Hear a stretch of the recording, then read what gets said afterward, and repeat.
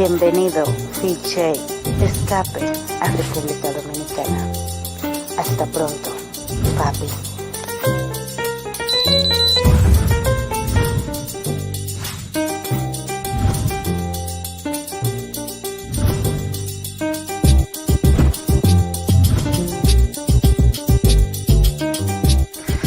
Big J, take one.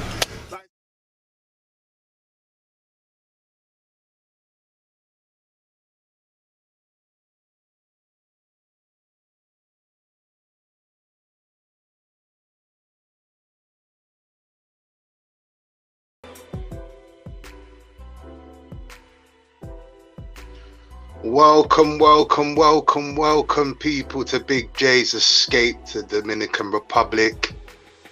Hope everybody's alright out there. If this is your first time coming to my channel, we do all things Dominican Republic. Don't get me wrong, I do travel to other places, but everybody knows my place of destination is the Dominican Republic. So I just want to say, yes, salute to you, Razor, salute to you, shoutouts. So I just want to say, I don't give mongering advice. This is not a mongering channel. I give relationship and link advice, right? So, you know, we've got channels for that. If you want your mongering advice, you know, TMI is your guy to go to. You know what I mean? Apart from that, we do relationships and link advice over here. So yeah, so welcome to my channel, man. So if it's your first time coming in, just smash that like button. Just to let you know, if you do want to donate to the channel, my Cash App is pinned to the top. Alternatively, if you don't want to donate no money, that's fine. Just come in and just smash the like button. That's the least you can do. It helps the channel grow, and plus it gets the notifications out as well. So it will be much appreciated when you do walk into the room. Just smash that like button, and also share my channel, man. Definitely share my channel with friends, families, you know, acquaintances. Share my channel, man. Word of mouth is the best advertisement ever. So yo, just share my channel. So I don't know if you heard today, this whole Sosua, you know, the beach being shut down, excuse me, the beach being shut down for the 1000th time. You know what, yeah, I'll be honest with you, I've been going to Dominican Republic for some time now, and I'm not joking, without fail, if it's not 6 months, if it's not every year, you know, 6 months to 1 year to 8 months, there's always some kind of scaremonger tactic that Sosua Beach is closing down. And I've got to laugh because it's always Greg sitting in his car, or he's sitting at the end of the bar having to dispel literally everything.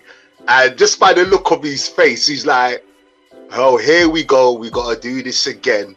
You know what I mean? But hey, that's Greg's lane, you know. So, you know, but go to Greg's channel though. I mean, like I said, anything you want to know about Sosua, you know, and DR, Greg is your guy.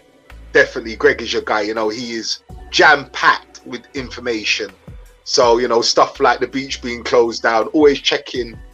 You know what I mean? Don't listen to anybody else. Just go to Greg's channel, check in. He will know what's going on. You know, he's got the links. He knows important people and so forth and so forth. So, like your Sosua news, definitely Greg's your guy. Just before I even start this show tonight, I just want to just big up a few YouTube as well. So, you know, I've already bigged up Mr. Flip Flop. So, you know, go to his channel. Definitely Roll the Tape. Been knowing Roll the Tape for some time now. Drees TV, I always say Drees TV is the most underrated YouTube channel there is. There's a lady that I actually do check out. She actually lives in I believe it's Punta Cana stroke Barbaro. Her name's Ebony Ladies in the DR. So, I mean, I've never spoken to the sister. I do check her channel out. So, for all the ladies out there, or you got sisters or whatever, definitely got, as a male, go and check out her channel. That's Ebony Ladies in the DR. She's got some good information on there. Definitely go and check her out. TMI Santiago's channel, definitely go and check that out. You know, Mr. Seagull himself, go to his channel, like, share and subscribe. Also go to J-Rod's channel. J-Rod just actually came back from Kemet, Egypt. I saw the pictures, man, like the brother had a good time. So I'm just waiting for the vlogs to come out. So shout out to J-Rod, man. Keep on doing your thing, young buck. Markel TV, definitely go to Markel TV. I mean, that's a good information channel. Markel is a traveler. I believe he's Colombian based. I'm not quite too sure, but definitely go to Markel TV. I mean, he's been in the game for a while. Milano, the travel boy, yet again, if you want your mongering stuff, definitely go there.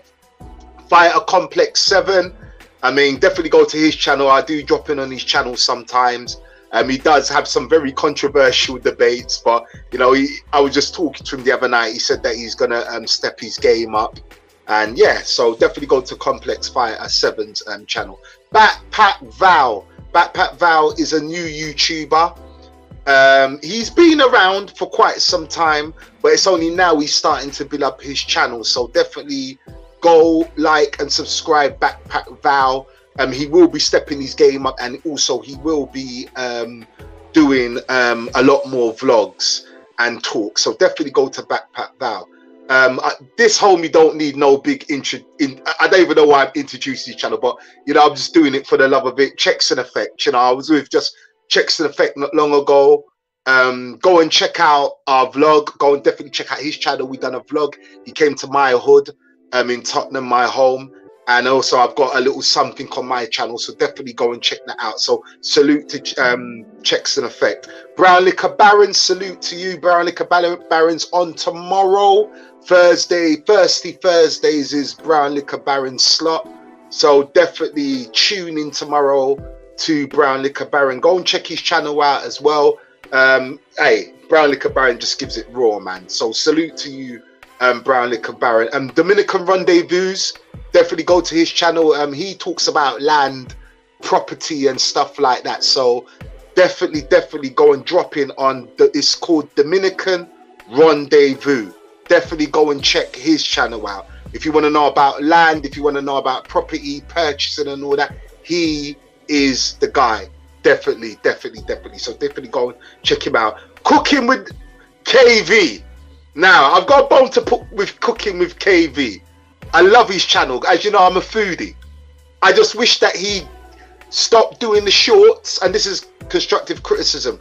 So definitely go to Cooking with KV on his channel. He's a foodie. I love food. I like doing food vlogs. So definitely go and like and subscribe to his channel. I mean, all things that are food, he critiques the food. So, you know, you don't have to be wasting your money in DR, you know, eating here and there, you know. So definitely go to his channel and check out his reviews, man. Tell him that Big J sent you. Club Fillers Inc., those of you, that's my fellow Brit brother. Club Fillers Inc., Bazza, definitely go and check the hardest working man on YouTube. Definitely go and check his channel out. He does things more Thailand and stuff like that. So if you're into the whole Thailand traveling, you know, situation, definitely go and check out Club Fillers Inc. Brother's name's Bazza. He's from London. Good channel. Travel Shortcuts, he's in Africa right now, another fellow Brit.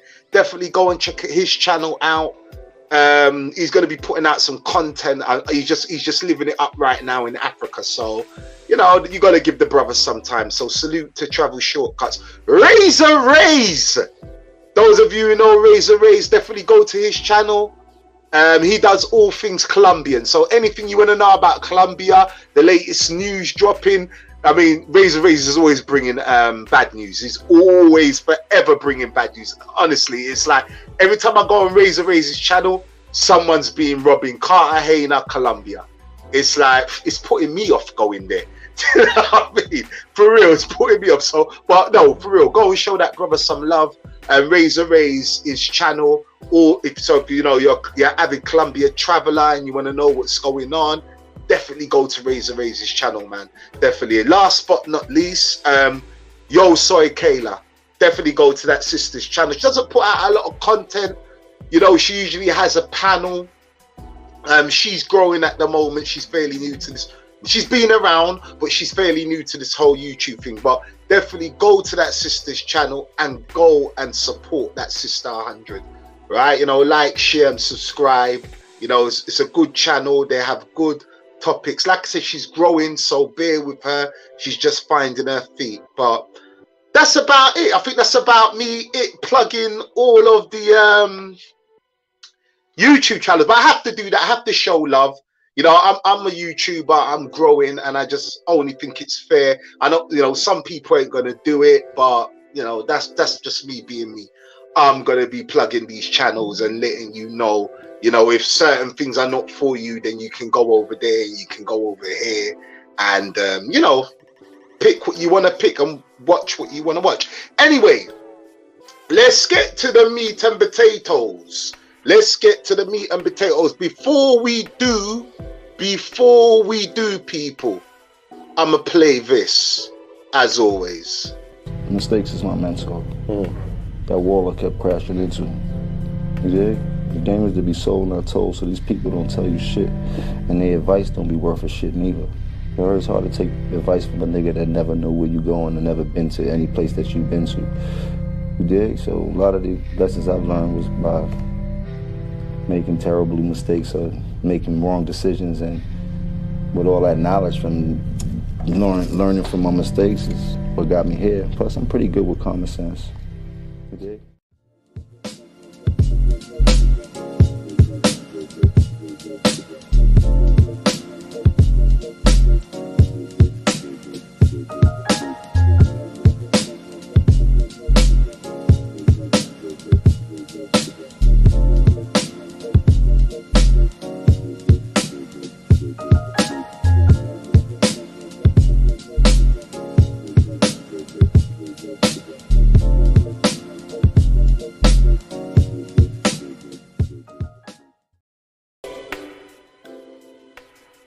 So welcome to Big J's Escape to the Dominican Republic. As you can see on your screen, tonight's conversation is going to be about, are we high value men in the Dominican Republic? As you can see the picture, the late great Kevin Samuels, you know, he always spoke about high value men. He always spoke about, you know, the wage structure, the wage structure of a high value man, and so forth. But you know, when he was speaking about that, I guess he was, you know, Kevin Samuels being American, I guess he was obviously aiming the talk at brothers that are living in America. And you know, I'm sure brothers that are living in the UK as well, that are on good high wages and so forth, all around the globe. So I'm pretty sure he was talking about men being in their own country, you know, and earning, you know, I don't know, 100 grand, 120 grand, you know. I'm not in that tax bracket, you know. I don't earn 6 figures a year. I'm not in the 6-figure club. I've never been in the 6-figure club. So, you know, but as I've gone to Dominican Republic, you know, I've always bumped in, I've had my fair share of mistakes. And I always say, you know, I'm into mistakes, I'm not into fuck ups. So, you know, I'm sure a lot of you have gone to Dominican Republic and made, you know, the wrong turn. For whatever reason, which we won't get into, you know, because people, you know, they're going to have their different reasons for getting into different pasa. But the problem is, and here's the problem. Us men are talking about, you want to call us gringos, expat, what did TMI say? Part-time pat, whatever you wanna pull in it, you know. We don't know our value in Dominican Republic. We really do not know our value in Dominican Republic. And here's why I say this. Because we still fall for the tricks. We still fall for the stories. We still are very ignorant to what is actually taking place in the Dominican Republic. You know, you're gonna have a newbie come to Dominican Republic, whether it be mongering, whether it be looking for a relationship. Stories are gonna get fed to him. Certain perception he's gonna take in his own light. but it doesn't constitute what's going on. It's not the reality of what's going on. Do you understand what I'm saying to you? Half pat. Thank you, Fred Froze. Half pat. Thank you. I'm trying to find a word. That's it. Shout out to TMI. Half pat. You know, we don't know our value in Dominican Republic. Tonight, I'm going to share with you, brothers. The value that you have in Dominican Republic, the value that you didn't think that you had because you were busy flourishing this lady with gifts. You were busy trying to make sure she was all right in fear that she will starve. No. I'm going to show you your value tonight. You are. Now, the question is, are we high value men in Dominican Republic? Yes, we are. We are high value men. I'm going to tell you why. I'm going to tell you why.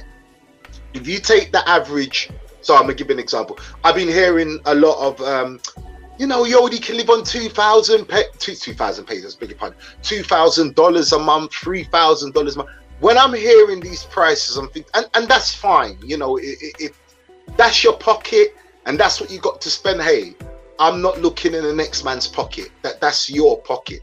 What I'm trying to say to you is that you can be living on $800 a month in the DR and you still be a high value man. You will still have a lot more to offer than that, than the average Joe in Dominican Republic. It's not to say that there ain't no Dominican men out there with bank, because believe me, there's a lot of Dominican men out there with bank. There's a lot of Dominican men that drive big cars, got big jobs, work in the government and so forth, you know, living in $2,000 a month condos. Don't get it twisted.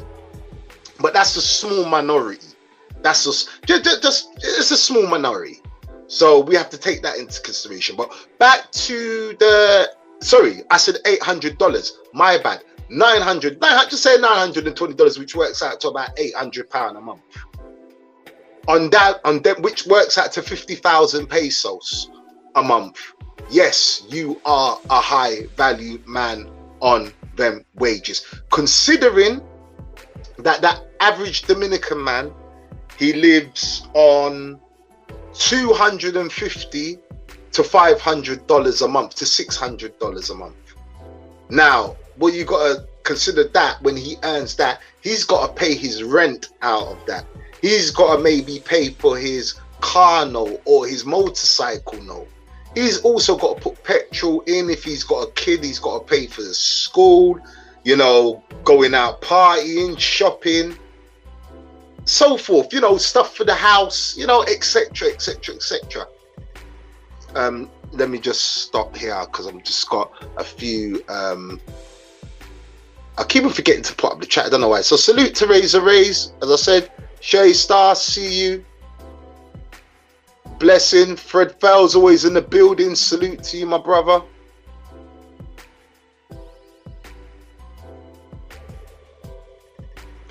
Right, so Biggs Bancroft said a bottle of water has high value at the airport. Passport will have a high value. Yeah, very much so. Very much. We just don't realize how high value we are until we start valuing ourselves.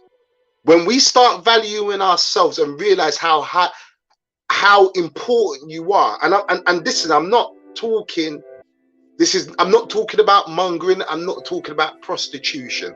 Like I said, if you want to talk about mongering and prostitution, you've come to the wrong channel. You've come to the wrong channel. This is not what I'm talking about. I'm talking about real Dominican women. You have a high value. They're just not going to tell you. You've just got to know it. You just got to find it out and know, you know what? When I come to this country, I can shake a few trees and change a few lives, which is true. Now, a lot of people might say, oh, come on, Big J, you know, you're taking it a bit too far. What do you mean change lives? And I'm being dead serious. I've seen it with my own eyes. I've got friends that date Dominican women. I've seen how they live. And and this, and talk about a good Dominican woman. A good Dominican woman, like I said, this is not a mongering and this is not a prostitute channel. So, you know, and I've got nothing against the mongerers. Salute to all my mongerers out there. Salute to all my Sasua crew, but this is just not the channel for it. Anyway, I've seen friends take women from a bad position. You know, it wasn't great. They wasn't on the street or anything. They had their little job. They were working. You know, they were earning their little 10,000 pesos, 12,000 pesos a month. But after that guy got with them, their life dramatically changed. Their environment changed. You know, their happiness just went up a little bit more. Not saying that they wasn't happy, but their happiness went up a little bit more. He brought value to that individual's life. And this is what I'm trying to say, is that we don't realize how value we are. We need to learn our value. That's very important. We need to learn our value. You know, you always hear of these stories, women taking advantage of men out there and blah, blah, etc., etc. But until we learn our value, I tell you what, the day we learn our value out there is the day that, I'm not going to say the day that the games stop, because that'd be a broad lie. The games are always going to be there. But I would say 95% of the games are just going to literally go over your head. It's not even going to phase you. You know, the minute a woman begs for something or asks something, you're going to be like, next. It's literally like that. Literally. I'm not joking. It's literally like that. It's like, next, okay, you playing up? All right, cool. We don't need to talk no more. We don't need to be in contact no more. See you later. Because you know the value. You know what you're bringing to the table. You're not going there on a desperado thing. All right, I'm going to do this for you. I'm going to do that for you. I'm going to do this for you. And then you're not getting, the only thing you're getting in return is pum pum. Then you might as well, for me personally, you might as well just go and pay for it, or just, that's the best thing. You might as well just, that'd be cheaper, because there's no way I'm going to be supporting or looking up. Money Travels, I see you, brother. Salute to you. Big up Money Travels in the building, man. You know what I mean? That brother's a good brother there, man. We always chat on the Instagram, man. So salute to you, brother. I see you. Bless up. Don't forget to smash that like button, my brother. But I know you probably did, my brother. But bless up. But let me just put that. Money Travels, salute to you, bro. Yo, them yards in Texas, though, bro. Damn. Money Travels was just showing me on Instagram sorry to digress, what you can get in Texas for like 200 grand. And I still haven't shown him what you can get in London for 200 grand. I think if I show him what you can get in London for 200 grand, he'll laugh his ass off. I think I did show him. I'm sure I did show him. But anyway, I digress. We need to learn our value. We need to learn our value. Because like I said, when the games come in, we can just say next.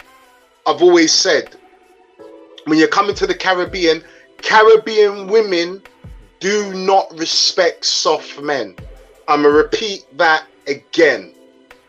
Caribbean women do not respect soft men. So, guys, when you are going in there, and I understand, you know, you might see that lady, you know, she might not have everything, so you might want to help her out, and that's cool. Blessings to you. But I always say, don't feed a cow steak. There's no need to. There's no need to feed the cow steak. Believe me. I've seen Dominican women. Okay, I know one Dominican woman. She's a friend of mine, right? She lives in San Marco. Friend of mine. Real talk. She must earn about 12,000 to 13,000 pesos a month. She works 6 days a week. Yeah, about 12 to 13,000 a month. She's got 2 kids. And she survives. She survives. She doesn't starve. Now, I'm not saying that she doesn't have hard days. I'm sure she does. I'm sure there's months where she can't cover a bill. I'm sure. But one thing I can say about Dominican people and Caribbean people, they're born survivors. Don't be fooled. No one starves in the DR. No one's, and you would know that by knowing your worth. Once you get once you understand your worth, your true value. And I'm not talking about going over there and, you know, oh, you know, you've got a couple of $100,000 in the bank and I ain't talking about that worth. That's not the worth I'm talking about. That's money. I'm talking about you as an individual, what you bring. You can be short, fat, skinny, ugly as hell. It doesn't matter. It really doesn't matter. Just know your worth. Know what you bring to the table. Know what you're bringing to the table when you're over there. For real, guys. Like, I can't stress this anymore. You know, I've dated Dominican women. You guys know that. I don't make a secret about it. I've dated Dominican women. As soon as they put a foot wrong, or, you know, we're not vibing or we're not gelling, you're gone. See you later. There's nothing to talk about. Next. But you see, what's going to happen is, because you don't understand the culture, they're going to use your own kryptonite against you, and that's your dick. You got to stop thinking with your dick, fellas. Seriously. And that's what gets fellas into trouble. Is our dick. Gets us into trouble, gets us thinking all kind of stupid shit. And we don't need to remember, we're not in America, we're not in Europe. Not to say that in England I had problems with, because I never had no problems with women. You know, a lot of people say, oh, you travel for women in Dominican Republic. No, I don't. No, I don't. You know, I mean, those who know me know me. You know, I've never had a problem with women. Never. To this day. I never had a problem with women in the Matrix. Never had a problem with women in Dominican Republic or Jamaica or anywhere I go.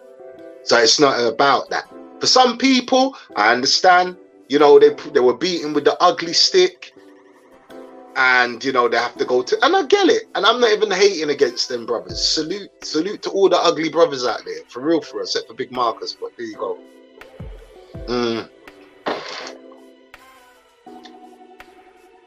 We got to learn our value. As soon as we do that, we unlock the biggest, and I'm talking the biggest cheat mode ever. It will just open up the door as soon as we know our worth. And like I said, people say, well, how much is a high value, man? £800, $900, 50,000 pesos. Literally. You remember, certain guys are not earning that a month, and they're bagging the baddest chick and living good. You know how much single women there is in Dominican Republic? You guys be shocked. You guys be shocked. Go to my video. I've got a video on one of my lives. It's called The Secrets Dominican Women Don't Want You to Know. I'm gonna have to do another one to that. I'm really gonna have to do another one to that, because I don't think that hit as much people as I would have liked it to hit. So I have to probably do an updated version of that. But believe me, there's so much single women. I mean, I don't know about the 22-year-olds or the 21. That ain't my, you know, that ain't my thing. You know what I mean? But brothers, if that's you, that's you. It ain't just not my thing. But no, there is a lot of single women out there. So that should tell you, you're the prize. You're the prize. You are the prize. So act like the prize. Doesn't mean treat them like shit. Doesn't mean give attitude. No. You don't have to do none of the above. Just know who you are, know who your worth is, and it will, believe me, like I said, Dominican women don't respect soft men. When they tell you, oh, machismo, that's all crap. That's all bullshit. Because they don't respect soft men. They don't. And you really ask them, do yourself a, ask a Dominican woman. Sit down with them and talk to them. Do you really like us? Because that's what they give you. You know, Dominican man too machismo. But it's a trick. It's a trick. It's a trick of the trade. When you really ask them, they would tell you they like real men. They like machismo. They would tell you. They would tell you with their own mouths. They don't respect soft guys. They really don't. I can tell you that for nothing. And I want to say something as well. Don't show your real value Yeah, and I'm talking about, don't show your matrix value. Don't be out there telling a woman that you got 101 businesses back home in America. You drive a Benz CL 7000. You know, you got a Lexus GT 1000. You've got a couple of condos in LA. No, they don't need to know all of that. Trust me, they don't need to know all of that. All they need to know, you got an apartment in DR, you got food in the fridge, you can afford your electricity, and your apartment is cool. Literally.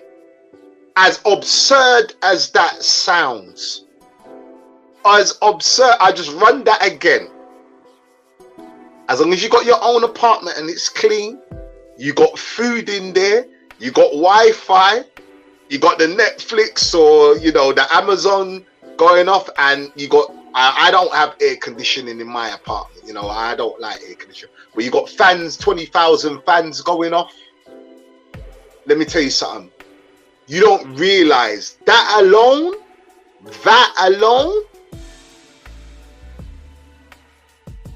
brings a lot of value.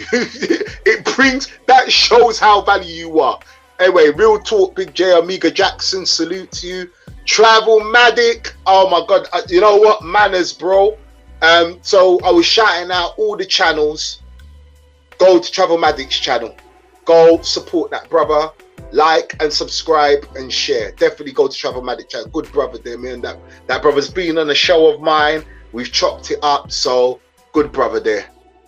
Shout out to Glitch in the Matrix. He says, no, for real. Yeah, don't tell them what you really have, because they don't need to know. Let me tell you something. I've got a Dominican friend out there, right? He's married, right? He drives a Pasola. Real talk, he drives a Pasola. Now, he's married, he's got 2 kids. He's a motor control driver. We became friends. He don't earn that much, but, you know, earns enough to, you know, feed his family and that. But you know what? He brings value to the table. And he don't earn much, but he looks after his whole family. So imagine, now, and I always hear this as well. But Big J, you're not Dominican. You're not Dominican. They treat their men different. You know how much I keep on hearing this, right? So here's my answer to that. I have no interest in being Dominican. I play by my rules. I'm not gonna play by the rules that I implemented to me. I play by my rules. My rules, this is my life, so my rules apply. If I don't like something, I'm not going to deal with it. It's just as simple as that. Not because the unwritten rule says, I'm Jamaican English, they're Dominican. They're going to treat you different. I don't even like that. And a lot of people are going to come down like a ton of bricks on me. But people that understand what I'm trying to say, You treat those how to treat you. I've always lived by that. Treat those how to treat you at the end of the day. They only get away with it is because you give them the rope to hang you. That's why. That's the only reason why they will play these games, because you're willy-nilly giving them the rope to do it. So teach foes how to treat you. I'm not subscribing to I'm not Dominican, so that woman's gonna be different. I don't care. Because I don't care about that. All I care about is if I'm rocking with that woman respects me. I don't care how she treats a Dominican man. That's her problem. That is literally her problem. If she's in my yard, treating me like a king, doing what she needs to do, we ain't got no problems. Well, what concern of it is it of mine how she treats a Dominican man? As long as she's treating me how I like her to treat me, then what concern of it of an ex-man? I've always thought about that. Seriously, people, that's some food for thought there. If that woman is treating you, because you know, you see a lot of brothers, you know, they want to get into a situation, but there's so much there's some very bad how can I put it, very bad advice out there. Very bad advice out there. I've heard some crazy shit, seriously. But I say, it's YouTube, live and let live. It's YouTube. What can we do? Seriously, what can we do? What can we do? It's going to keep on happening. It will forever happen. But know your worth. Once you know your worth, the game's 95. I guarantee you, 95% of them. I've been through it. I'm talking through experience. I took time to watch and understand the culture. There's good in the culture and there's some bullshit in the culture. Just like Jamaican culture, there's some good in the culture, there's some bullshit. Just like American culture, there's some good in American culture, there's some bullshit. Just like English culture, there's some good, and it's all across the globe. No one's perfect. If we concentrate on, they beg. Well, why are you aligning yourself with women that beg? I don't align myself with women that beg. If I do mistakenly align myself with a woman that constantly begs, I'm out of there. I'm not waiting there for an hour. Waiting there for an hour. Well, yeah, I'm not waiting there for an hour for the next hour to go past so she can beg me again. Oh, hell no. I'm never going to be there for long. I'm out. It's like, okay, so you're trying to get put on. Okay, I'm out of it. See you later. Because I knew my worth. I took time to understand the culture. I don't need to be putting up with that because I know someone like me is not going to come around for you anytime soon. They know it. They just don't want you to know it. And this is the game that's being played. You know how much Dominican women say to me, Jay, you muy heliente. You not stupido. Can you imagine? Dominican chicks are telling me that you not there stupido. You muy inteligente. They're telling me this because they can't run their game. They know that I'm clued up. They know, all right, they're not ever going to waste their time. I'm telling you. They're never going to waste them. Just like I've been saying to brothers, when they're, and I understand brothers that are in Sasua, they're coming for the weekend, they come for the week, and I get it, they want to tear down buildings, there's nothing wrong with that. I see the same women in my gym. The same women in my gym in San Marco, if I'm lying and flying, begging to come back to my apartment. Literally, to just cook and hang out. No money spoke about, nothing. Totally different vibration. Different vibration. Different vibration. So I'm saying, fellas, please, overstand your value. Overstand. It don't matter if you're in Santiago. It don't matter if you're in Puerto Plata, if you're in Santo Domingo. You've got bad apples everywhere. You understand what I'm saying? And there's women everywhere around the island that you can draw.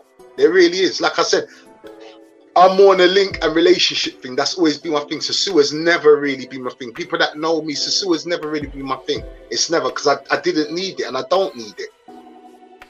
I prefer the chase. I prefer to run up to women, ask them for their number.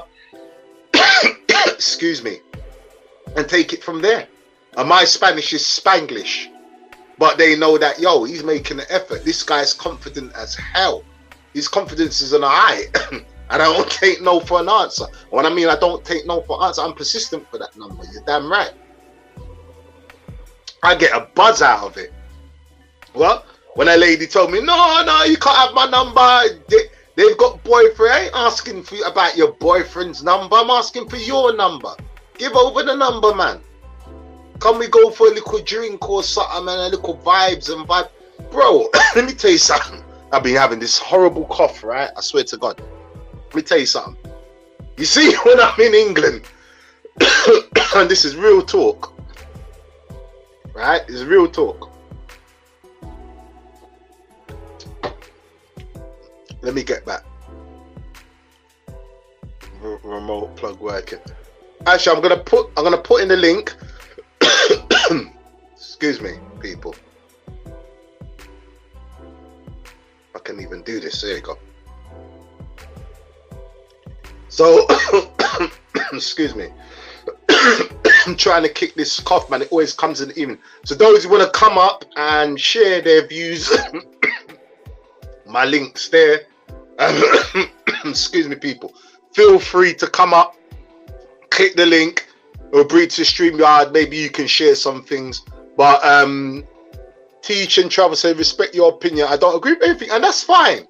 That's perfectly fine. You know, my method is not gonna be for everybody. It's really not.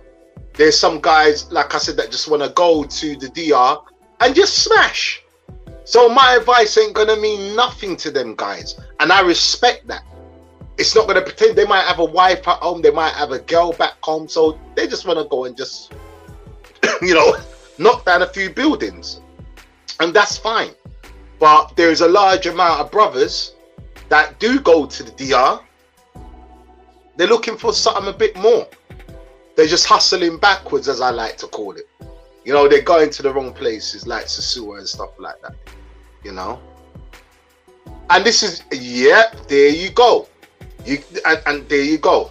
Glitch of the Matrix. So look, people, that's the link. So if you want to come up and share your views and opinions, feel free to come up, click the link. As long as you're not coming on to troll anything, any sign of trolling, I'll just dash you out. You know, we do grown man talk here. So anyway, moving on. I know it's 80% of women in Sasua think they are a catch and they are the high value one. Like we owe them something. Exactly. But at the same time, I say this, Glitch in the Matrix. And I'm going to say it in the most respectful way. I understand there's women in Sasua that go there and they've got to do what they need to do to feed their kids and pay their bills. So I say that I'm not shitting on any of them. However, a lot of them women are bottom of the barrel.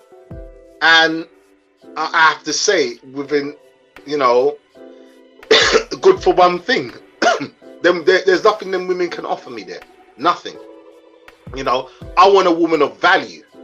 And I'm not talking, obviously she got to have a job. Yeah, she's got to be doing something. But I want a woman of value. A woman that's going to rock with me has got to have some sort of value, man. Even if I got to go and stick my things in them. They got to have some value, man. Seriously, they got to have some value. But I understand I'm there part-time. So at the end of the day, I've got the time to be running about and doing what I do. Some of these guys don't have that time. They got 3 days. I mean, I only just found out the other day that you don't get much holiday in America. So, but even the brothers that live over there, they're still running around doing stupidness, which they don't have to. I've seen it with my own eyes, because they don't understand the culture and they don't understand their value. Once we understand our value, we've gone clear, people. Seriously, we've gone clear. All of these little games will not be played no more. Actually, let me rephrase that. The games are still going to be played. It's just that it will just go over your head. Literally fly over like a jet craft. Like nothing ever happened. Oh, all right, that's your disposition. All right, cool, I'm gone. And then when they're like, what do you mean you're gone? Woman, do you know I've got a queue? I've got like 30 women with their CV waiting to be my wifey. 30 women with their CV ready to hand it in. This is what you got to let them know. You got to let them know. You got to stand tall and let them know, like, look, I'm rocking with you, but don't take the piss. And by the way, you know, hey, you're knocking on 30. Hey, you're done out here. Ain't no one gonna want to be with you, and that's the facts. You gotta let them know that. You gotta let them know. I know the culture. I know the secrets of your country. You ain't gonna fool me with that surface bullshit. Hell no. I know my value. I know I can change your life. I know I can bring value to your life. I know. Salute, Backpack via the building. I see you, brother. Salute to you, bro. Backpack, the link is there. just let everybody know the link is there. So whoever wants to jump on and have a dialogue, you know, have a grown man's dialogue, the link is there. Just scroll up. I'll pull it up again for those who missed it. I know you guys are a bit scared to come on. I don't know why. You know, we got 30. Oh shit. Okay, we get rid of that. Okay, so I've just nearly kicked myself out there. So Backpack Val, I see you, bro. Omega Jackson, Sasua is going to be dead soon. Men need to look for better women on the island. I agree. At the same time, I always said Sasua is necessary. That's why I never shit on Sasua. And you would never hear me, Jackson G, bless up, you would never hear me shit on Sasua. You would never see me do that.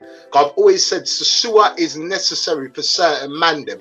It's necessary. I want to see that guy win that hasn't been getting good luck in his own country, and he wants to win. So, you know, let me add this to the stream. Mr. G. Bless up, brethren. Bless up. I gotta back out real quick. Gotta come back in because I just cut off my Bluetooth and my volume is hella low. Let me come back. No, we can hear you, bro. I can hear you. Yeah, okay, you can. I think I have to switch up the what you. All right, then switch up and come back in, bro. All right, then, man. Salute to you, man.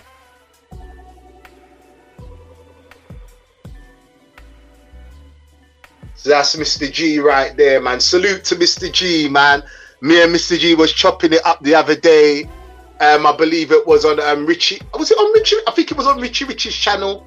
So salute to Mr. G. Jackson G. Listen, man, I had the pleasure of meeting Jackson G. Man. Good brother.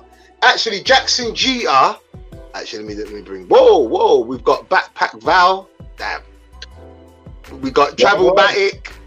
Lord God. Uno coming at once. Lord God. We in here. Blessings, manners and respect, people, and balance. I was just saying, is the music too loud in the background, guys? No, you good. I'm good. So I was just saying, bro, we got another guest. Hold on. El Carvo. I know El Carvo, but I can't remember who it is though. El Carvo. What it do? Is that you, Miguel? Yep. I knew it. That's why every time I see that name, right, El Carvo, I'm like, hold on, let me just take a minute. That's what I'm saying. Let me take a minute. It's Miguel. So I was just saying, Jackson GR the other day, he said something really poignant the other day. He was saying that, cool, do your Pedro Salante thing. And if you don't want to travel further, go to places like Maranata, go to places like your Union. But you're not going to see, the problem is you're not going to really see any brothers there. I was telling brothers from a long time, look, if you like your mongering thing, go to Maranata. The price is cheaper. Brothers weren't listening. I was actually telling Big Boss, salute to Big Boss. Real talk. I was telling Big Boss years ago, go to Maranata. No, he wouldn't go. They just wanted to stay on the strip. So there's other places that you could go. But I want to welcome you brothers to the panel. We're just the show today just talking about us being high value men in the DR. We've just lost El Carvo. But if you guys can touch on it, because a lot of brothers, you know, they don't realize their worth in the DR. They don't realize that they're very high value men in the DR. So, Val, what do you say to that? No, you're right. You can be high value. You are looked at as high value when you are in Dominican Republic. And the thing that people don't realize is that there's women who got status out there that want to deal with y'all. Like, people are so lost and so, hell bent on like Sasua and what have you not, like they're not realizing that there's actually women checking for them, you know what I'm saying, that actually have their stuff together. You know what I'm saying? Like, I know Miguel could expand on it better than I can because he lived there, But yeah, I mean, and no, beyond to go with your point, we are high value, and we have options out there. Not just the girl that doesn't have a job or the girl that sells something for a living, whatever the case is. No, like we actually can expand more than what you think you can, especially if you speak Spanish too. That plays along the route. However, you're right, Big J. We are deemed as high value when out in Dominican Republic. 100%. El Cavo. This is Miguel Dill. You guys know Miguel Dill. He's been around the platforms. Doesn't talk much, but when he does talk, guys, pay attention, man. I mean, I've learned a lot from this guy, especially being in Santo Domingo. I ain't gonna front. I learned a little bit from Val because I was anti Santo Domingo. I'm not gonna lie, right? Between Val and Miguel, but I don't know, man. I'm starting to like Santo Domingo. You see? I didn't want to. I really didn't want to, so I'm blaming you and Miguel for this, right? Honestly. I'll take the blame. I'm blaming you guys for it. But Miguel, you're a man. You're around beautiful women all the time, high value women in Santo Domingo. I mean, I've met a few of them. What can you tell the fellas out there in terms of knowing their value? Yeah, man, brothers, listen. When you come out to this type of place, a lot of you say it's third world country and stuff like that. I disagree a little bit, but you got to understand. If a lot of you are from America, you're from the UK. You know what I'm saying? Just your passport alone, and the fact that you can travel and do things, come back and forth, that puts you above like about 90% of the man here. You understand? And a lot of Dominican men are known to be, what's it called? But hold on, back up, because I don't think they quite overstand. Run that back. I'm sorry for listen, people that are listening. I know there's a few out there that's really not hearing what Miguel's saying. So you have to run that back, bro. Please just repeat that again. All right, like I said, you guys a lot of you come from the US, the UK. You got your passport. The country you're coming from, you're making, some good money most of the time. And compared to 90% of the Dominican man here, you can bring more to the table than they ever could in their entire lives. So you're going to be valued higher than them regardless of what you think.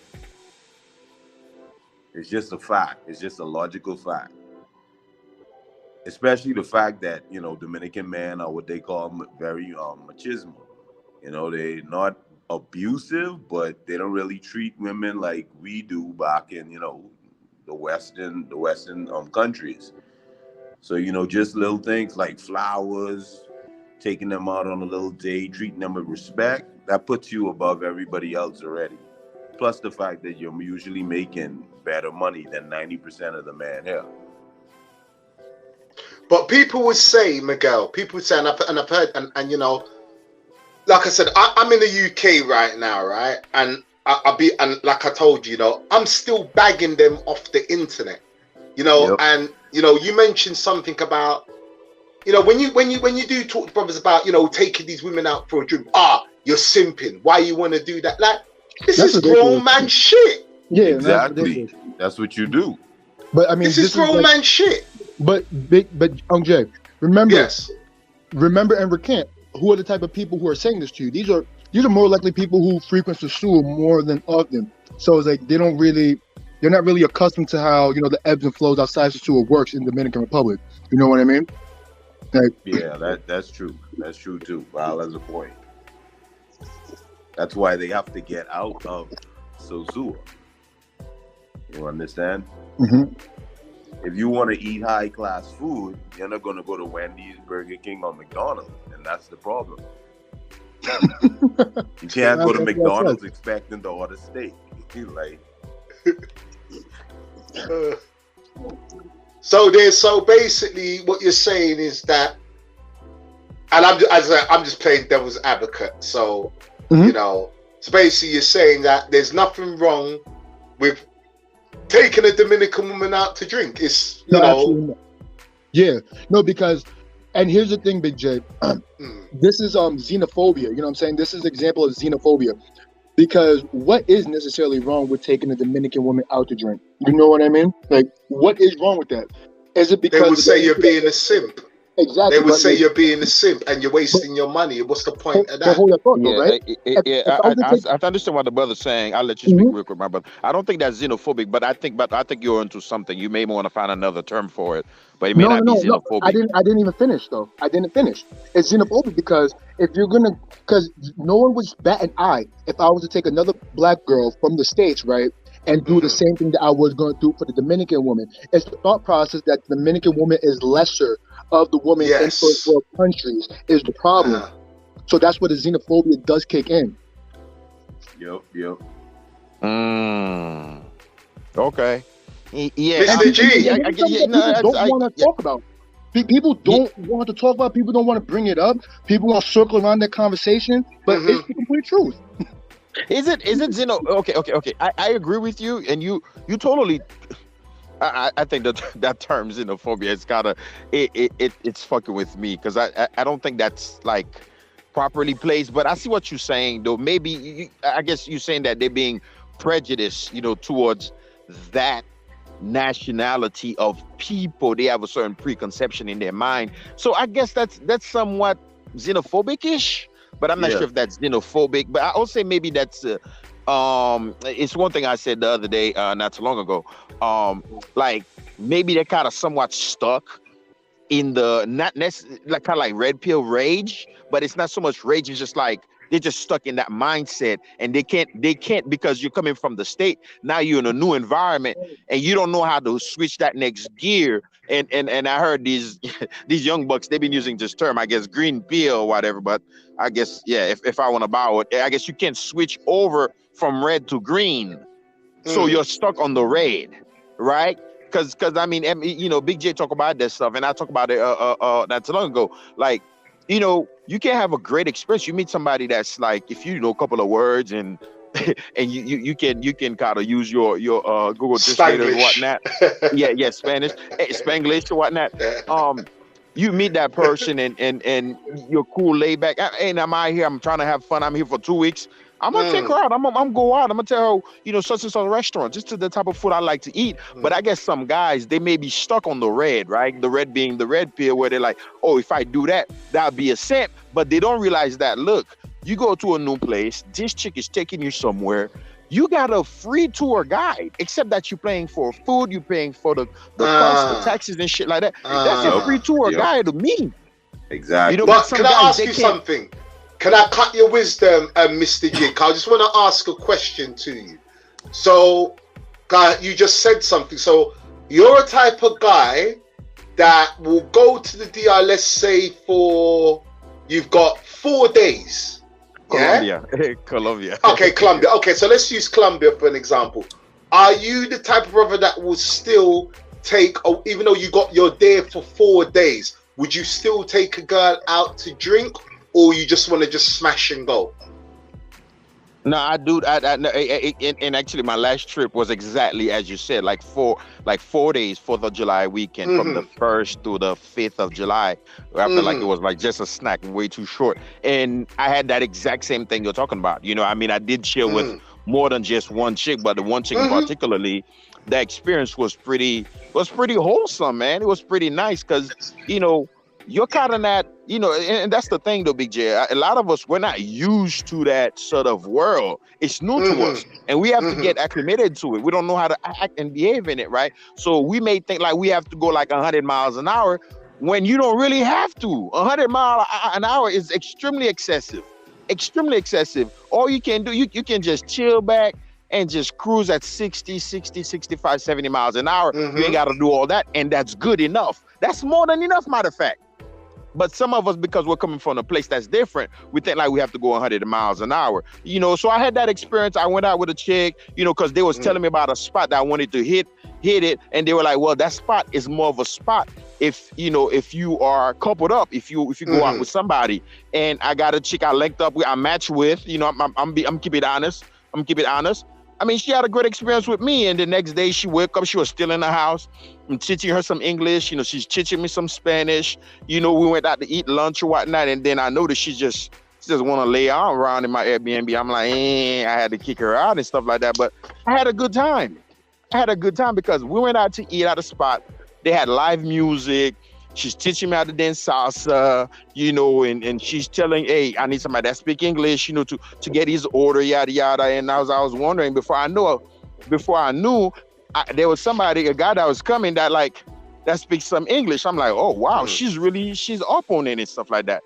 And I thought, after we had dinner at the spot that had live music, I thought and I was in the mood to go somewhere else, to go to a club, to go dance and stuff like that. She asked me, what do I like? Do I like reggaeton? Blah, blah, blah. I'm like, yeah, I like hip hop reggaeton.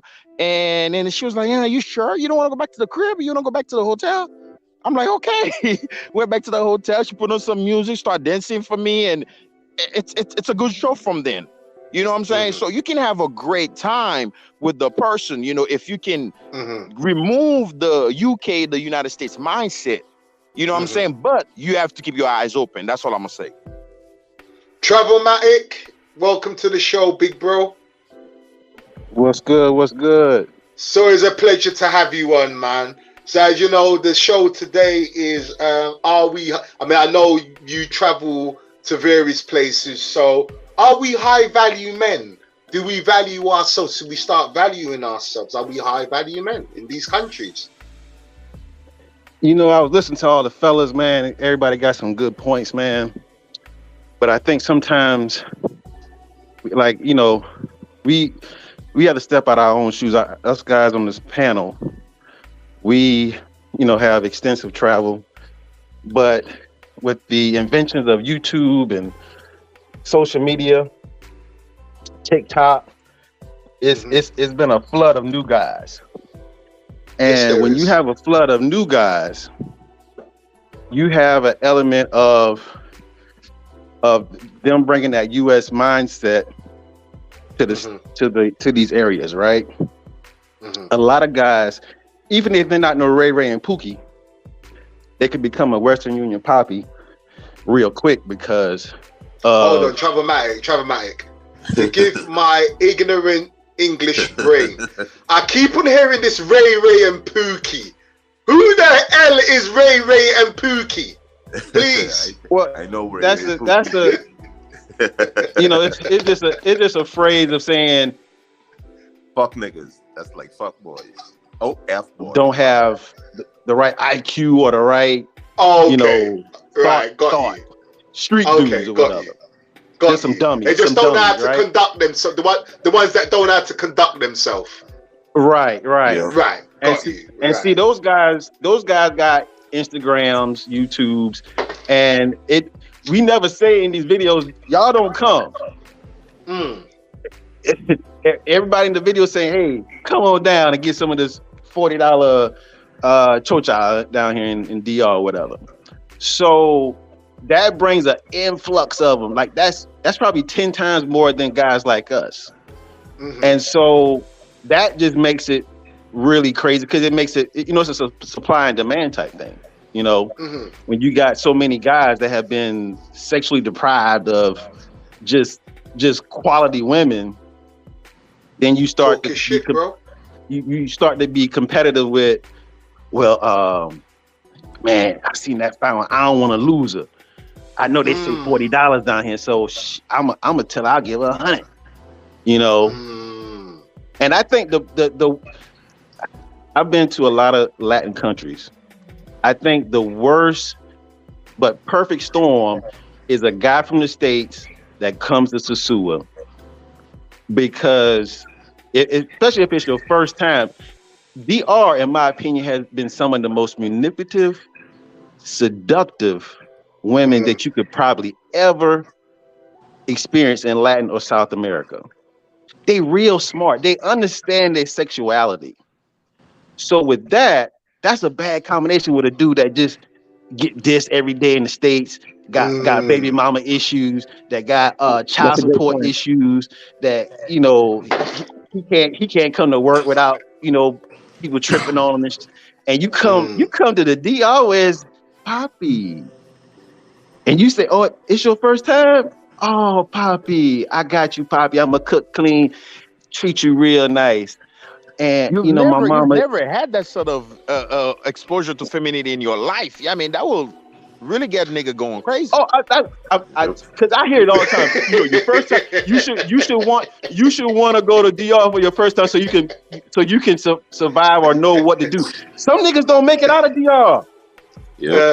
I just went to DR for the first time this year, and every dude was like, "Man, you don't like DR. You don't like DR." And I'm like, it's not that I don't like DR. I can't like something I've never been to, but I just say it's from what I see, because everybody will show you something about DR in any group you're in. It just wasn't my thing. So I was like, I'm gonna take my time. I'm gonna go to Cuba. I'm gonna go to Colombia. I'm gonna go all these other places, Brazil, and then I finally made it to the DR. And I get DR.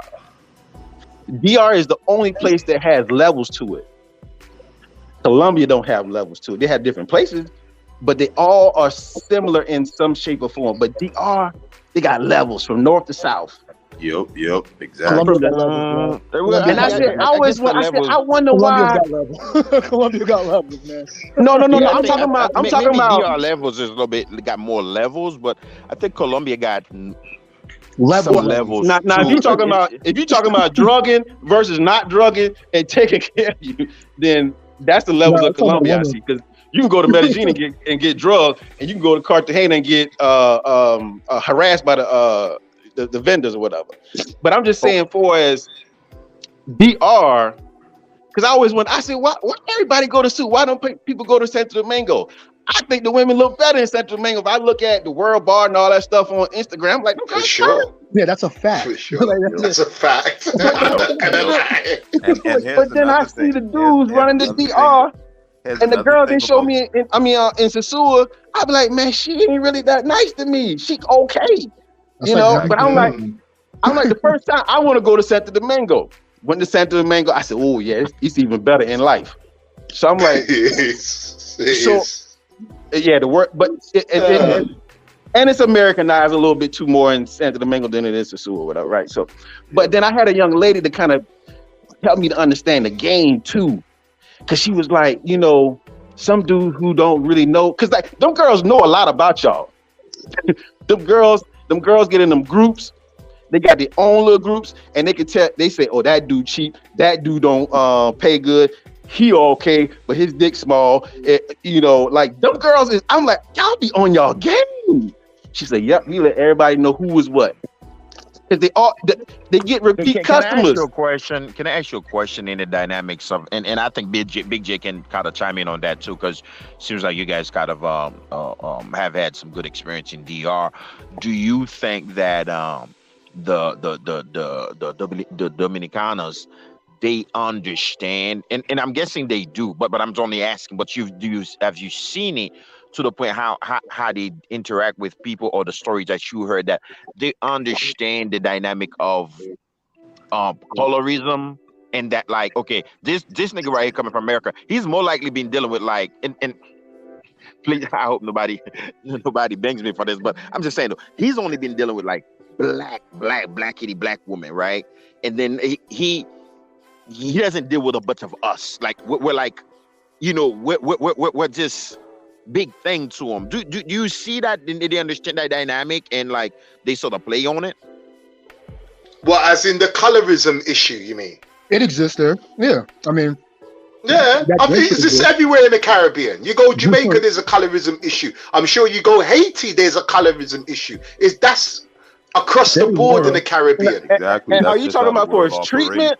Yeah, are you talking about for his as far as she knows you've never dealt with a yellow bone looking nice, you know what I'm saying? Like, I mean, we know why we like niggas. I mean, like, come on now, you know what I'm saying? Just beyond, we know what we like. So, or do you think they're conscious? Because let's be honest, some of these women here in the UK some and of the United States, but it's not like millions of them that's available for you to just, be able to talk to, go out with, and deal with like that. So do you think they understand? I say you this. see what I'm asking? Yeah, no, I understand what you're saying. I say this for the lady that I'm dating right now. When I met her family, they're very conscious that they're black. Very conscious. They're very conscious that 98% of their gene pool is from Africa. They're well aware of that. Don't get me wrong, they still use the whole morena, negra, rubia, and all of that. But one thing I can say about Mrs. She knows who she is. Which shocked me actually, because I know there's a lot of Dominican women as well as men. They don't know themselves. They really don't. They don't. They will shy away from the word black. But at the same time, there is a group of Dominicans that do know who the hell they are. Yeah. You know what, Big J, too? Now, before I say all I'm about to say, DR, I think, is probably 1A, 1B with me. Colombia, DR. The women are so beautiful. Exterior-wise, I think they're so beautiful. I was telling my guy that went to Cartagena with me. He said he wanted to go either DR or Brazil. I said, I think I would take you to Brazil. He said, why? I said, now don't get me wrong. I said, DR women are so beautiful, but I think internally, nah, I'm not going Brazil. That's dramas for me, bro. Yeah, I'm not going Brazil, bro. I'm not going Brazil. If I go Brazil, I've seen the good food over there, and I'm not going there. Man, Brazil. So let me tell you about the DR versus Brazil. No, I'm talking about when I say good food, I'm talking about woman's body. Good. Oh yes, food. yes. I'm not going out there. No, I know myself. Myself. No. Yeah, Brazilians do have some good food too. Yeah, they got some good food over there, boy. So, but see, DR is and what I do like about DR as well too is that the DR people they love DR. Like Colombian women, they I don't really like Colombian men. Brazil, I don't really like Brazilian men. DR, they love their own. They'll have a boyfriend, a DR boyfriend, and goes to school and work all day and come back and bring the money back to him. Is that a plus for us? Can you chime in on that? Is that a you're plus right. for us? That's where I'm going. That's where I'm going. Now, not to say what's your agenda. If your agenda is go over there and smash, hey, cool. But if you going over there to like flit DR, find a love in DR, it's gonna be a little hard. Stop.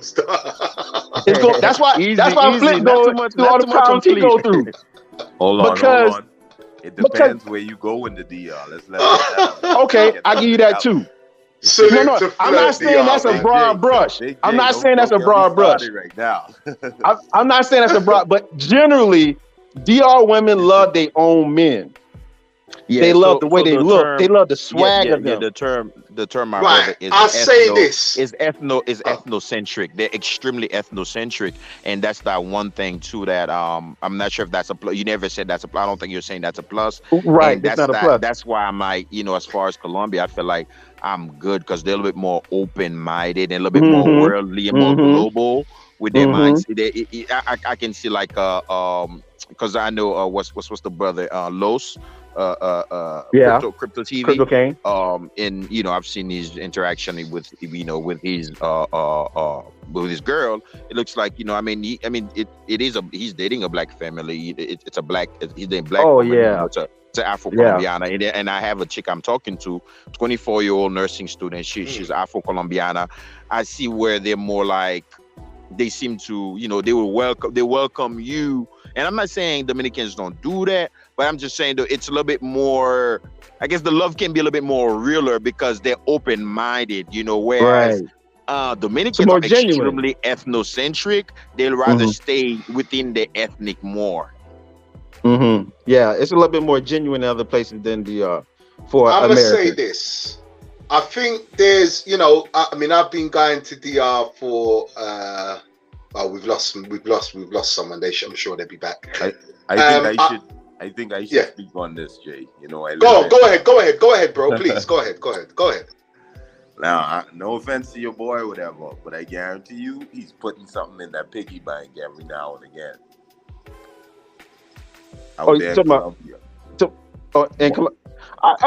One thing about the DR, well, let me keep it 100. One thing about Santo Domingo, at least, and places like Casa de Campo, places like that, especially the National District, a lot of those women you guys are talking about ain't in these areas. You got the women out here that are beautiful, single, no kids. I'm talking about getting the stupid bag, bro, and they spending money on you. I haven't experienced this anywhere else. Not even back, well, other than with white European women, of course. Where's that you experienced that, my brother? Here in the National District and in Casa de Campo, Europe as well. But I'm Oh, DR. You talking about you in DR, right? Yeah, DR. Listen, Jay, you know whom, girl?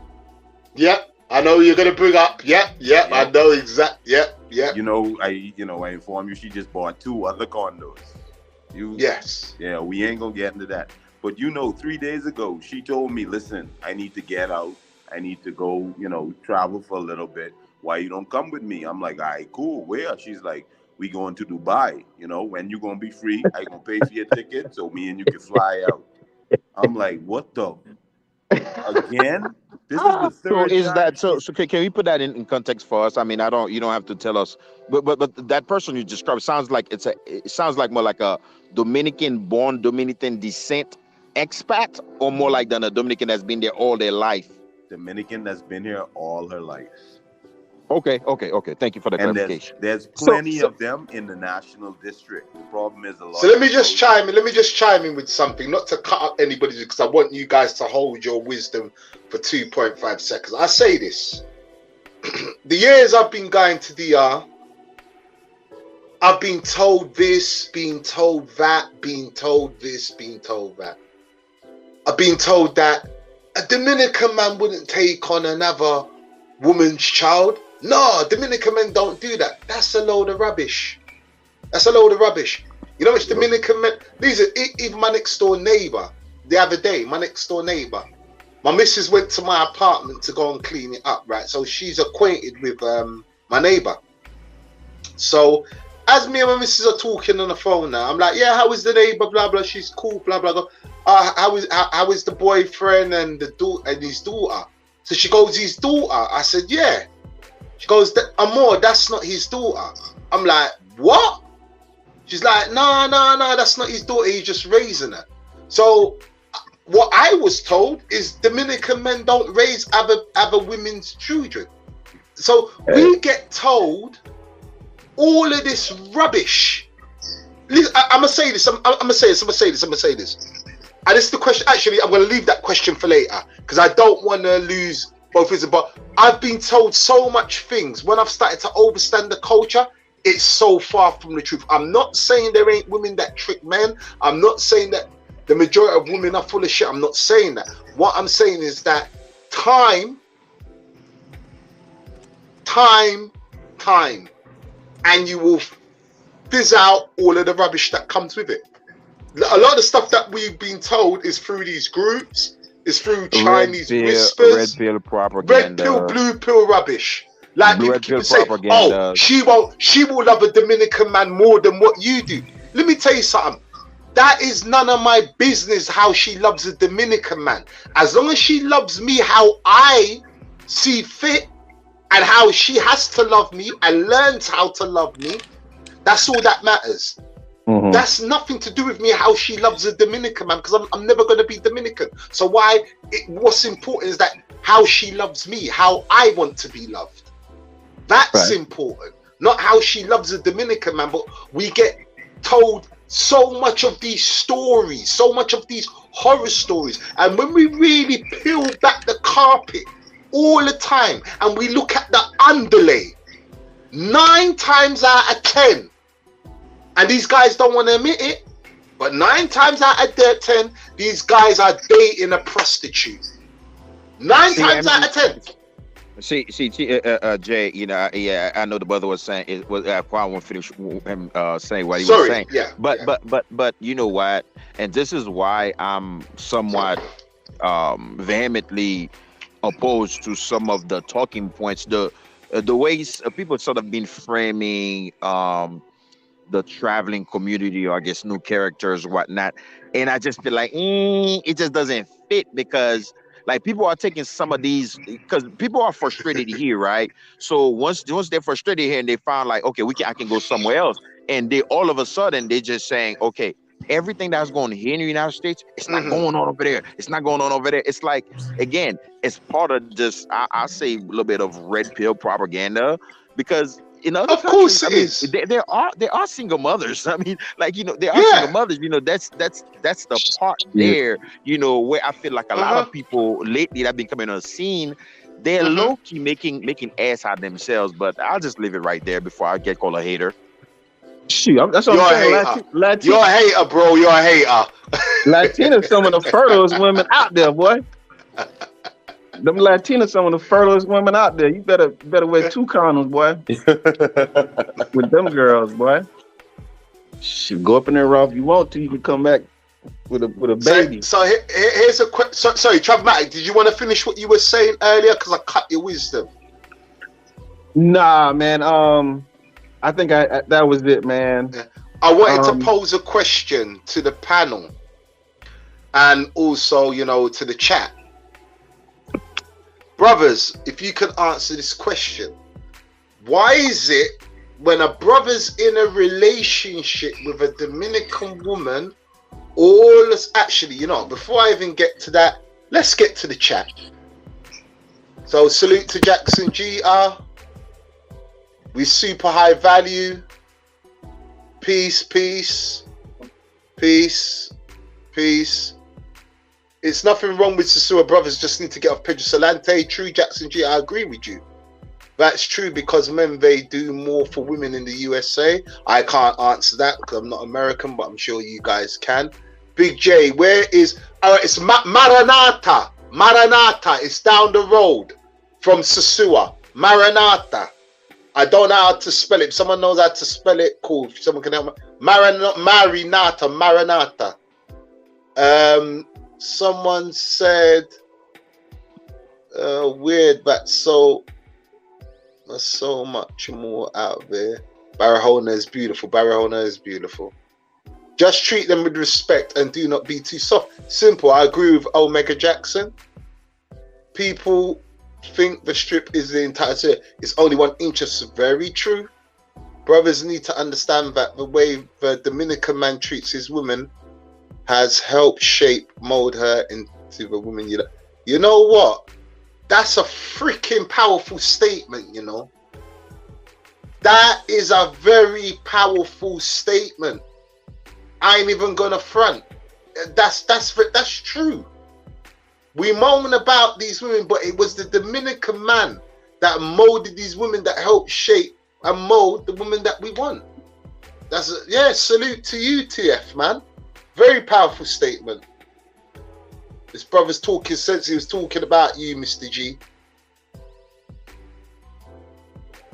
Jetson GR, Ray Jenkins and Puka. Okay, right, I got you. Okay, let me run through this quickly. We got L at the stream. Just going through the chat. You mean... No, not Torre Alta. I know Torre Alta's down the road from me. Okay, so before we... Right, let me just go through these checks. The passport movement needs to go back underground. A lot of those conversations should not be held out in public, in my opinion. Okay, I got something to say on that. Okay, hold your thought for that. Hold your thought for that. Hold your thought for that. Definitely hold your thought for that. I don't want you to lose that traction. But TF, blessings to you. 99% of all the women that work in Sasua are not from Sasua. They are from Santo Domingo, Santiago, Barahona, and Aramana. Yeah, that's true. But it's the trash that are coming from there. Jackson J, that is true. From Sasua, yup. Let's not get into the colors of Dominican. We wasn't getting into it. We're just simply saying. Word up. That's why I never blame Sasua. No, I don't blame Sasua. Yep, Dominicans, lot of which I am, are so lost when it comes to their genealogy. They are it's with everywhere, bro. If you don't dare call my grandmother African, she'll kill you. I'm telling you, she was a very ignorant Jamaican, but you know, this is what the brainwashing does. So it's not just Dominicans. You know, there's a lot of brainwashing. Yeah, we know that. Yeah, we know that. Yeah. Thank you for dropping that wisdom, though. Richard's Method, salute to Richard's Method. I forgot his bloody YouTube channel. Go to Richard's Method. He's on the dark side now. You know, he does all that creep camming and all of that. Who's that? 1 minute. Hold on a minute.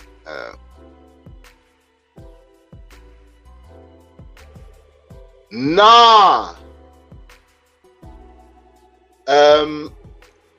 Answer no. Wait a minute. I just popped into room. Easy answer is no. He doesn't think so. Richard's Method doesn't think that we're high value men in Dominican Republic. I disagree with you, but and I think that's a more of a first world country standard that he's probably looking in his mind. That's probably why he's saying that. Whoa, there's a lot I've got to get through, but I'm going to leave it there. So here's the question. So what I'm going to let you do, Mr. G, go true, because I've actually got my thing written now, because I don't want you to forget what you're going to say. So go true, brother. What you was going to say. Mr. G? You want me? Okay. No. Yeah, go through. It was the comment. It was the comment regarding the passport movement being underground. Yeah. Need to be underground. That brother must have been watching the recent happenings of streams and videos and people's interaction, trying to make cases to other people, detractors or people that are against the I say movement, but I don't call it movement because it's for me it's weird. It's just, I mean, maybe it's movement, but whatever. You know, the whole traveling activities that, you know, that we've been going on. So that brother must be in the loop with the current events, and it's apparent based on what I've seen recently and how some big YouTubers that get like 1,500, 2,000 live people having live and going against the passport rules, and people jumping on there trying to defend something when the guy is never going to give you an ear to make your case. When the guy is being quite disingenuous, I don't know why people just think like, okay, I need to go on their panel and try to defend something. There's nothing to defend. There's nothing to explain to people. But when people are new to this stuff and they feel like they found some sort of, I guess they found Jesus Christ, you know, and that's the thing. I hate the gospelification. The gospelification lately, the gospelification of the whole traveling kind of thingy, it's a bit cringy for me. You know, because they make it like once you find it, you'll find like, you know, you find eternal life. And I'm not saying that you don't find eternal peace. I'm not saying it won't change your life forever, but it's just the way some people have been making the case. It's a bit, it's just too much information out there. And I know 2 other streams where, you know, the brother actually talk about it as far as like people putting so much information out there, right? You know, it was bad when the earlier days people were putting so much information regarding the mango buying, the mango activities and stuff like that. And this is why you see a lot of big YouTubers that have big numbers in the travel community. They sort of shoot their content. Sex sells. Sex sells. They sort of switch their content and create some distance from the mango aspect of it, right? But now you have people that have more visibility. Now they in the front and they trying to say, yeah, we about that mango life. That's all we are. Pretty much that's what which I don't have a problem with, because like I said, I really don't have a problem with that. You know, a lot of people say, Big J, why ain't your channel bigger? Because I don't show women.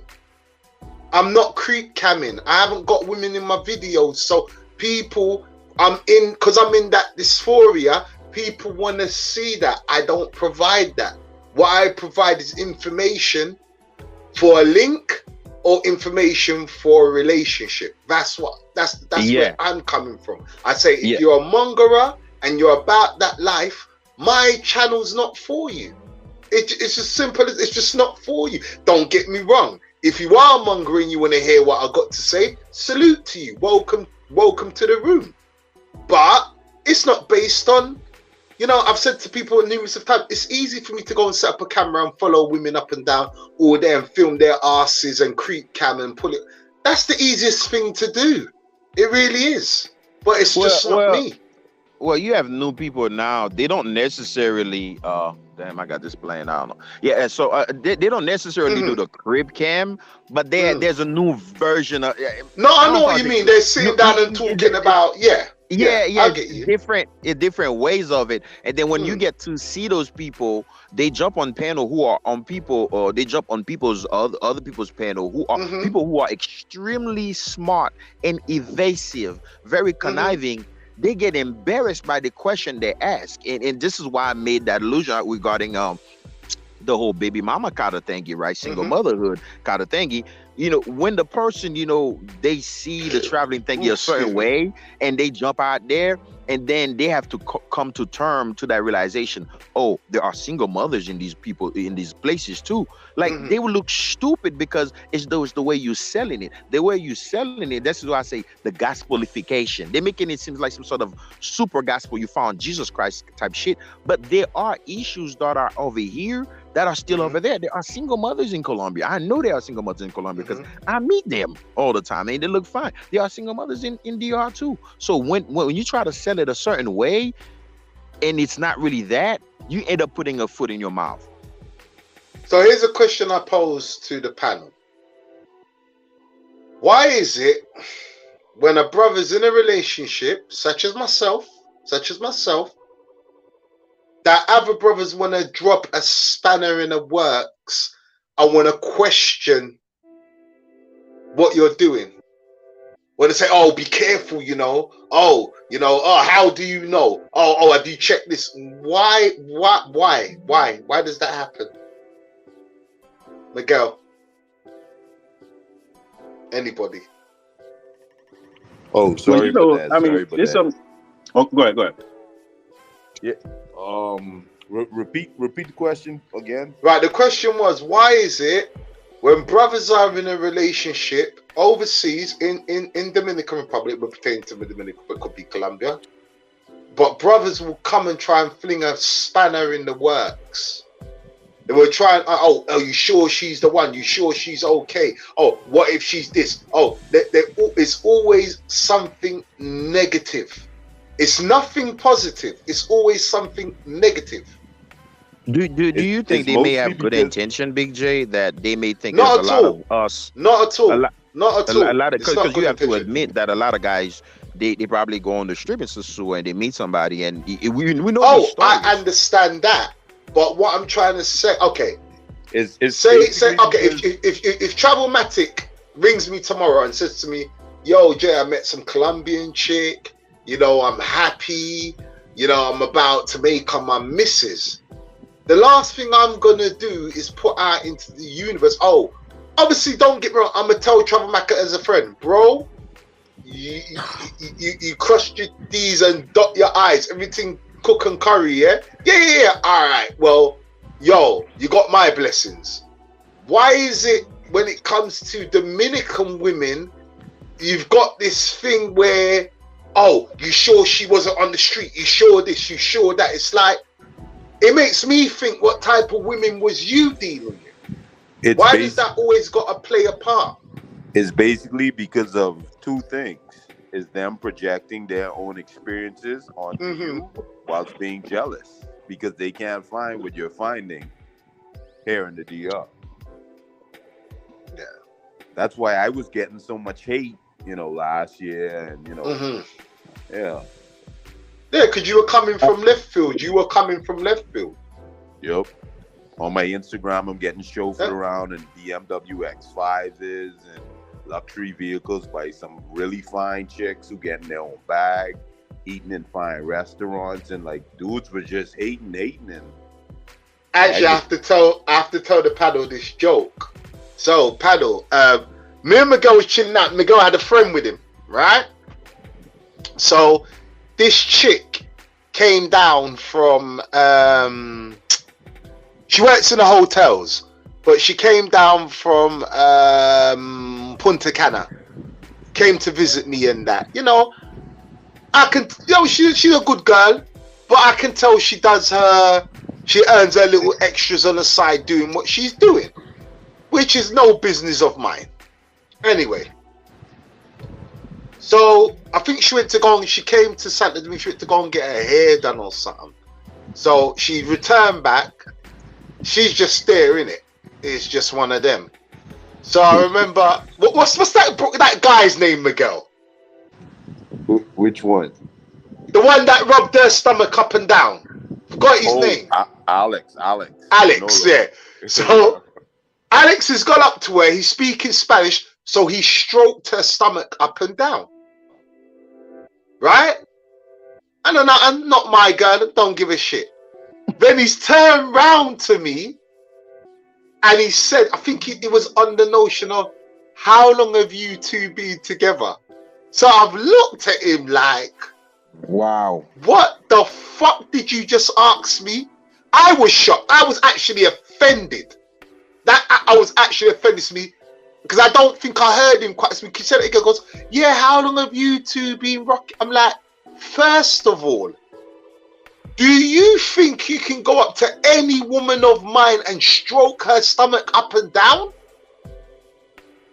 Nah. It's me off your head, bro. That's just playtime, gal.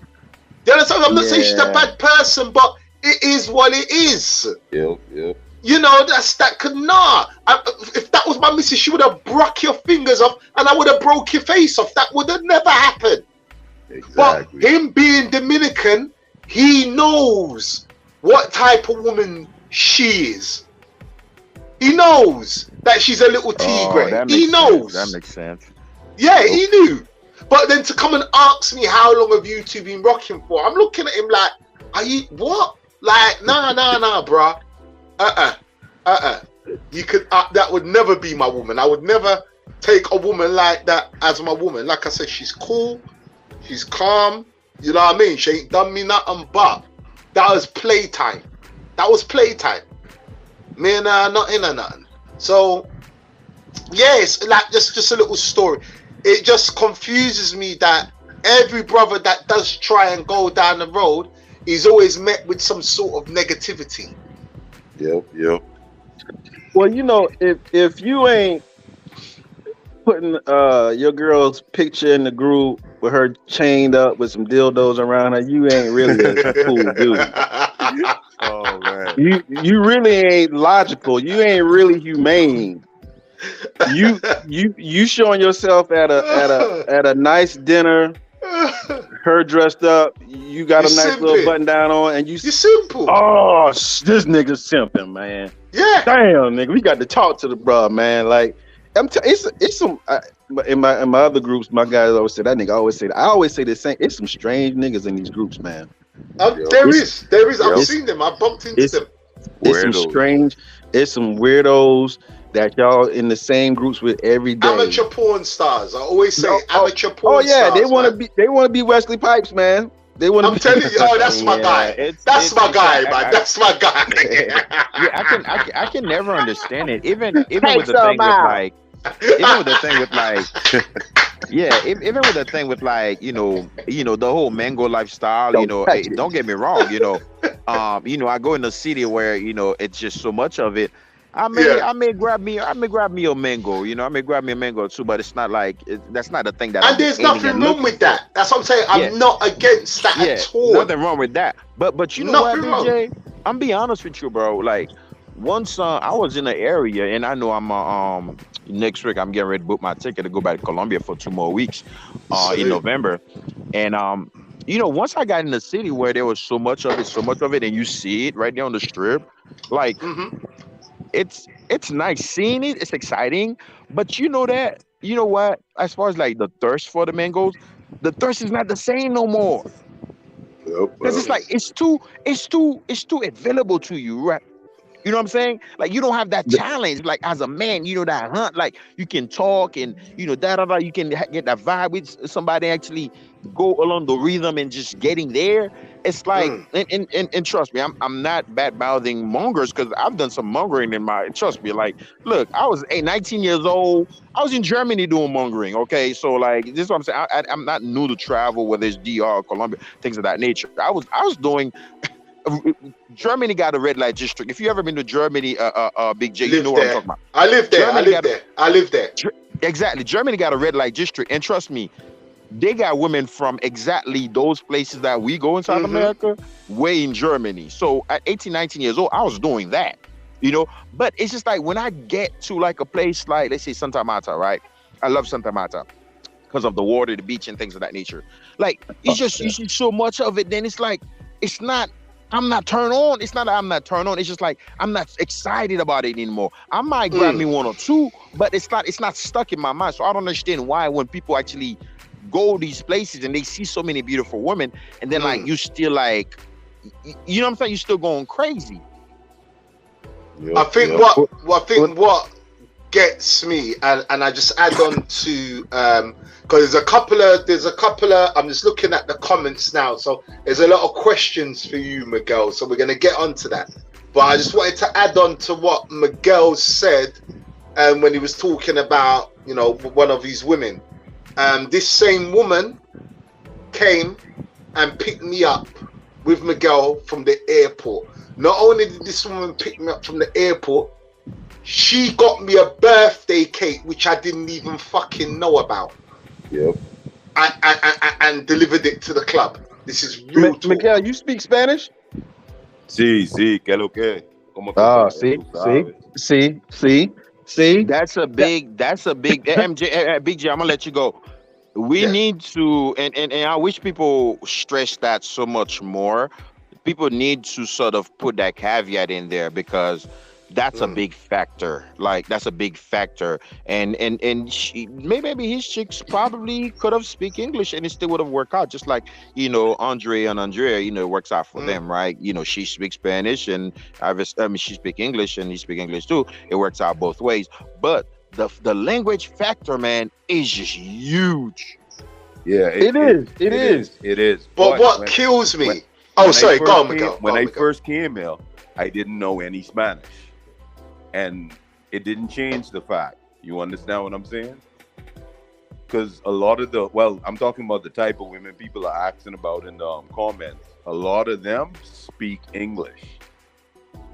Okay. They understand English.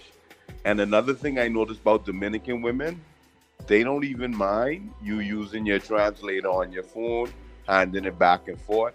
A lot of them actually think that's cute.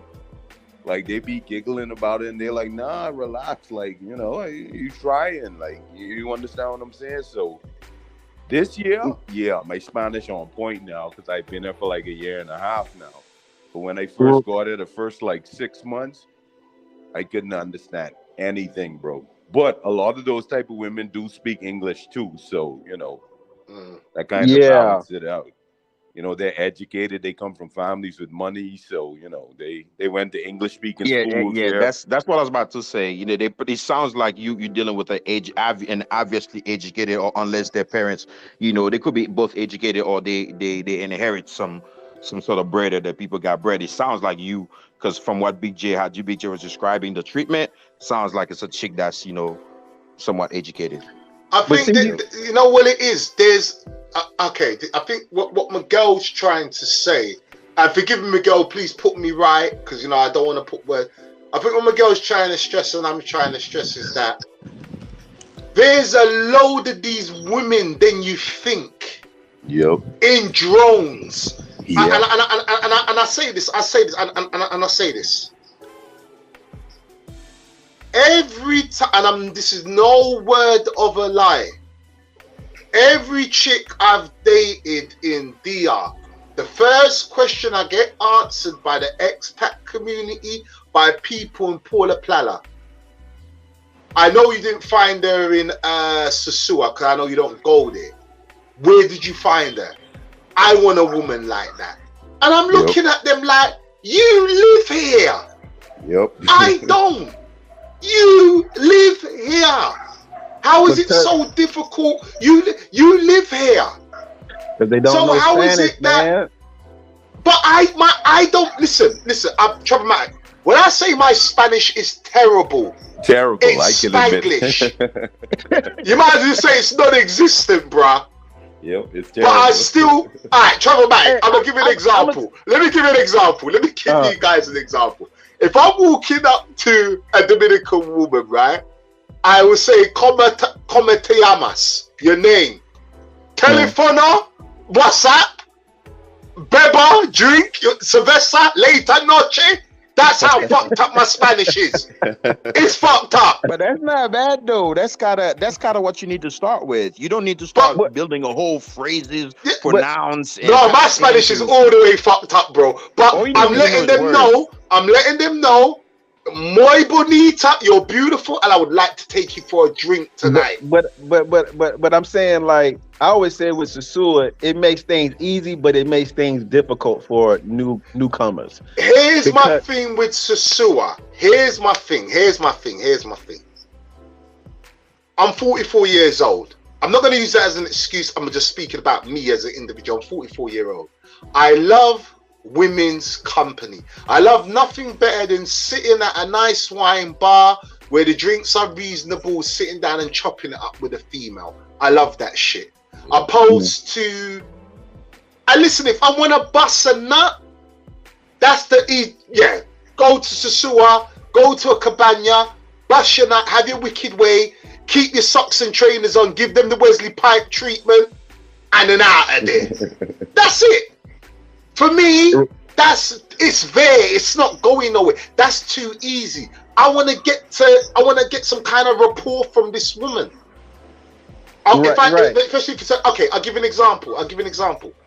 Actually, I've got to speak to Miguel about this. So I've got this chick. Actually, should I? No, I ain't gonna do that. We ain't gonna do that. So a chick from San Cristobal. Which is just down the road. Okay. So she's a hairdresser. Right? No word of a lie, brothers. I met her online. I haven't stressed her. Nothing. We've been speaking through the WhatsApp now. I don't know her background. I don't know her life. She showed me her little business that she's doing, her little hairdressing from her yard. She's got her little son. Beautiful woman.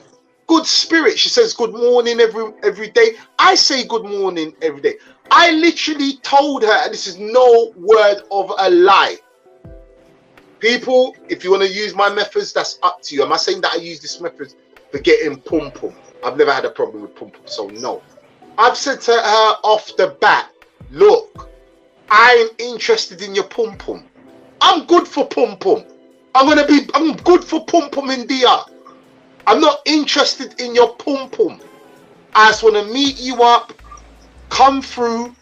She's even said on her own, because I'm staying at your place. Where her ass is meant to be going back the same day. So I know I'm gonna get the thing, but I'm not stressing it. It's not the first protocol. It's not for me. Because pum pum, that's the easiest thing to get. I just want to build up a little rapport with her. If we become friends. I ain't gonna stress the pussy aspect side of things. My grown ass man ain't gonna do that. I'm not gonna do that, and she seems like I'm really not. And plus, I got my missus anyway. Do you understand what I'm saying? So, I'm not trying to look for a new. It's like, yo, boom, come through, boom, boom, boom. We're gonna go for a drink, and she seems like a really nice person. So she's not a chapadora. She's not a prostitute. She despises all of that. She looks like she works hard. She looks like a God-fearing woman. I'm saying to myself, hold a minute, if I'm bagging them from the fucking internet all the way in the UK, what's these guys' excuses living in DR? Yeah, yep. Exactly. Picking up barrio trash. Excuse the verb. But Travelmatic, go.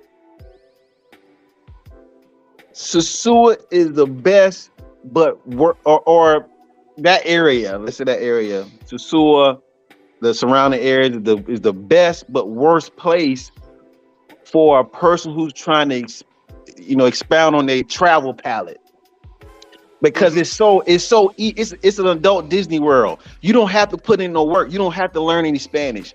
You don't have to learn about approaching. So I gotta cut you there, Nick Calloway. You need to stop doing that. But thank you very much for the super chat, bro.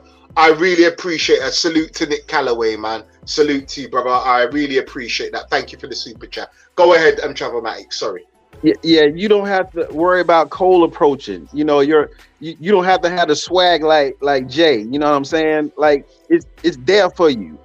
And so that's how guys become lazy, and they just sit up and they just, sit in that playground. You sit in that playground, you don't have to put in no work. you know. So that, like me personally, I like women that don't speak English, because then Yes. I have to get my Spanish game together. Because if she speaks English, I like it for other reasons. I like it for other reasons, but go ahead. Oh yeah, see that old Wesley Pipes ass motherfucker. You know what reason that is. I got you though, boy. What you did that Brazil? What you did that Portuguese on you, boy? That Portuguese had you rock hard, boy. Oh shit. On that Go ahead, bro. Yeah, so you know, you don't have to put in that work, and it makes that's the bad part of it. It don't make you better because it's so easy.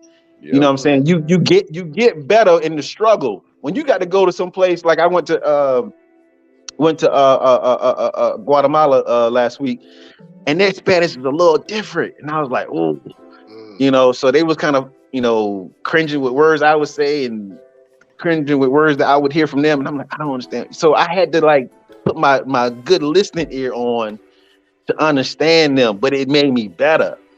Dudes don't want to put in that kind of work. Exactly. They want it easy. They want it easy. They want it on a platter. Susu puts it on a platter. So that's why you get dudes that go all the way. That's what I learned about the levels. Like why people don't go to Santo Domingo. Like Santo Domingo girls ain't caring about your money because they got their own. Yep. I think because there's an illusion. This is just my personal opinion. You guys might not. I think there's an illusion with Santo Domingo, like you just said. Sosua is accessible. You got women coming up to you, stroking your chest, grabbing your bum, grabbing your nuts. Oh, papi, freaky, licky. So whereas, and I saw a glimpse of this. I tell you what happened, and shout to Red Alert. And Red Alert, and one of these, and shout to Nick Calloway, man. Cause I've got a story about Nick Calloway as well, man. Because Nick, he knows what time it is, man. So salute to him. He's got his missus in Santo Domingo working and all that good stuff, man. So he's on game. But I remember we went to Maranata where Nick lives, and Red Alert. And the brother, I was there with the locals. The brother felt out of place. So I said to his friend, like, you cool? He's like, no, I just want to get back to Susu. I'm like, why? And he just came out of it. He's like, oh, the women ain't walking up to me. But I had to respect what he was honest. I had to respect that. Yeah, Big J. Because he's so used to that. Yeah. Oh, the women are not walking up to me. They're not making me feel. I'm like, yeah, but if you approach them, and I go back to what I'm saying. I think there's a misconception that in Santo Domingo, you can't approach these women when you can. Yep. You can. But Big J, I don't think it's even that though, bro. Go ahead, bro. And I think because he just said it. I forgot who was it, Miguel? He said he dropped the word, and I hate that thing. And this is why I'm like, see, I've consumed, and I think all of us we've come across red pill contents and red pill talking points. But I do feel low key, and this is why I'm big advocate for guys to just you want to step away from these talking points and conceptions. And not that I'm not saying they're not valid in other places, but they can also be toxic and hinder you from progressing and flourishing. I agree. In these places. I agree. He dropped the thing. What he said cold approach. Like I'm big opposer of this whole crap. Cold approach kind of thingy, and I'm opposed of it here in the States and even in other places, you know. Could you elaborate on the cold approach? Elaborate on that. Well, I guess what it is, or why I'm opposed of it. No, because I don't understand when you mean cold approach. I'm lost. You've never heard the term? Miguel, can the guy who said it, can he explain it? And cold approach is. Oh no, that wasn't Miguel. That was Travelmatic. Oh, yeah, okay, yeah. Cold approach is when you on Sandro Crescente, you see a girl, she doesn't really see you or acknowledge you or understand that you're even in her atmosphere, and you approach her. You have no inkling if she's going to say yes or no. That's a cold, like a warm approach is like she giving you the eye, you giving her the eye. You know, it's kind of like a physical, like hello attraction. Yep. Yeah. But a cold approach is like she don't even know you exist. and you come up on her and say, hey, you know, ¿qué pasa? You know, ¿cómo está? Mi nombre es Adrián, you know, and you don't know what she may do. You know, you may have to try to. So that's a cold approach. Like she has no clue who you were. Trav. She never saw you, and you got to win her off her feet. Trav, but don't these guys also highlight that as far as cold approaches that there has to be some sort of like it's more than just the guy, the chick spotted you, eye contact. She has to show interest, and this is why I'm against. I'm totally against that, because it's like as men we're hunters, and I don't know because like I was the square guy. I was the lame kid, you know, church going. All I did was school, church, and shit like that. You know, anybody who grew up in a Caribbean Haitian, household, they know this. All you do is church, home, school. Like you're not introduced to stuff. Your social skills will be shitty. It wasn't until I went in the military and I had big brothers that took me under the wings. You know, they taught me a few things, and it took me a long time, and I had to put in a lot of work. To the point where I am, where I don't give a shit if I approach Halle Berry and Halle Berry turn me down, right?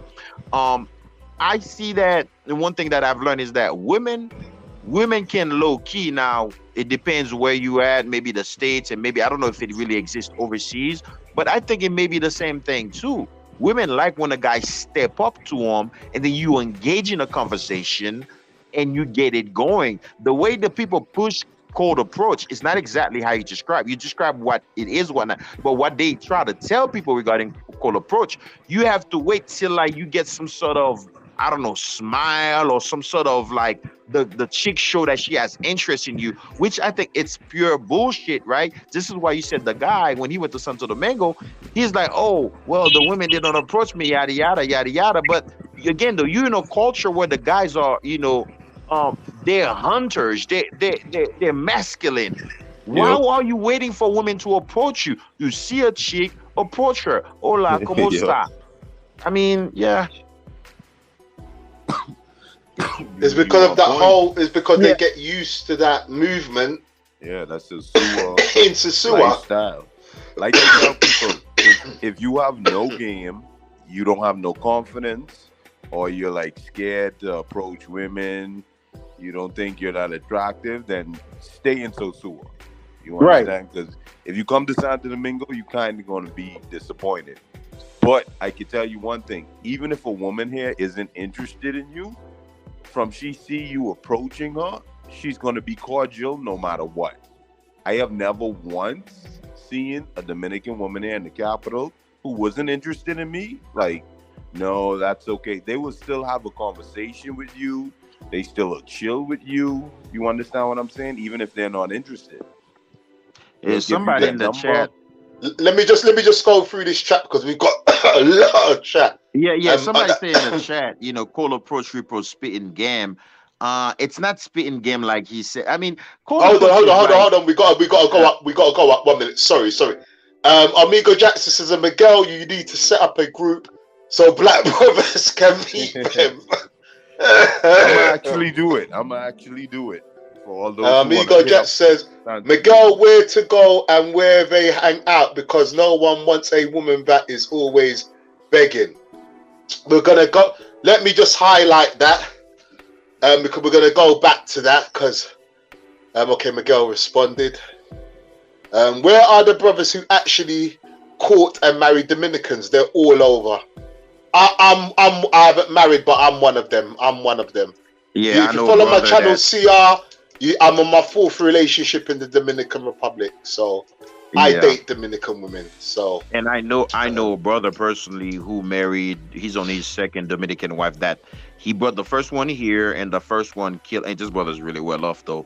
I wish I had his money. The first one ended up killing herself, committed suicide. He went back to the Dominican Republic, got another one, and bring another. He's been with this one about 6 years now. So Miguel says, "Well, can you add me to the group?" So Miguel, you got to set up that group, man. Yeah, I got it. I just set it up. Excuse me. Amigo Jackson, CR, what was your experience? Tell us. JA, salute. John Shields, Sasua King for the weekend. Manners. John Shields, I'm staying in Sasua. Congrats. Checks and effects, salute to you, big bro. Manners. Pat said approach spit game. Yeah. Oh, the girls. No, someone's dropped out. Oh, it must be Travelmatic. Yeah, that's the one. That's the one I wanted to approach. Called approach Yeah. for speed game. I would say that's not true. I'll think you. So you guys don't think that even if it's not call approach, because the girl look at you, she smiled. Nah, man, spit game, man. You think you don't Listen. still need the speed game? This is the No, problem. let me This is tell the you problem with something. these ideologies. And when I say speed game, Let I'm me not tell you saying game. something. Game like the dating coaches. I'm just saying though, you need Okay. to have a way. You need to have charisma. You still need to Yes, get I her think going when and talk we're and things of that saying nature. game, okay, I think when the brothers are using the word game, I think approach them in your own way. That put it this way, TaylorMade said something not long ago. He goes, people keep on talking about, oh, you come to DR and all of a sudden you listen. I was a gallus in London. I'm a gallus in DR. I'm gonna be a gallus in Haiti.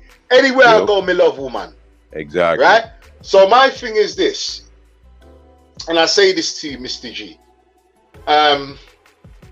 When I saw my missus, she was walking with her daughter along the Malacco, right? As soon as, and we talk about the cold approach, as soon as I saw her, I just saw her from behind. I didn't even see her face.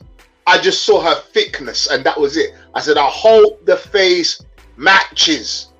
I'm praying. I've got caught up to her. Bam, face was on point. Said, I started speaking to her, swap numbers. The following day in the evening, I took her out for a drink. We're together now. So That's called approach. Cold approach, yeah. Call it what you want. I mean, she's originally from Santo Domingo. Miguel met her, and I remember Miguel looked at me, he goes, Jay, I never forget, he says, Jay, that's a fucking good one you got there. Yep. You can That tell. was his words. He said, that's a fucking good one you got there. That's a good one you got there. Solid. So my thing is, there is good women in DR. I've met them. And you know what the most funniest thing is, bro? I continue to meet them. Exactly. I continue to meet them. That's the crazy thing. I'm always meeting them. And I'm like, you know what? I got a friend that's looking for, you will be.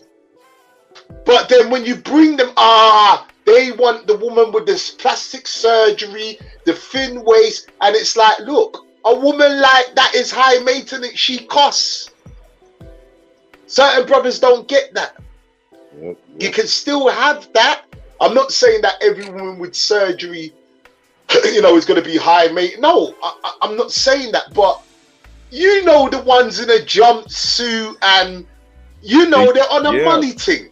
They wear the uniform. They wear the uniform. There you go. They wear the uniform. You see him with the starter pack. There you go.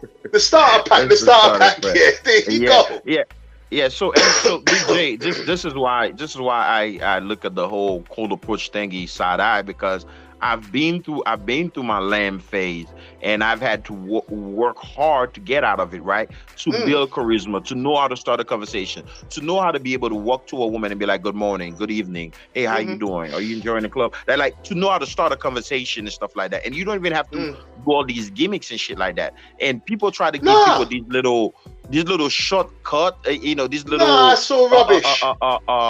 Hacks. That's all rubbish. Oh, no, cold approach. It is stupid. That's why I said for me, you guys have it's to just remove. normal.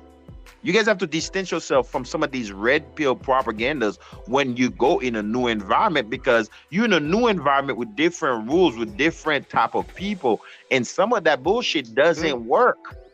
No, yep. Listen, I was in Parquet Central. I was in Parquet Central, right? And I ran down this gal. I'm not even gonna lie, run her down. I saw her as I was on it, run her down. Started talking to her. She just looked at me. She goes, I speak English, And I'm like, right. So we just both was laughing. She's like, thank you. She's flattered, but she's married. And I said, look, I'm not asking whether you're married or not. I want to get to know you. She's like, why?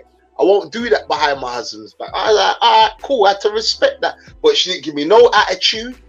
She didn't give me no dirty looks. She said to me that she's flattered. Yep. No, Big Ah, J. cool. You were what you call, you a simp because you cold approaching, man. You cold approaching. I think, listen, you know what it is, bro? Honestly speaking, I understand. Listen, okay, I'll give you an example. I've got a friend right now, and if you're listening, I don't know if he's listening to the show. Hopefully he is, but I ain't seen him in the chat. He's going through his shit with his missus right now. You know, they're basically practically done. You know, he just goes back from time to time to check the kids and stuff like that. And he wasn't a man. Okay, forget that. Let me wipe that. Let me talk about what happened with my cousin. Perfect. Miguel met my cousin.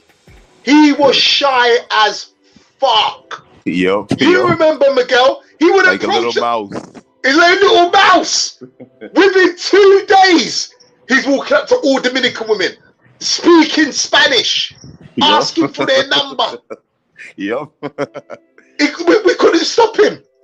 After he saw me and you remember when we were on in Zona Colonial. Yes. Yeah, Yes. Look what I did. I just to prove to him, I was like, look how easy it is to speak to yeah. Dominican women.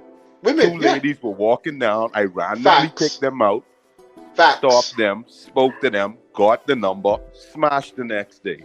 Facts. Nah, So, you guys I think- are simps. Keep on the cold approaching. No, I don't. man. I just think that brothers just need, brothers have to do one thing: open up your goddamn mouth. Yep, Pause. that's it. Yeah, I find it strange, Open man. your mouth. You go to a whole new place, and people can kind of look at you. They know you're not from there and shit. Like they don't even have to talk to you, and you talking about, oh man, I'm in Santo Domingo, man. These women, they don't approach me. What the hell? Yeah, Bro, that's what brothers do. You got a whole plate of food in front of you, waiting for people to put it in your mouth. Yep. Come on, man. That's laziness. It's That's very what laziness. Sosua does to them. That's what Sosua does to them. Me, I like to run. I like I said, I've got a chick right now. Pretty sister, man. I wish I could. Oh, I won't do that. Pretty sister, man. I ain't even gonna lie. Nah, And she's don't do coming that. down. She's coming through. Dudes No will track money's that down, talked bro. about. No nothing. Because I'm not stressing the pum pum. And I'm gonna say something. I'm gonna actually say something. I hope she don't give me the pum pum. There's a reason for that. I hope she don't give me the pum pum. And that's real talk. People gonna think, well, Big J, we. I hope she don't give me the pum pum. But by the time I come back from Punta Cana, I'm gonna be mashed up. I'm gonna be burnt the fuck out. Trust me. So I hope she doesn't. I'm gonna need a 2-day rest or 1-day rest to just, re-up. I'm gonna be fucked up. And that's real talk. But I just want the company of a beautiful female. And that's good for me. Anybody can listen. If people want to smash, I do me, you do you. But it's not always people keep talking about, oh, you got to pay for it. No, not all the time you have to pay for it. No. Nope. No. Not at all. No. Don't. Real talk, when my cousin came through. You remember the last day my cousin was there? Yep. He met that chick off Tinder. You know how much she gave her next day? 500 pesos for a taxi. Exactly.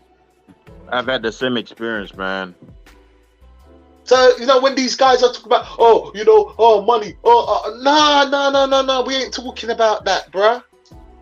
Listen, I remember one chick, right? I never forget this. I met this chick.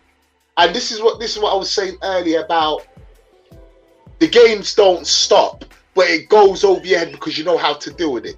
So some chick, and I've been talking to her for a while. She came through so she's going to call a taxi. Now, I know the taxi is 200 pesos. From her yard to my yard. I know that for a fact.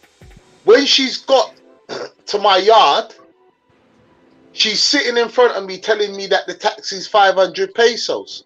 I'm like, how is the taxi 500 pesos? Oh, that's how much it costs. So I turn around to her and say, you're from here? She's like, yes, be right. Would you pay the taxi man 500 pesos for that journey? She said, no. I said, so why do you think I would do it? She's sitting there looking at me. So I said, call your friend back, tell him to come and pick you up and get the fuck out my yard. That's it. Yeah. You violate the fact that you're gonna go out your way to get an extra 300 pesos. Get the fuck out my yard. I don't even want your pussy no more. Get the fuck out. You're an idiot. You remember I done a show, people. If you want to go back to the show, I done a show. Beautiful, honest liars. Even when they're lying, they're telling you the truth.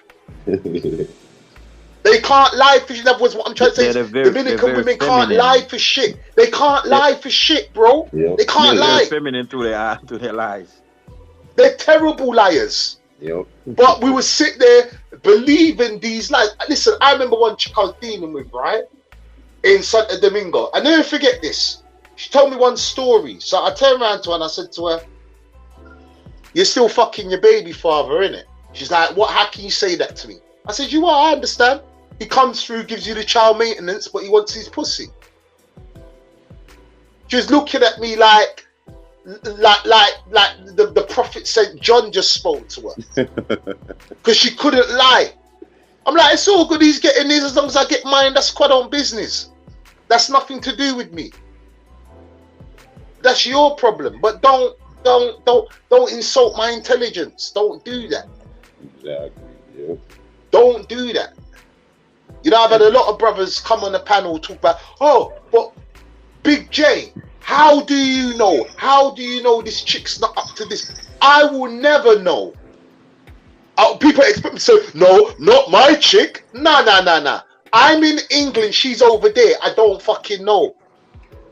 That's the truth. But what I do know is this. If she's doing something, she's dumb. Because she just fucked up the bag and fumbled, as you like to say in America, you fumbled the bag. Yep. You fumbled the future and you fumbled your, your pension. So she ain't dumb enough to do something like that. I say that. Because I took time. It's experience and time. I paid attention. I know what I'm dealing with. Half of these guys that get themselves into a mingle, they know what type of chick they're dealing with. They know what type of chick they got on their arm. They know already. They know there's a chance. Listen, there was a brother in Port Plata. His chick was running around fucking everything. To the point that, and Miguel, I didn't even tell you this. You know, my cousin came to Port Plata and fucked the chick. Yep. The chick turned up to my yard, bro. I'm like, holy shit. My cousin ran through it. This chick was fucking all his best friends. Everything. She was running wild. When she turned up at my crib, I was like, oh shit.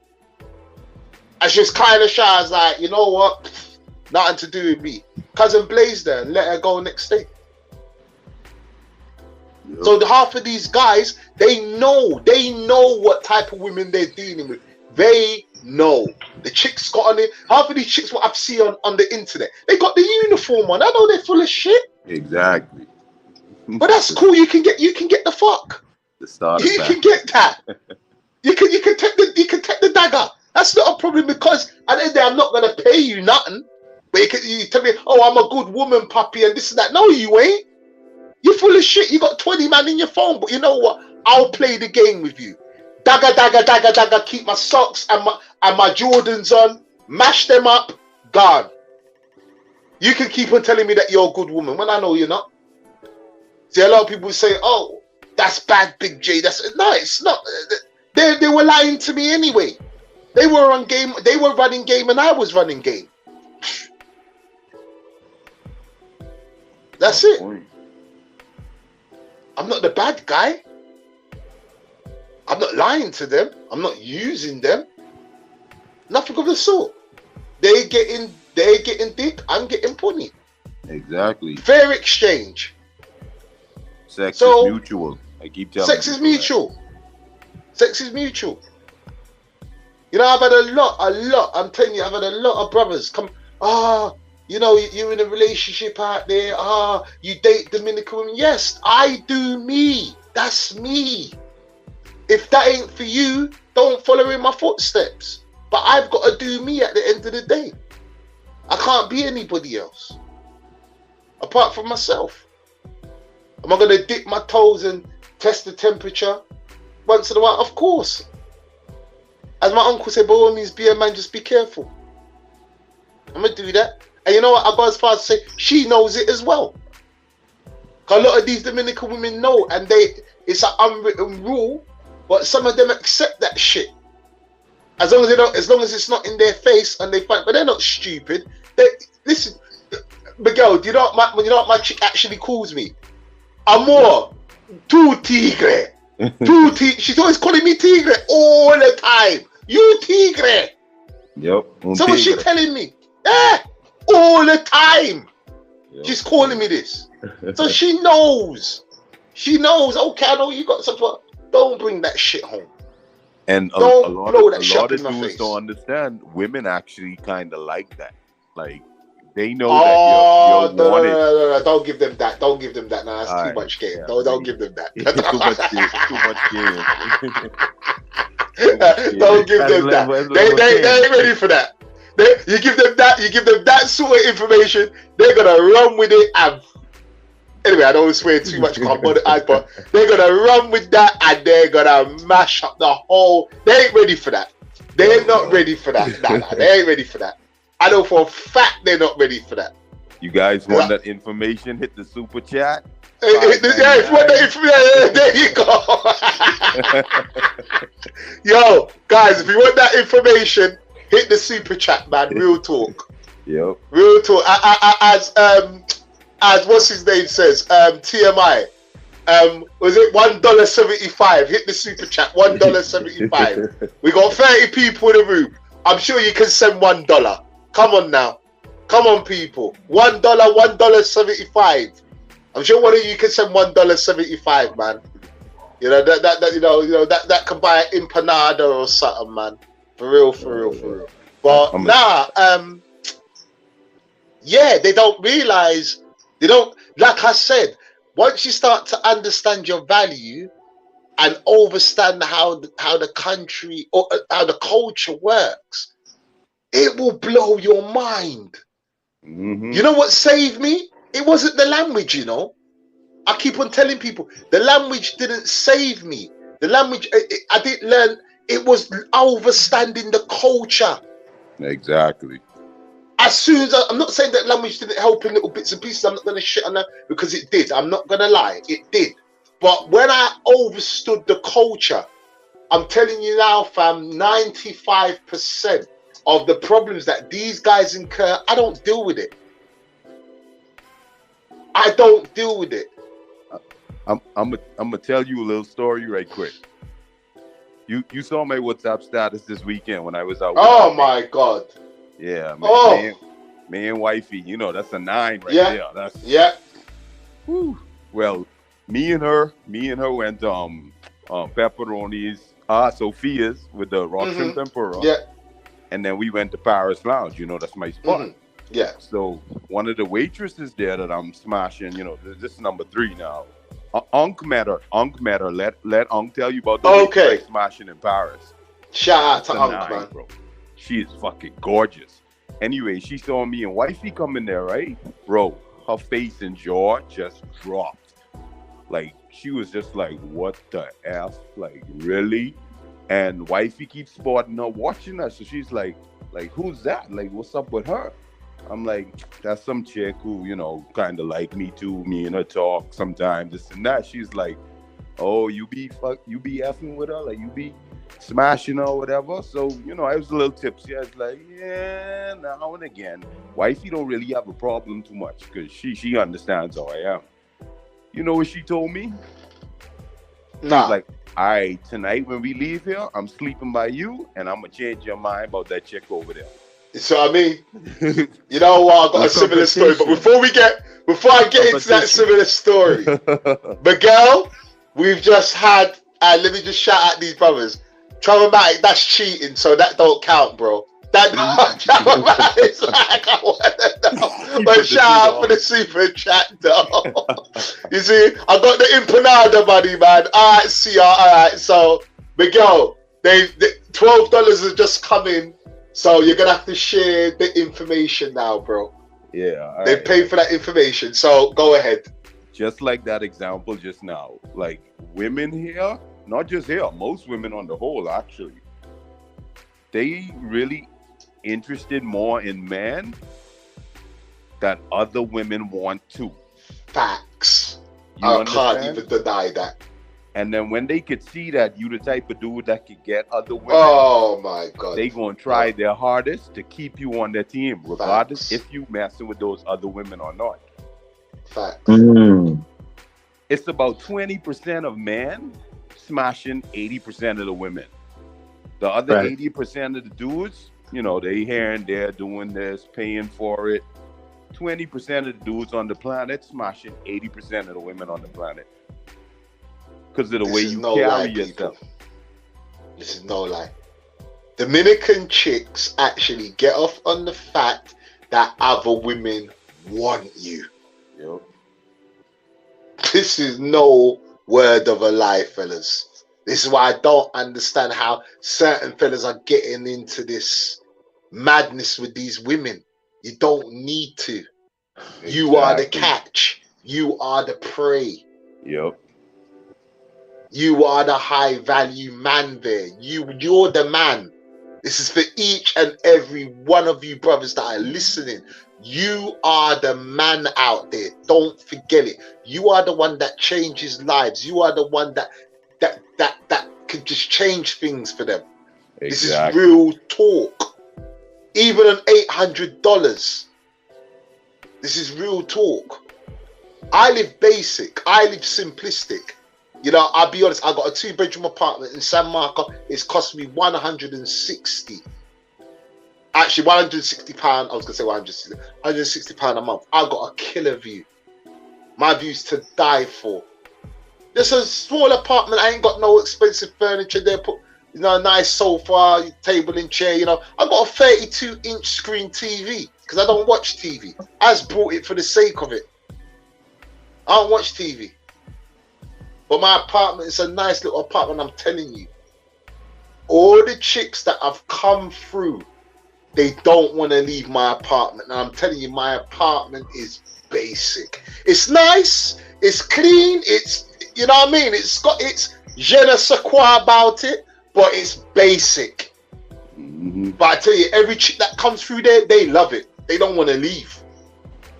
They do not want to leave. And this is real talk. They don't want to leave. That's because They of the don't want to company. leave.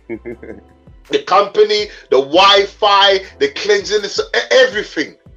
Everything. Well, you know, Yeah, fellas, it's neat and nice. You know, like it's kind of I guess can we say that it probably had that new smellish to it, that new smell, like that new. Well, you thing talk amongst smell. yourselves. I'm gonna upload the video, and yeah, so you talk amongst yourselves. what video are you talking about?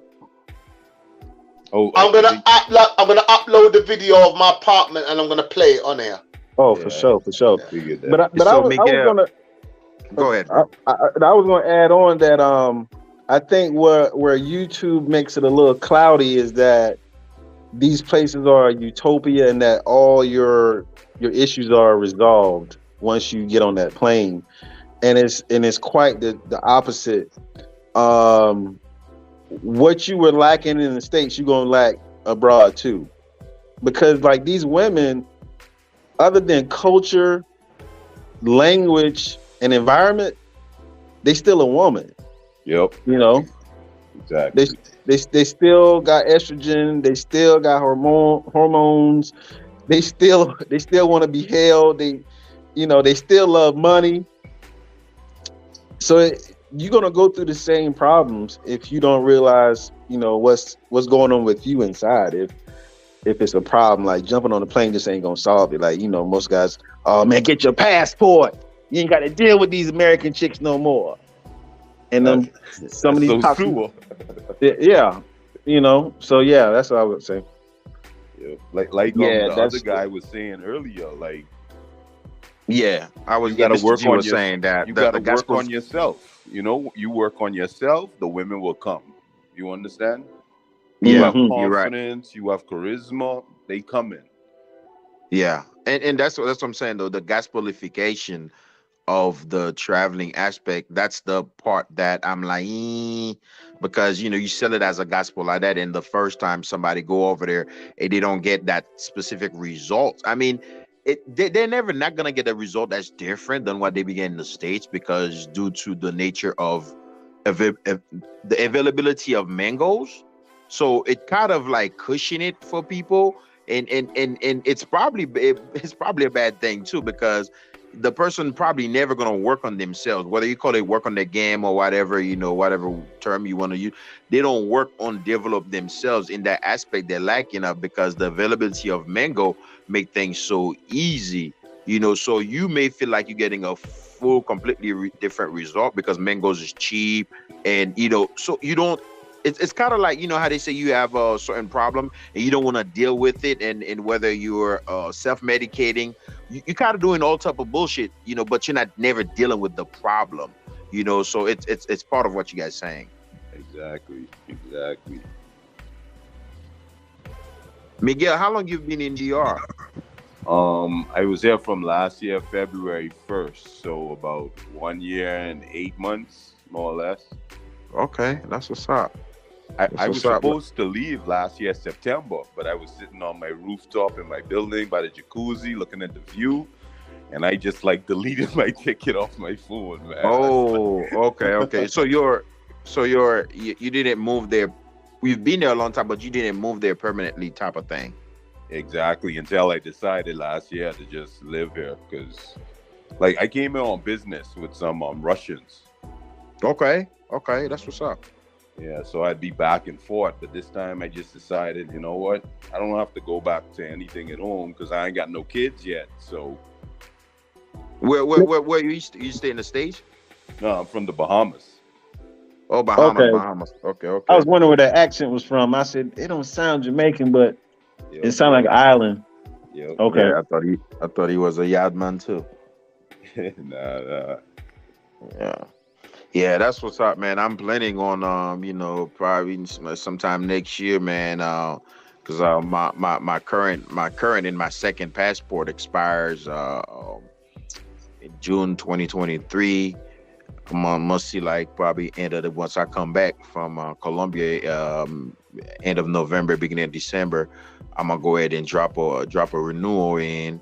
Because I'm kind of 2023. I'm trying to wrap a few things, tie a few knots, and just peace out, man, and just move over there. So hopefully everything work out. Whether it's the middle of 2023 or end of 2023, but 2023, man, I'm pushing. I supposed to be made that happen, man. But COVID kind of messed a lot of things up for travelers and things of that nature. So that was a major setback. But I'm still on it though. I'm gonna make it happen because I know I've been procrastinating.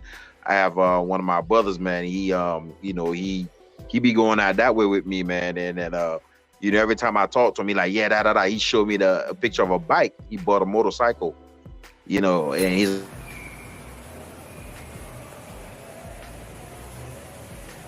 Wait a minute.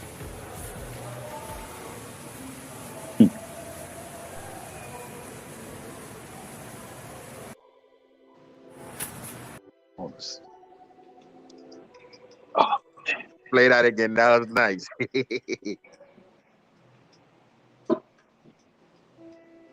And look like a flocker. Got that flocker dropping on. Jay gonna get me started, man. Jay gonna get me started. Dropping videos too. Nah. Low slim one. Got that flocker in the building. I'm still trying to find that video. Keep it talk. I'm still trying to find that video of my apartment. So keep it talk. All right. That's what I like about Latin women, man. I don't know if because of their complexion, skin color, whatever. A lot of them, even the black, even the Afro Latinos, even though they work and they care about their beauty, it's like you don't see here in the States, because people do so much dumb shit. you see the long eyelashes, and you can see the makeup, the different shades and shit like that. It's like, it's screaming at you. Whereas like, you know, Afro Latinas or Latinas, they're just decently put together. It's smooth. Yeah. It's the femininity in these women have been there since they were 2-3 years old. You know. Yep, exactly. Wearing little heels, wearing little dresses, 2-3 years old, man. And that's what I like to tell brothers, man. Like, that's the, even in contrast, you know, a chick in the States had to, like, you know, well, she went to nursing school, and then now she got the money, now she can get a BBL, and she can afford the Brazilian weave and the long eyelashes, yada yada, blah blah blah. At 30 years old, at 28 years old, but we talking about these women, their entire life they've been beautiful, man. It's different. It's not like somebody that bloom, like that person didn't have to bloom late, like be a late bloomer type shit like that. Nah, that person has been beautiful their entire life.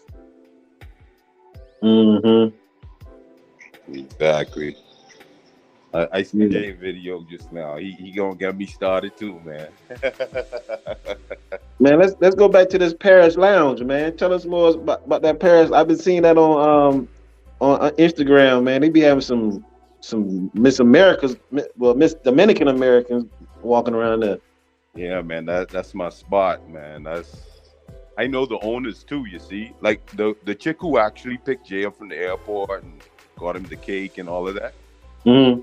Her best friend Maria is one of the owners with her baby daddy Ronald Pitt. American guy? Was that? Is he American? Ronald? No, he's Dominican. He Okay. owns like 5-6 clubs out there. Wow. Yeah, he's making There's a lot of clubs in DR, man, and especially Santo Domingo.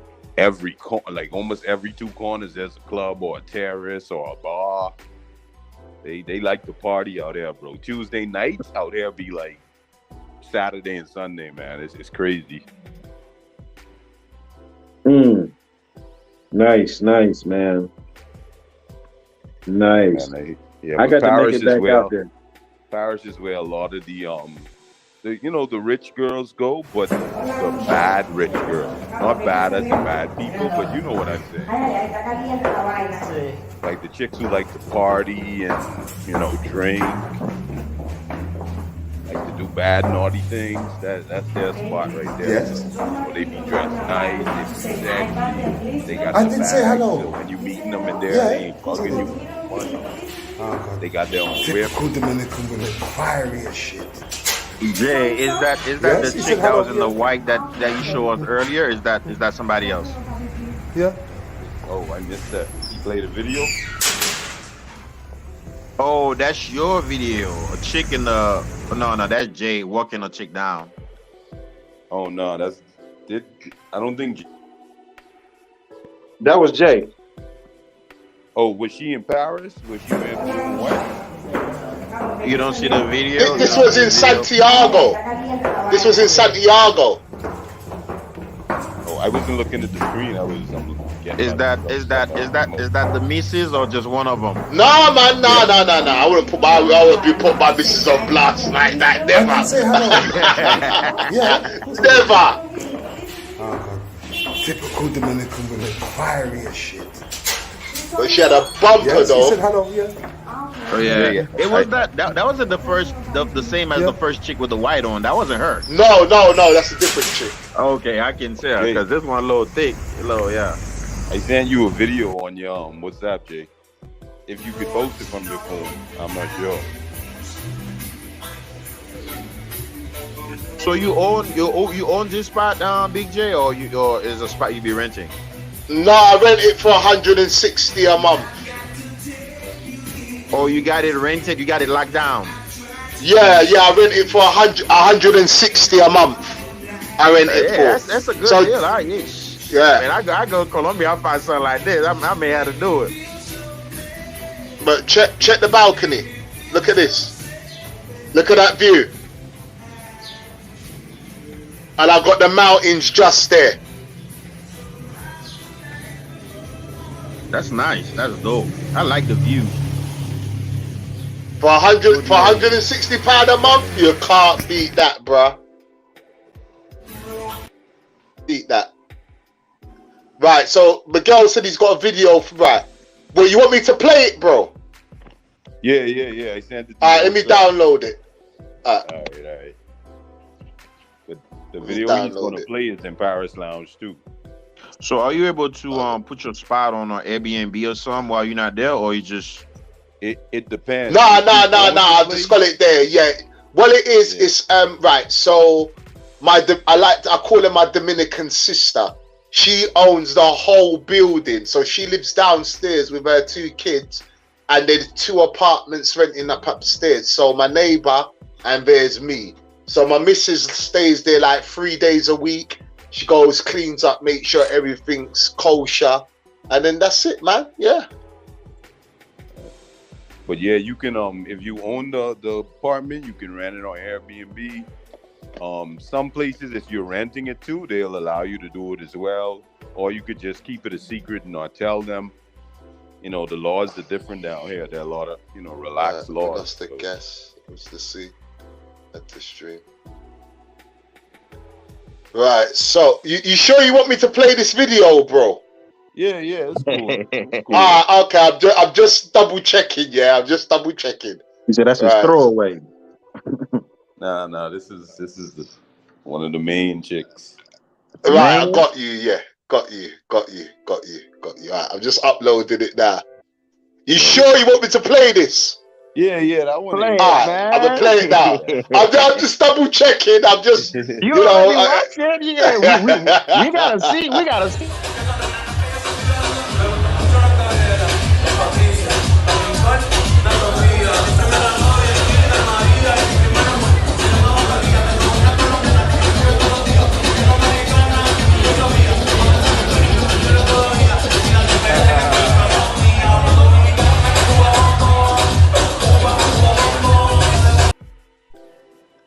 Yo, you should have got a video of them girls on the next table. Woo! Oh, you should have seen what was there this weekend, bro. Like, oh no, that's in Santo Domingo. Yeah, that's in Paris Lounge. God damn, boy, I may have to slide up on you. That's my little 22-year-old puppy. She 22? Yeah. Oh wow, okay. Let me tell you something, bro. You remember I tell y'all my homeboy?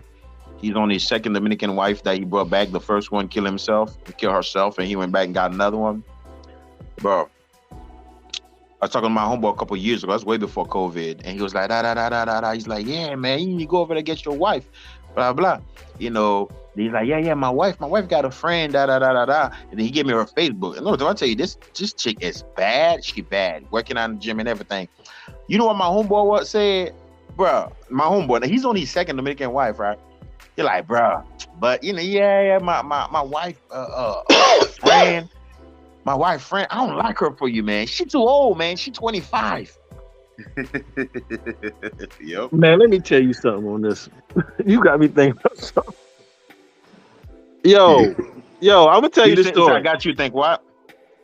I'm gonna tell you this story, man. It's an interesting dynamic with age in DR. I'm in Santiago. This waiter guy befriends me. He's like every day I come through there. He wanna, hey man, get some drinks, man. On us, get him a shot. See, like, man, I like this guy from Atlanta. He's like, man, we got to go La Vega. He's showing me all these pictures. La Vega, you gotta go to La Vega. And I'm like, yeah, I've been hearing about La Vega, man. I'm like, yeah, I got to get there. He said, yeah, man, the carnival, man, it be lit. I be wearing my costume. I'm like, okay, cool, bet. He said, hey, man, I'm telling you, you go to La Vega, we get like some 16, 17-year-olds. Mm-hmm. And Nah. We ain't yeah. I'm like, nah, bro. Really? Like, yes. This dude had to been, man. This dude had to been maybe mid-30s, man. And he said it was so much confidence. I said, nah, bro, that's too young for me, man. Like, it be a lot of that going on in DR, man. It'd be a lot of that. Man. Gotta be at least 21 and up. I was blown away. I'm like, man, I can't. That's too young. I got a daughter. I mean, I don't even have kids, but it's just, come on, man. Yeah, that's just. Gotta be at least 21 and up.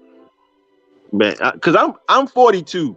If you had that 20, like that girl you just showed was she's about 25. You say 22. I'll rock with a 22. You know what I'm saying? But that blew my mind, man.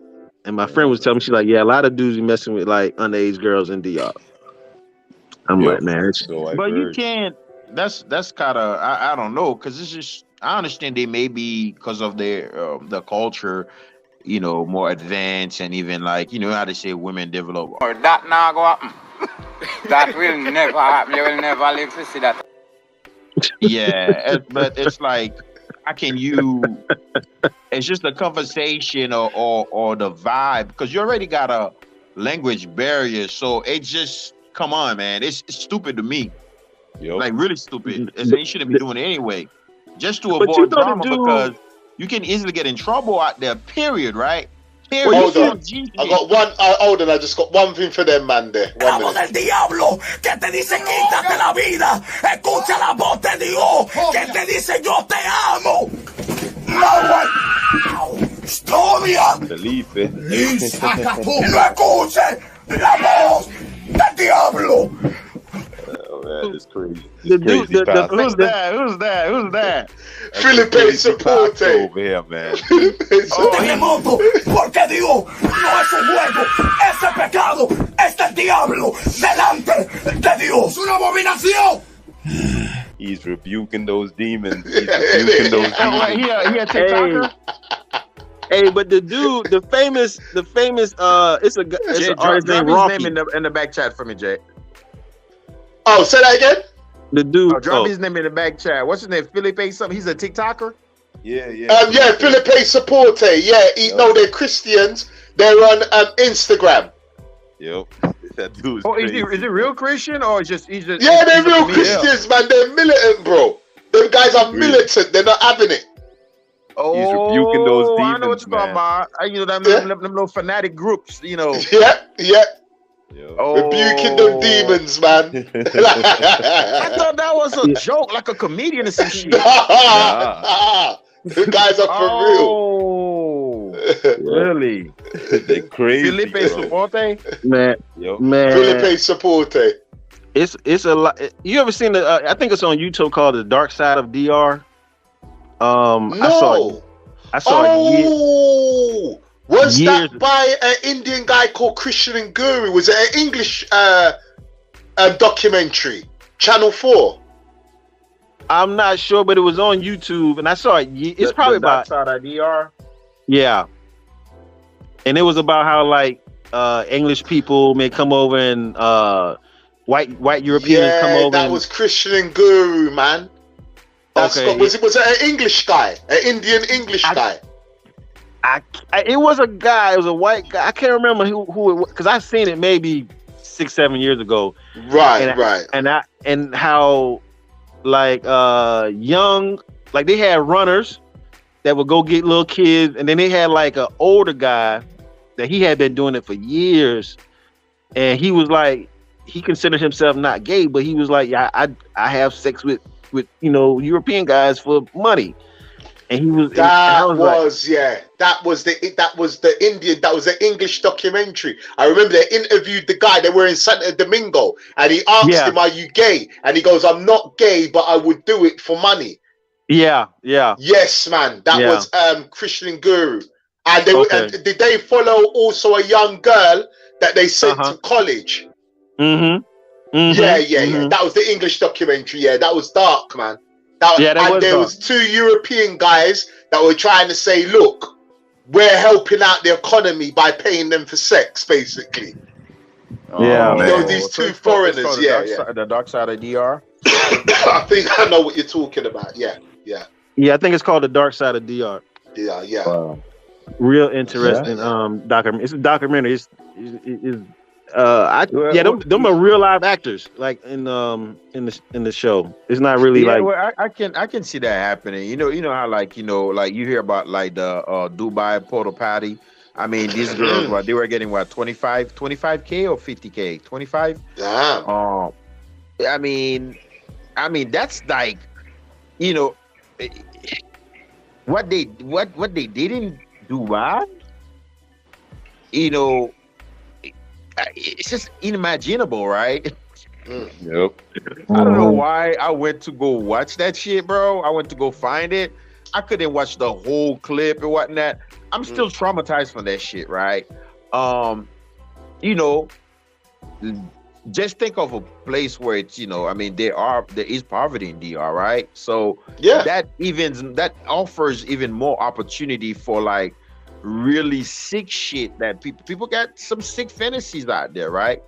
I mean, like what kind of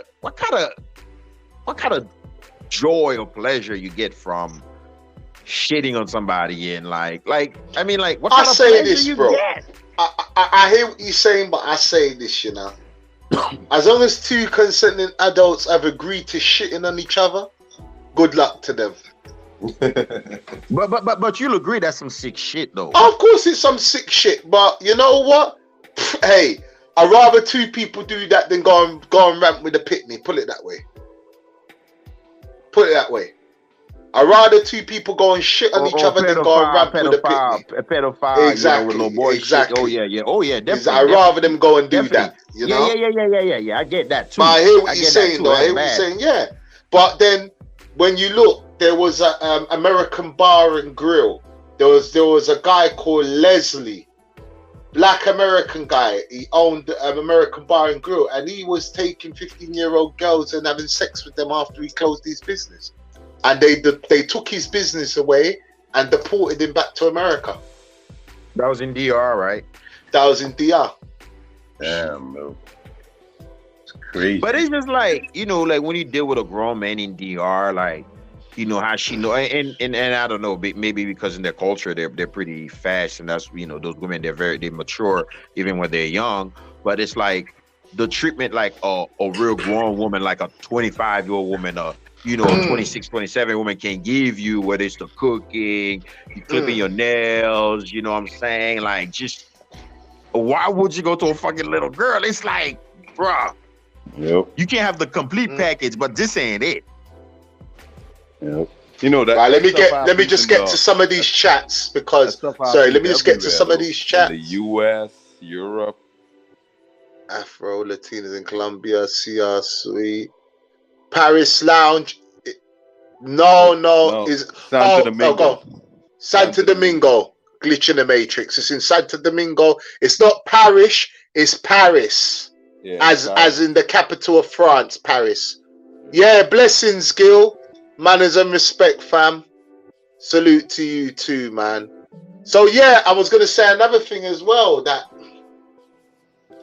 a lot of my American brothers and sisters, especially my brothers, they come over, they like the 25-year-olds and that, which is cool. Everybody gonna like what they like. But I tell you what, man, me as a mature woman still, oh my God, bro, that's what gets me in trouble. Them 30 to 35s and them 40s, oh my, they're in drones. Yeah. I love to be thinking about checking them out though, for real, because I've been discriminating, but then I'm thinking like I may be missing a whole let me tell you a story. Class of women. Let me tell you a story. I got a 53-year-old over here. I was gonna go there. I was in La Serena, right? But she looked young. This is another thing, because guys like, I'm not banging no 50-year-old. That's a grandma. Like, yo, I'm 44-year-old. I'm a granddad. I'm officially a granddad. So, hey, but yo, I was in La Serena, right? And there was this chick, right? So, I kept on like bumping into her while I was shopping, and she kept on smiling from afar. Anyway, I bust a couple of corners to do my thing. I circle her back round. Bump into her again. She was with her mum. the mum was packing her back off. The mum looked better than the daughter. I'm like, oh hell no, I saw that in Colombia a lot. Fam, I rolled up on the mum. The daughter was so like, it's like, okay, when I rolled up on the mum was trying not to, I wouldn't say she wasn't trying, but she was like, what, this is odd. Why aren't you going for my daughter? I'm like, nah, I don't want none of that. I want that back off. Yo. I want that MILF. You know that. No, that gilf. That was a gilf. That was a gilf. That was a gilf, man. She was 51, man. But she, back off, she was solid. Built like a tank. Oh, I'll tell you what.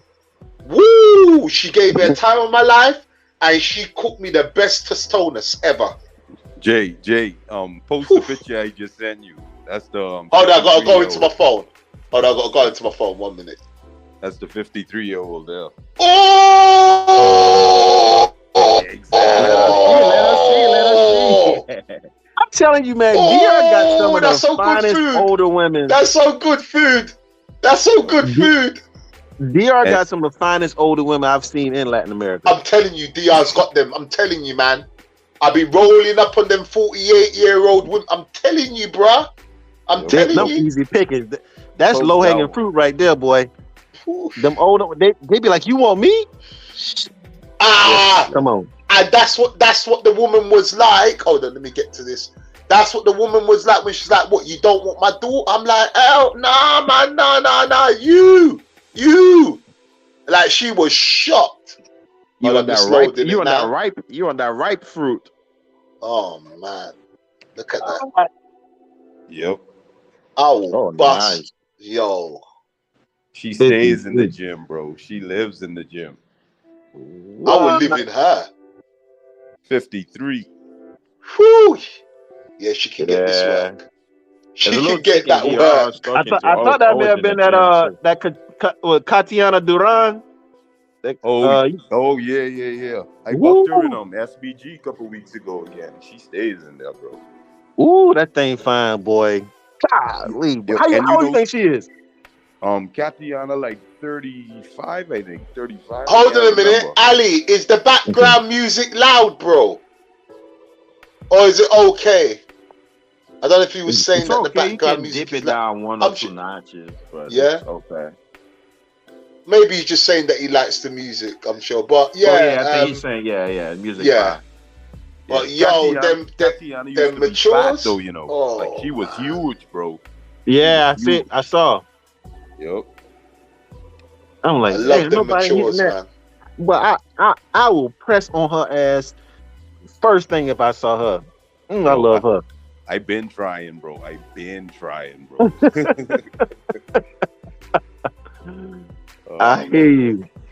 hear you, boy. Because I'm cool with us, so you know. Listen, man. I'm always like, bruh. Like when I see them matures, yeah, man. I just lose my mind, bro. I lose my mind. I'm not even. They're built different. Different, man. Yeah. And nobody wants them. That's the crazy thing. So I'm inundated with matures. Not even the Dominican men want them. So it's just like rotted. Exactly. And they be nasty, bro. They be nasty. Ooh, yeah. Oh, hell yeah. They know what they're doing. Yep. I have to admit, they know what they're doing. Mm-hmm. And this is what I still can't understand. Oh.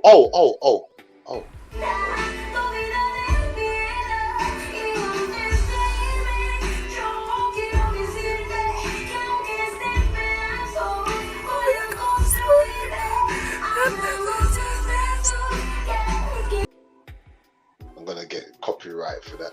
Run that again. Yeah. No. That's one. I don't know how to mute it. I don't.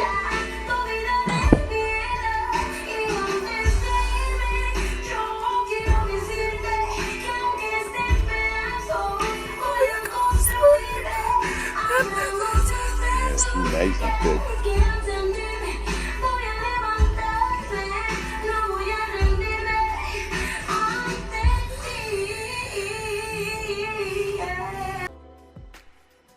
Yeah, she chokeable, boy. Yep. You said what? She what? So what? Yeah, man. That. Oh man. What's that you said, bro? Chocobo. Yo, Yeah. I thought you said, yeah, yo, Wesley Pipes guy. I didn't know he was a Brandon Iron guy, man. Yeah, I take things too far, though. How old is this chick? I'm sure that, you know what, I met that chick, I'll be honest with you, I met that chick, she's from Santiago. I met her once, and I'm not gonna lie, it goes back to what I was saying, I'm big on energy and personality. She had a lovely personality, I'm not gonna lie. But you know what put me off? I mean, yeah, you know, she's selling. She claims that she's not, but she's selling. You know, she's advertising Pandora's little them bracelet things. Someone's always bringing her a gift, and she's always at the airport. So I know she's selling. But it was just her profiling, man, just got on my nerves after a while. But decent chick though, nice chick, but nah. Wasn't my thing, man. Wasn't my thing. I didn't even hit it, bro. I ain't even gonna lie. I don't lie on my dick. I didn't even fuck it, bro. I just couldn't be asked. She just kind of put me off, bro. I'm not even gonna lie. We still talk today. We're calm. She said, "Oh, come through, come and check me," but nah, bro. I ain't doing that, bro. Fuck that. Yeah, we get to an age where, yeah, she is. Let's just pull it out there. She is. You know what I mean? Nice personality, but I know her game. That's why I just don't even take anything. But what was gonna say? That's the chick. That's actually that. This is the chick.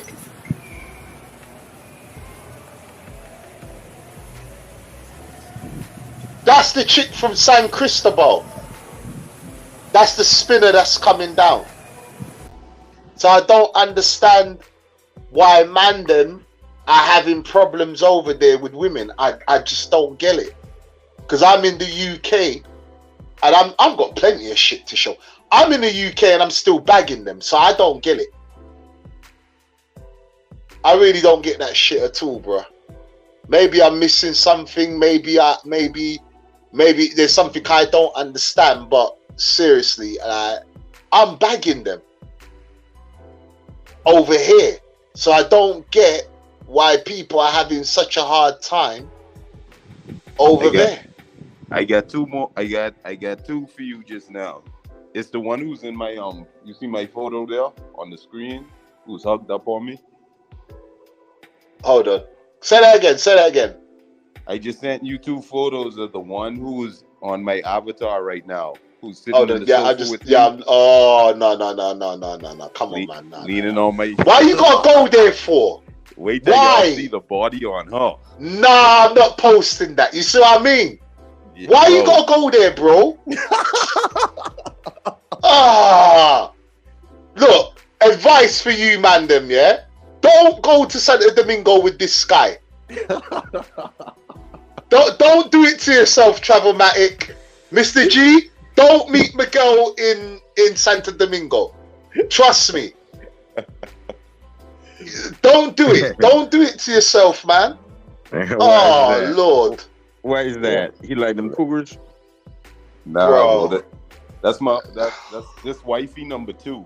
The one who's in the avatar leaning on my shoulder. Oh, God. Okay, here we go. Here we go. People, you ready? Chat, you ready? Smash that like button. Look at the Smash the like button. Yeah, smash that like. Look at the body on that. God. Beautiful chick. I like my bright skins, you see. You like your red bones, like your Rubia. Red bones. Tell you, boy. There you go, man. You know, Val caught me and her in the front room with me sucking on the titties. He busts in the door. I'm like, bro. I'm like, Val, knock on the door first, bro. Like, what the Yo, that was so funny, yo. Here you go. And that's a good point. You know what? I haven't seen. Yeah, that's a point. Big G even said that old women are better than the younger women in DR. I personally think so. Yeah, I just find, but everybody, you see, what it is, Abdul, is everybody's got their preference. So you know, I mean, I like fluffies. You know, I love Dominican fluffies. I'm gonna keep it real. I love fluffies, bro. Fluffies. I'm gonna keep that shit for real. Hey, look. I think I know what you mean, but I'm gonna get me a fluffy once in a while, man. I need me a fluffy once in a while. That's the way of saying it too. Yeah. Call them fat girl. Call them what you want. I need me a fluffy once in a while. I need it once in a while, man. Dominican thick chicks, like I love them. Little crunchy, little over thick. But the ones with a little bit of a stomach, nice. I love them, man.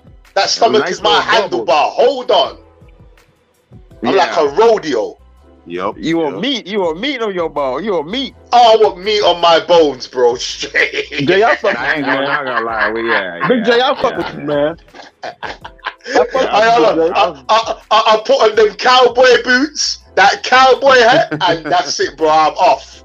I'm off, man. I was messing with this little Venezuela, man.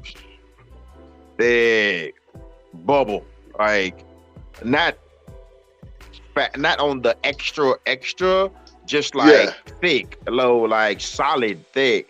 Yeah. Ugh. It's too bad I had to cut her off, but you see, I like slim, thick, fluffy. I'm an all-rounder. I'll be honest, I'm an all-rounder. I am an all-rounder. Can't be too slim though. I mean, there gotta be some meat there. There's got to be some meat, but I don't mind a spinner. You know what it is about spinners? They've got a deep hole. That's what it is about. They've got a deep pum-pum. They got skinny deep ones, pum-pum, man. the skinnies. Yeah, they got deep pum-pum, bro. Yeah, because there ain't no meat. That's why they gotta be They meat, got bro. deep pum-pum, bro. It's like raw. That's huge. It ain't that. Sometimes it's like, okay, it's fine right there. This skinnies, I can't do it because I just went through one here in the States, and like, you know, I mean, but that's here in the States, not Latinas, but it was good, but it's like, nah, I don't like them bones, man. them BBWs got the Aquafina down there, though, boy. That thing will soak up a whole bed, boy. Yes, yeah. That thing will soak up a whole bed, boy. You got a leak in your water bed. Bounce back. Mm-hmm. You think you got a leak in your water bed? Like, hey, I got a water bed. Actually, YouTube with YouTube with lab. So this is my Haitian persuasion. That Haitian pum pum will have you fucked up. Look at you. Ooh. Oh wow. That Haitian.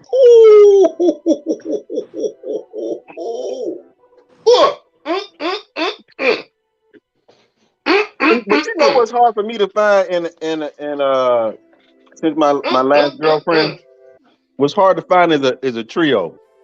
Hold on, bro. I just gotta listen, man. 29. Thank you for the super chat. I really appreciate that, man. As a respect, bro. Salute. Blessings. Yeah, some of the Haitian chicks, man. They be having some. They know some shit where you know. They can make that shit feel like brand new. Let me tell you something, bro. There's something about Haitian pussy. There's something about Haitian pussy. I don't know what it is about it, but yo, that shit fucking good. I ain't gonna front. That shit good. This nigga and you and Miguel, y'all gonna make, but I don't know. Keep it 100, I'm bro. not a DR guy, man. I'm a Colombia guy, man. I'm gonna keep it real, right? I wanna go Haiti. You see when that shit dies down? Oh, I'm going straight over there. Oh yeah, long time coming. I went back in 2019. I wanted to go back, but you know, I want to go right now. And yeah, well, a lot of the brothers they sleep on the Haitian chicks though. They sleep on the Haitian chicks. They sleep on the Haitian chicks. Kind of like when you go to like, you know, somewhere like Cali, Colombia, where the chicks are really fit. You know, because they, you know, people tend to walk a lot, and there's a lot more movement and stuff like that. Not as lazy as Americans and stuff like that. So you go to Haiti, you see some chicks, you're like, wow, nice, thick in shape, and You would have thought they got their body done. They be thick. Brazil is where it's at, though, man. I ain't gonna lie to you now. The experience of a Brazilian woman is none other. Yeah, I haven't had that experience. I'm not going there. I'm not going there. I'm not going there. I mean, I want to go there, but it's just, you know, it's so much of a far. It's probably closer. Is it closer from the UK? Probably, right? It's so much of a much farther trip out, man. It's a beautiful thing, boy. I'm not going Brazil, man. That's just gonna be dramas for me. Yeah, it's gonna be drama for you, boy. You talking about Wesley Pipes? Boy, you could be late to the field and all that. I'm staying my ass here. It's all right. I ain't trying to get myself in trouble, man. You ever seen Booty Talk 56 before, the Brazilian edition? Oh, man. I know that I've seen a couple of them Brazilian women, they look on point, man. That's why I'm like, no. No. Yeah, the Brazil has converted a lot of dudes, man, from DR to Colombia. And you go to Brazil, man, you ain't gonna go nowhere else. Yep. I've been there before. I don't really like it too much, though. Okay. Now the women, of course, they just don't like the environment. Okay. Yeah, I've been there a few places: Sao Paulo, Salvador, Rio. But those ain't nothing compared to those Brazilian women, man. This is my boy with his Haitian chick. Oh yeah, I met her with Oh yeah, you were I forgot, Miguel. Yeah, she was at Paris Lounge. Yeah, with Damien. Yeah. Oh man, listen. That Haitian chick. Show us that again. Listen, this woman ain't got no surgery, bro. That's natural. Yeah. She thick as hell. I'm telling you. Body was on point, fam. My that's I gotta miss that too, man. That nice, wholesome, the nice smell Caribbean chick, like a Trini, like Jamaican. Nice woman, man. The doctor chick I be messing with over here, she took her shopping for some lingerie and stuff, for her and Damien. Yeah.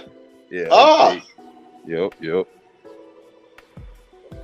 Oh yeah, you didn't meet the New York doctor yet. I got over. No, I ain't met her. Yeah, she's from New York, but she's Dominican, but she be back and forth. That's the Chi music. That's his cousin. You remember I told you I'm Oh, that's Chi-Chi's cousin. Yeah, that's his cousin Denise, right? Yep. Yeah. Hey, nice. Big J. I'm not. So I'm just gonna show a quick. So that's the wifey there. Yep. That's the wifey. Oh, nice. That's the wifey, man. That's the night we went to Paris, eh? That's the wifey, man. That's the wifey. So yeah, man. Like I said, man. Are you planning to move there, Big J? Oh hell yeah. Hell yeah. I'm back and forth once a month. 1 month I stay in England, another month I'm in DR. But my grandfather. That's a lot of traveling too. From UK? I'm used to it. Yeah, it's that I've been in England for a while because my grandfather passed in June, so I'm sort of like keeping an eye on my that she's all right, and then but I weren't gonna book my ticket. Actually, let me careful because people are not meant to. But yeah, I'm over there soon. Put it that way. There like that. Yeah, but I'm over there soon. Put it that way. I'm over there soon. But I do fly back once every other month. Yeah, but I don't mind it because I'm there for a month. So yeah, it's a 14 hours. I got to go to France and then change and do a layover. But you know what? I'm so used to it. I don't care. I'm so used to it now. Yeah, once you catch a good nap on the flight, that passes by. That's it, bro. That's it. You know what I mean? You already know. Once I land in Punta Cana, I just put down my bags, go and eat something, and I'm good. And after that, you know what I mean? Especially when I go home, I'm just good, man. Get treated like a king, man. So, you know, yeah, it's long for the traveling, but at the same time, you know, you got to take consideration. I'm not there for 2 weeks. I'm there for 1 month. So that little 14 hours travel, Yeah. it don't bother me, bro. Yeah, I wish I can do that a whole month, man. Right now I'm gonna put in low 2 weeks. It's in 2023. I'm putting another 2 weeks. Because when you take a trip for like a week kind of thing, like it's this little snack, like 4 or 5 days slow snack. But I had to do that in July though, man. I'm about to put in like a whole 2 weeks, 3 weekends, 2 weeks, and that's gonna be a nice little something. Miguel, that's for you. Miguel, what's up, fam? Miguel, your stories on WhatsApp are off the chain, my brother. Oh yeah, 29 got me on WhatsApp too. Yep. Yeah. You be seeing all my chicks and stuff. Yeah, big up Big Mike. Salute to you, fam. Like I said, brothers, look, man. You know, we brothers out there, just know your worth. Just know your worth in DR. Know your worth. And don't just listen to what I say, make it got. Know your worth in DR. Believe me, 95% of your problems will be gone. I'm not saying that you won't face them. I'm saying you won't be dealing with it. Trust me, I don't deal with none of it. Right? And I'm not going to brag. I'm not going to boast because that's not what we do. We're growing ass men. Right? But this is within the content of what's going on. I don't have problems with women in DR. I don't. Once they start acting up and they don't fall in line to where I'm going with it, you gotta go. Yep. Off to the Because next. there's too much women out there for me to be having a headache. What for? And like I said, I've got my missus. So if anybody that's entitled to give me and women are gonna be women. Let's face it.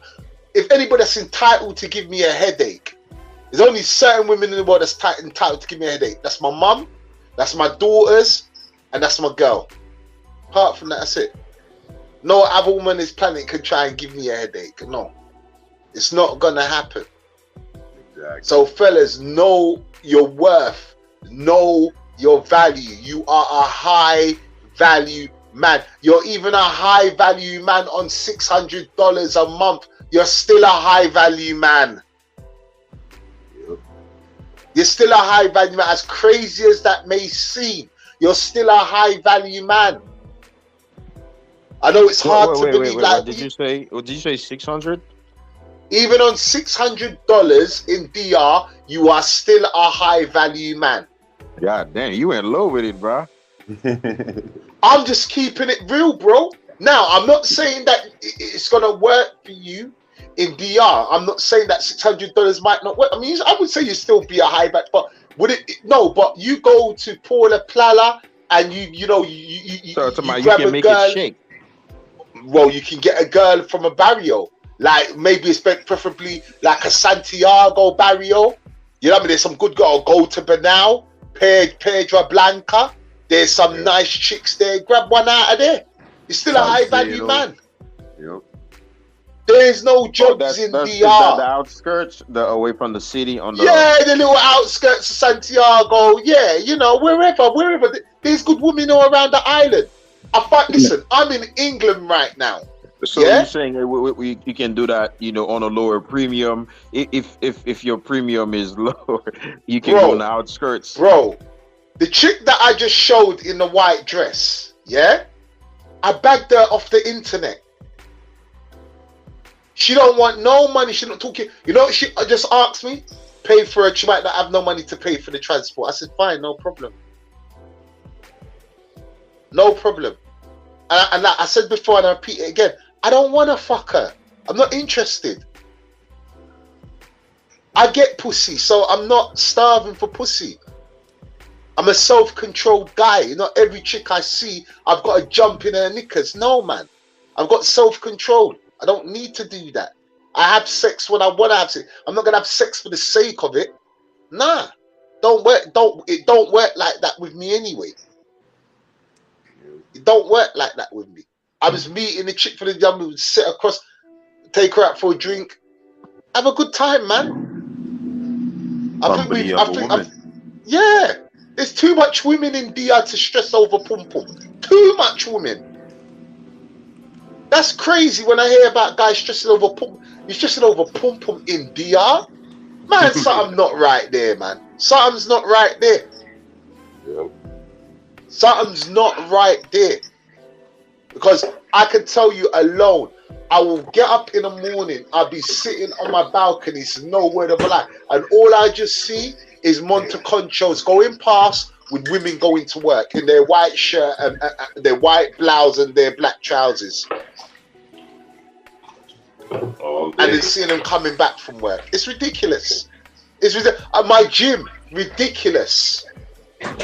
Ridiculous. It's different, and some of these chicks I've seen in Sosua, they're in my gym, and the conversation's different. The conversation's different. I've had chicks leave the gym with me, talk about they're gonna cook. Can they use my shower? And they want to cook. They've used my shower. They've cooked. They've asked for a spare t-shirt, and I've banged out their bones all evening to the morning, and they've gone home next day. That's what's up, man. So, and this is nothing to do with bragging, because I don't do that. We don't do this so much, and that we brag about women. No, I want every brother to win, but I want every brother to pay attention how to get the keys to win. You don't need to lead with your wallet. You don't. You can listen, you can meet a Dominican chick, right? There's no word of a lie. I'll give you an example.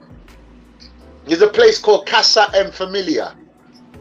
It's in Paula Plata. Those who know it, know it. Casa en Familia. It's just like a little Dominican restaurant.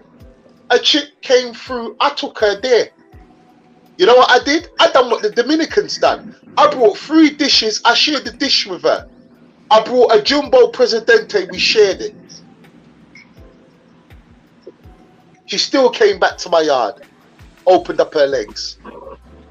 I took her to Casa en Familia, a little Dominican hole in a wall. Jumbo Presidente, and she still came back. Yep, those are little cafeterias. Little cafeteria thing.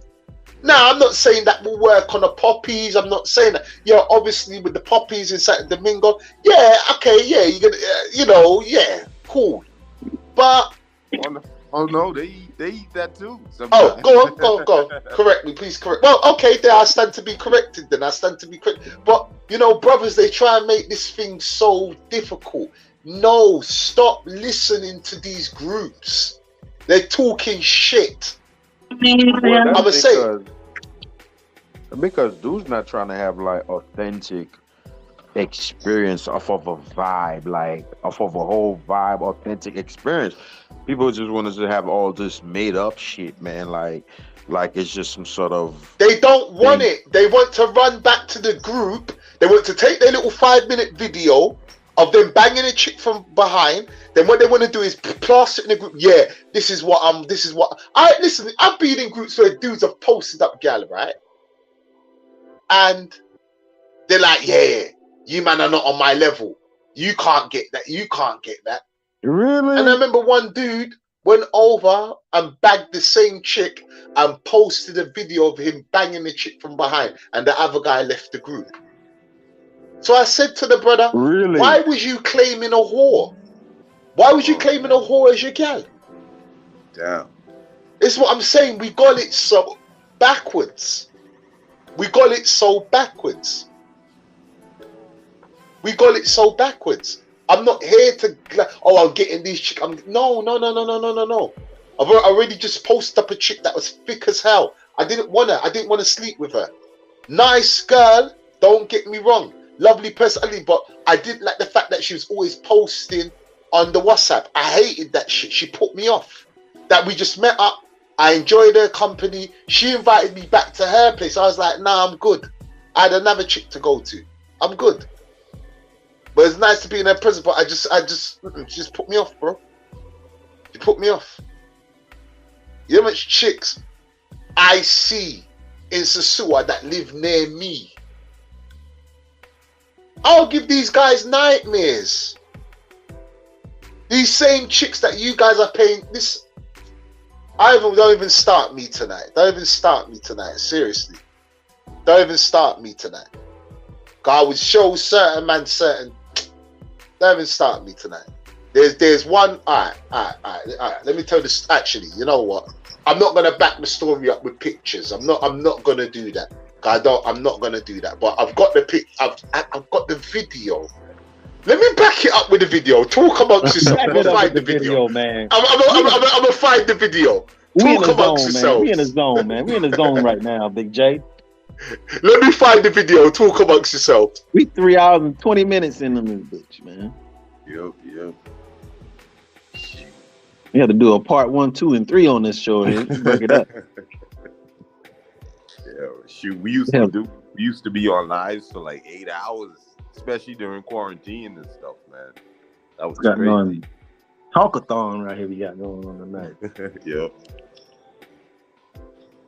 So Miguel, you were out there doing COVID?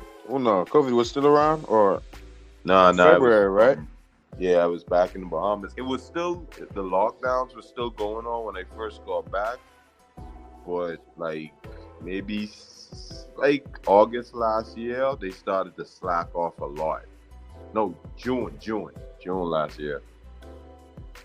Like you could go out again. You know, some places had to close early and stuff. But you know, DR was one of the first countries that like really opened up. Like everything was back open, partying, all of that. No more masks from like, what was that, earlier this year or late last year? Yeah, I think late last year. Yep. So you pretty much down the street, man. You from Bahamas? Yeah, exactly. Yeah. I'm like, shoot, from the North Coast to the first island in the Bahamas, like about 40 minutes on a boat. Oh wow, okay. Yeah. So I'm gonna tell this story. So the video is just processing. So long time ago, I ain't gonna mention her name, but long time I got the video here. That is the video, yeah. So a long time ago, I met this chick in Sosua. Never fucked her, never slept with her, nothing. We swapped numbers. And mind you, I've been going to Dominican Republic for 4.5 years. So me and her we just became friends. We were just friends, you know. We just became friends. So you know, she's doing her thing. So you know, obviously we talk. So I said, you know, I got my apartment in San Marco, rare. You know, we're exchanging, you know, life stories. I brought my land in Barbaro, rare. Cool. Anyway, my cousins come over. So my cousin wanted to see Sosua. So I hate Sosua. I don't like to go there, but I always say it's necessary. Anyway, so I took my cousin down there and 2 of my friends down there. They wanted to experience it. Cool, I'm not going to begrudge them of that. I said, look, I'm going to be sitting at King's, do your thing. So, you know, they were in and out of cabanas, doing their thing. So we decided to just go around the block, just walk around. So as I'm walking now, I see my friend that I've been talking to for 4 years. So I'm thinking, I'm not going to mention her name. So is that her? Boom. So I called her name. It's her. She was talking to some white dude. So she's come run out. She's giving me a hug. She's like, yeah, what's up? Blah, blah. Me and her talking very. So she's like, what are you doing here? Because you don't come here.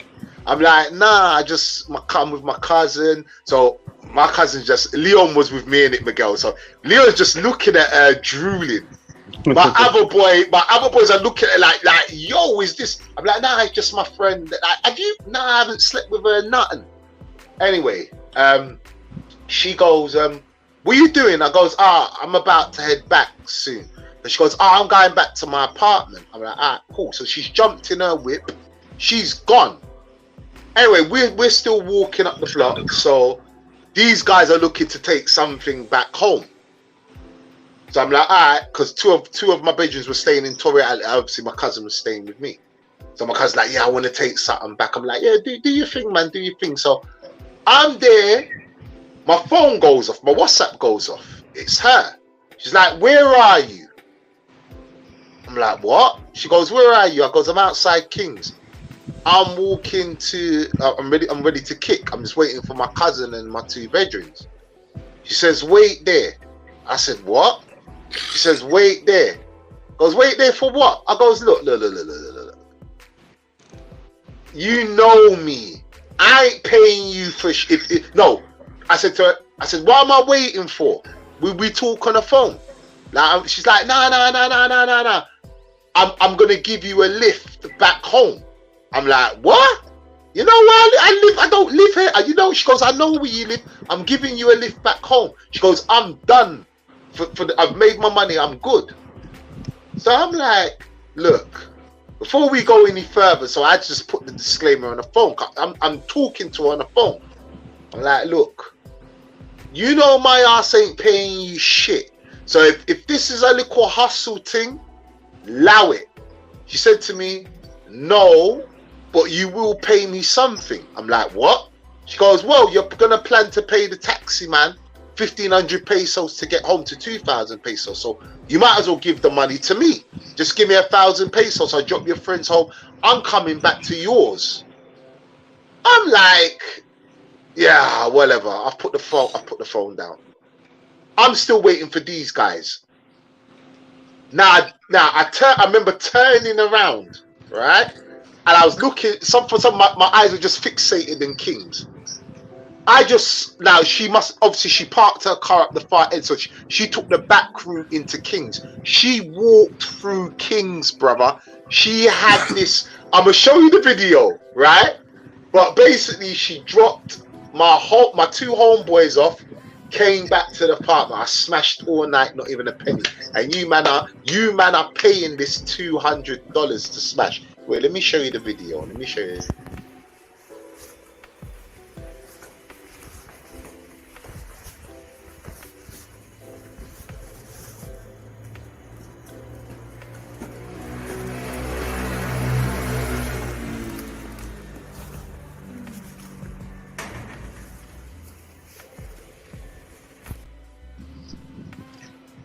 Night bag, everything. So what I'm trying to say, guys, is like, look,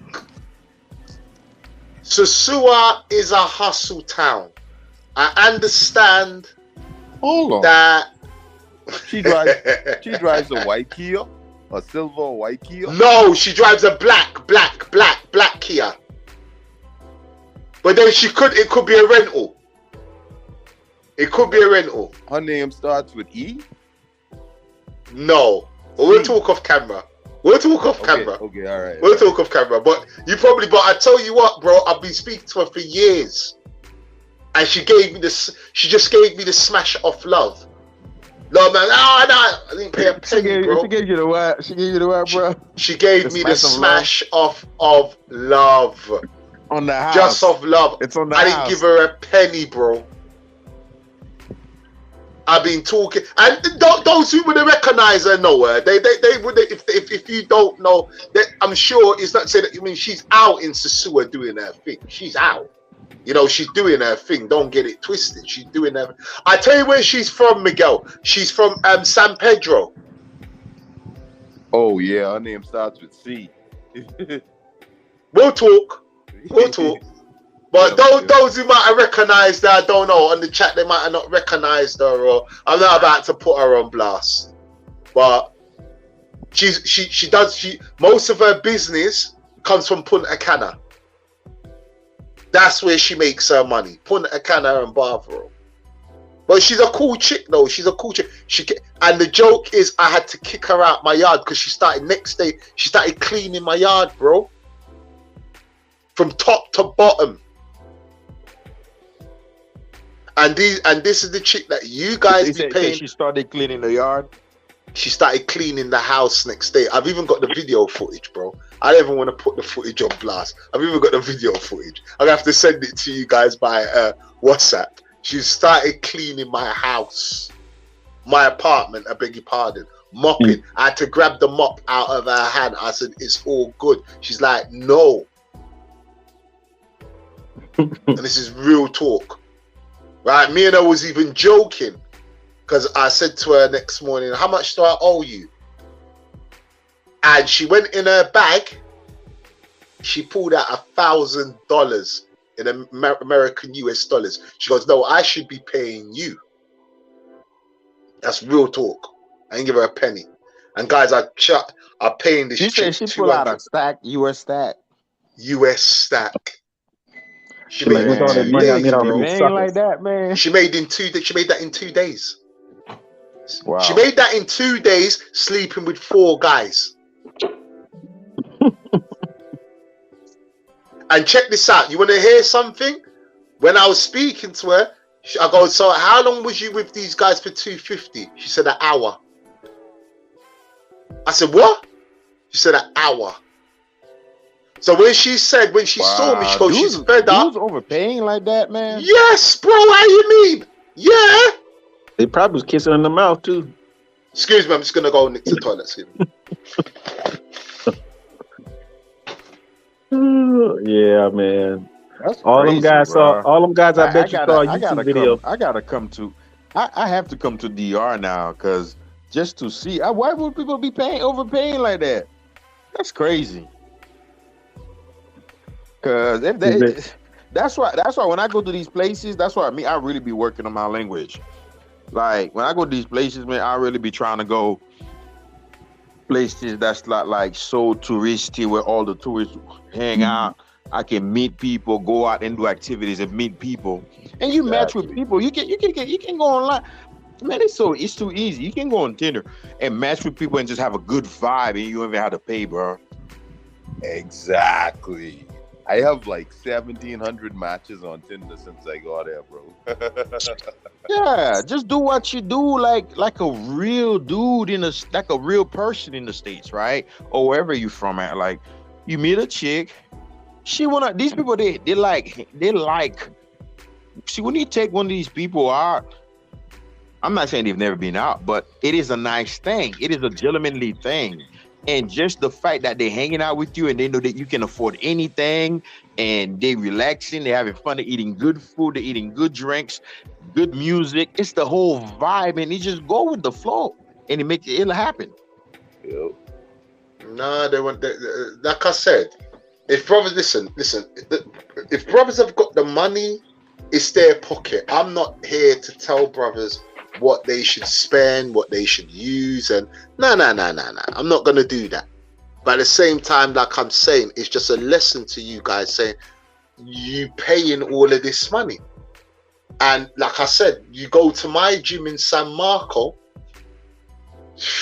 I'm telling you, bro, you see them there, and the conversation's different. I walk around. I remember one chick, right? Oh my god, I got a picture of her. Hold on, I gotta find this picture. Actually, I got a picture. San Marco is outside of Santo Domingo, right? No, Puerto Plata. Puerto Plata. Okay. Yeah. Hey, I Jay, gotta find this photo. Jay, I sent you a photo. I thought that's who that was, but I don't think that. Hold on. That's my homegirl. She told me, she was like, Miguel, those dudes out there up in Sosúa, they be paying mad money. I'm like, you ain't serious. She's like, yup, they be suckers. This chick actually built apartments in Sosúa, just doing that in like about 8-9 months. And now she rents the apartments to the girls that go out there. Exactly.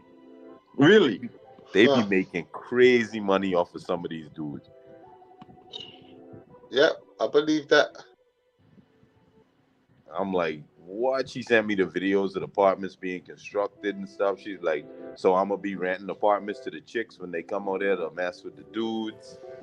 I'm gonna be making my bang. Wow. Now she being a whole businesswoman at that whole trade. Yep, exactly. She know what they need. She gonna give it to them. Yep. Yeah, my homegirl is a hustler. I got mad respect for her. Because the first couple times I went out with her and smashed and stuff, I didn't know she did that. Because this was my first trip here. This is when I first came here. So, I was a rookie. I didn't know about Sosúa and all those things. When she explained that to me, man, I was like, wow, that's crazy. Like, oh, man. Me and her don't smash no more, though, because she got tired. She's like, listen, Miguel, you gonna start having to give me a little something. I was like, yeah, nah.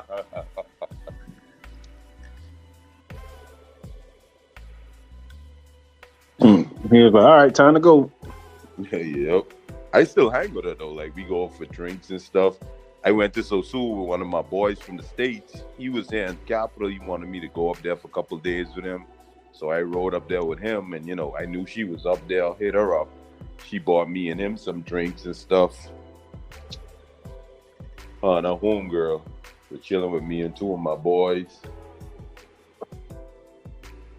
I actually put one of my other boys from New York on it too when he came over. I lined him up on that. So I'm looking at, give her a little something, I put the hook up for you. She use my boy. Give her a little $80, something. Make her feel good. I remember, can you guys hear me? So I dropped out. Yeah, we got. So I remember, the direction I used to take, because this is when I just moved to San Marco. So, I was getting acquainted with my new gym over there. So basically I used to walk past this little wooden house, and it'd be the grandma. I used to always notice them. The grandma used to sit on the porch and used to see the little grandkid running around. So I used to always be like, I wonder who his mum is. I knew that was the grandma, who just clock things like, wonder who the mum is, I wonder who the mum is. So anyway, about a week's gone past, and I see this little red bone there. Yo, she was fucking stunning, bruh. Check this, because so every time I used to walk to the gym, I used to just wave to her mum. Yeah, I called the grandma, called the you. So I used to just wave to the grandma like, buenos dias, just be friendly and that. So this day now, I'm coming back from the gym. I'm sweaty. I just want to get home, shower, and eat. The grandma comes run. I feel someone tap me on the shoulder. It's the grandma telling me, yo, come. Like I couldn't answer. She's like, Bamino, come. She introduced me to her daughter, bruv.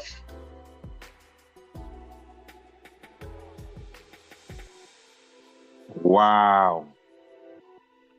Dope. Introduced me to her daughter. And this is what I'm saying, people. That's the daughter? That's the daughter. Mm. Oh, so when I come up there to visit you in the north, you gonna hook me up, right? That's the daughter. That's the daughter. The mum introduced, this is my daughter, blah, blah, blah, blah. Daughter was on it. I said, oh yeah, you lot should go out for nice personality. Her mum loves me, but I just had to, look, man, I'm in a situation and but she still wanted to smash. Oh, so okay, so she's free. Open up. You need to introduce. No, I didn't smash it. I didn't smash it, bro. I ain't even gonna front. Yeah, I didn't smash it, bro. When you're done. I didn't smash it. I'll be honest. I didn't smash it, but I was like, just the beauty over there, man. It's man, and there's so much of them. That shit look peaceful, man. Yeah, listen, that's a good woman there, brother. It's a good woman there. They're all over. I keep on telling brothers, like, DR's full of women. Yep. Full of them. Pretty. Full of them. Now, I'm into my matures. She's 35, so I'm into my matures. So, that's just my thing. But I keep on telling brothers, yo, they're there. How you not finding them? How you living over there, but you ain't finding them? Man, that's weird to me, bro. That's weird to me. It's always been weird to me. How is that? How are you getting problems finding women? I don't get that. I really don't get that. It's something that I'm missing. Yeah. Sometimes I think that sometimes. Is it me? I don't know. I have friends who travel there just to meet me for like my homeboy who was there for 2 weeks. Yeah. This dude was bagging chicks left and right. I'm like, bro, Kevy, slow down, bro. Like, what the? He's like, bro, Miguel, I love it here, bro. I love it here. I'm coming back to live here. I I literally had to tell him slow down. I'm like, bro, like You sound like me. I'll tell you. He was worse than me, bro. He was just bagging, getting numbers, sending numbers. Oh, like, man. yeah, bro.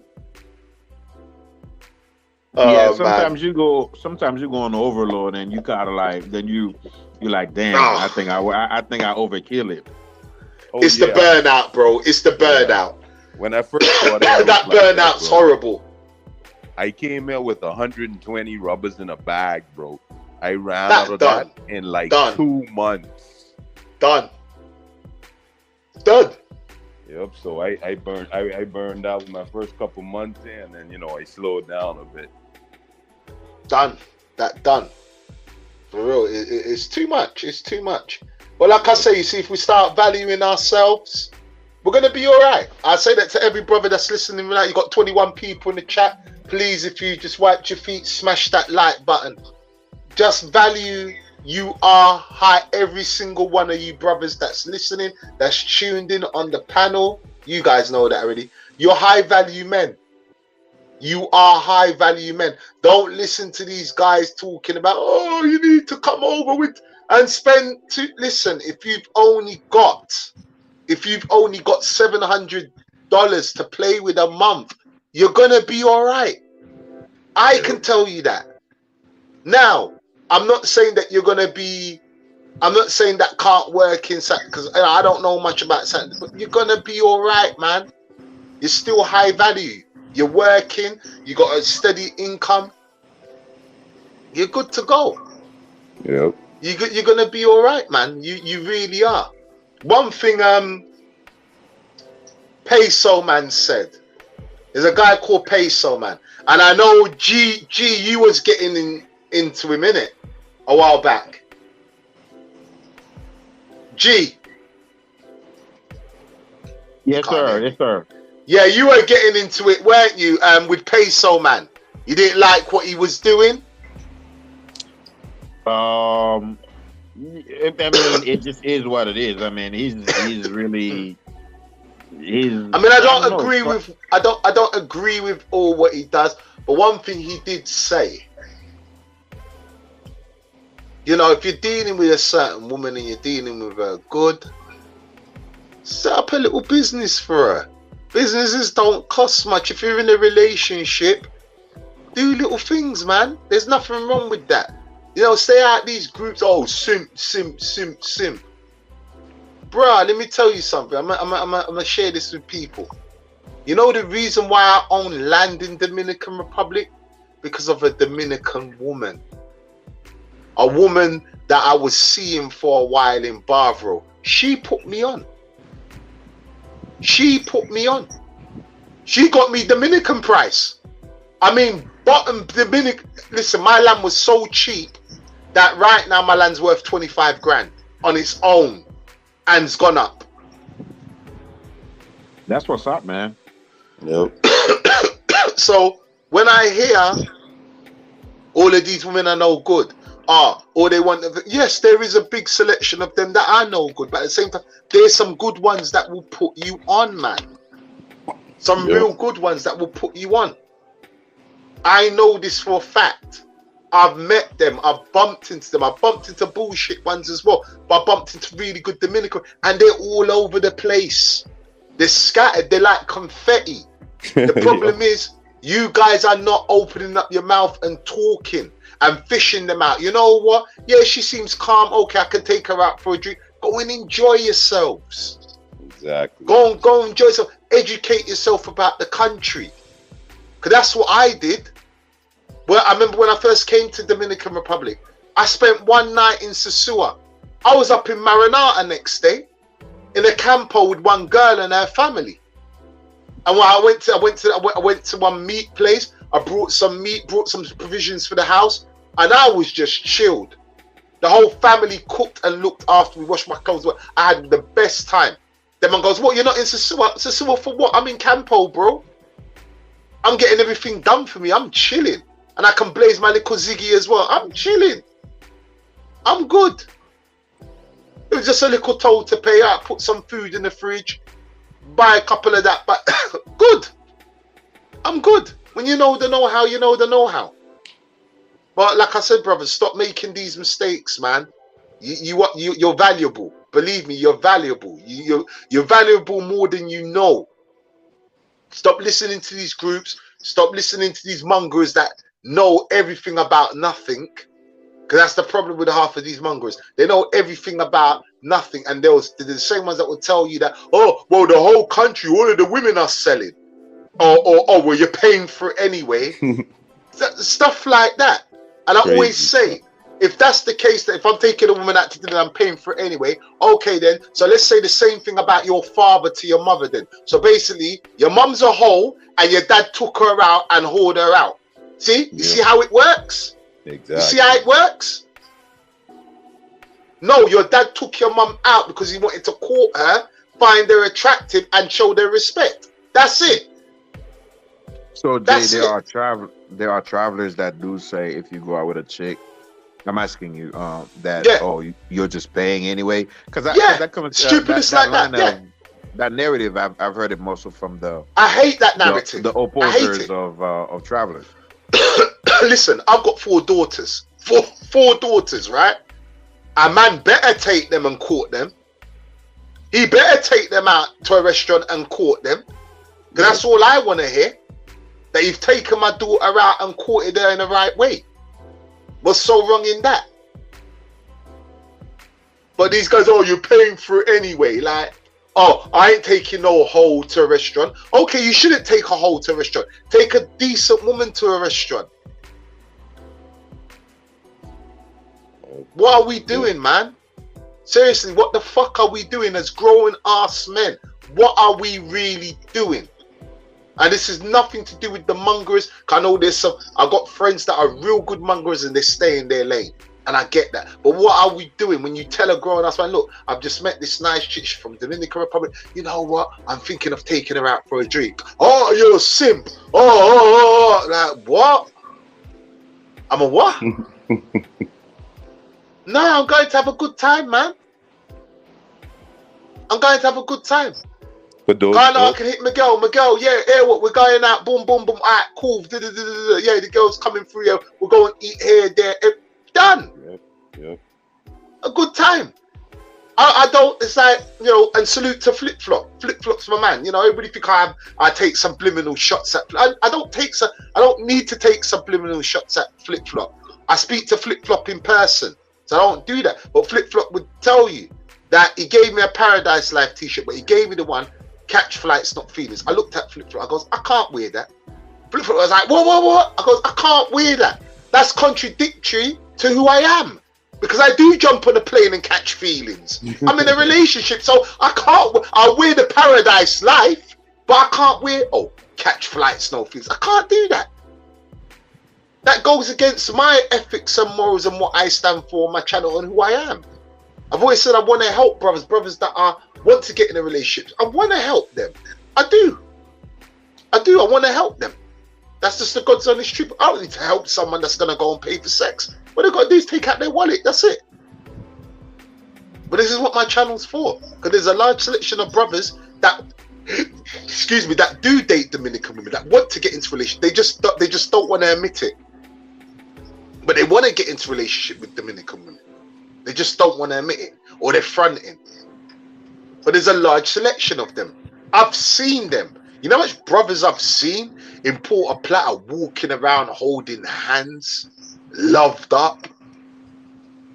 I just laughed to myself. I'm like, weren't you the same brother in the group that was loved up? You can see it, loved up. Yes, bro, loved up. You see them walking on the Malacone holding it, loved up. What do you think about that? I don't think.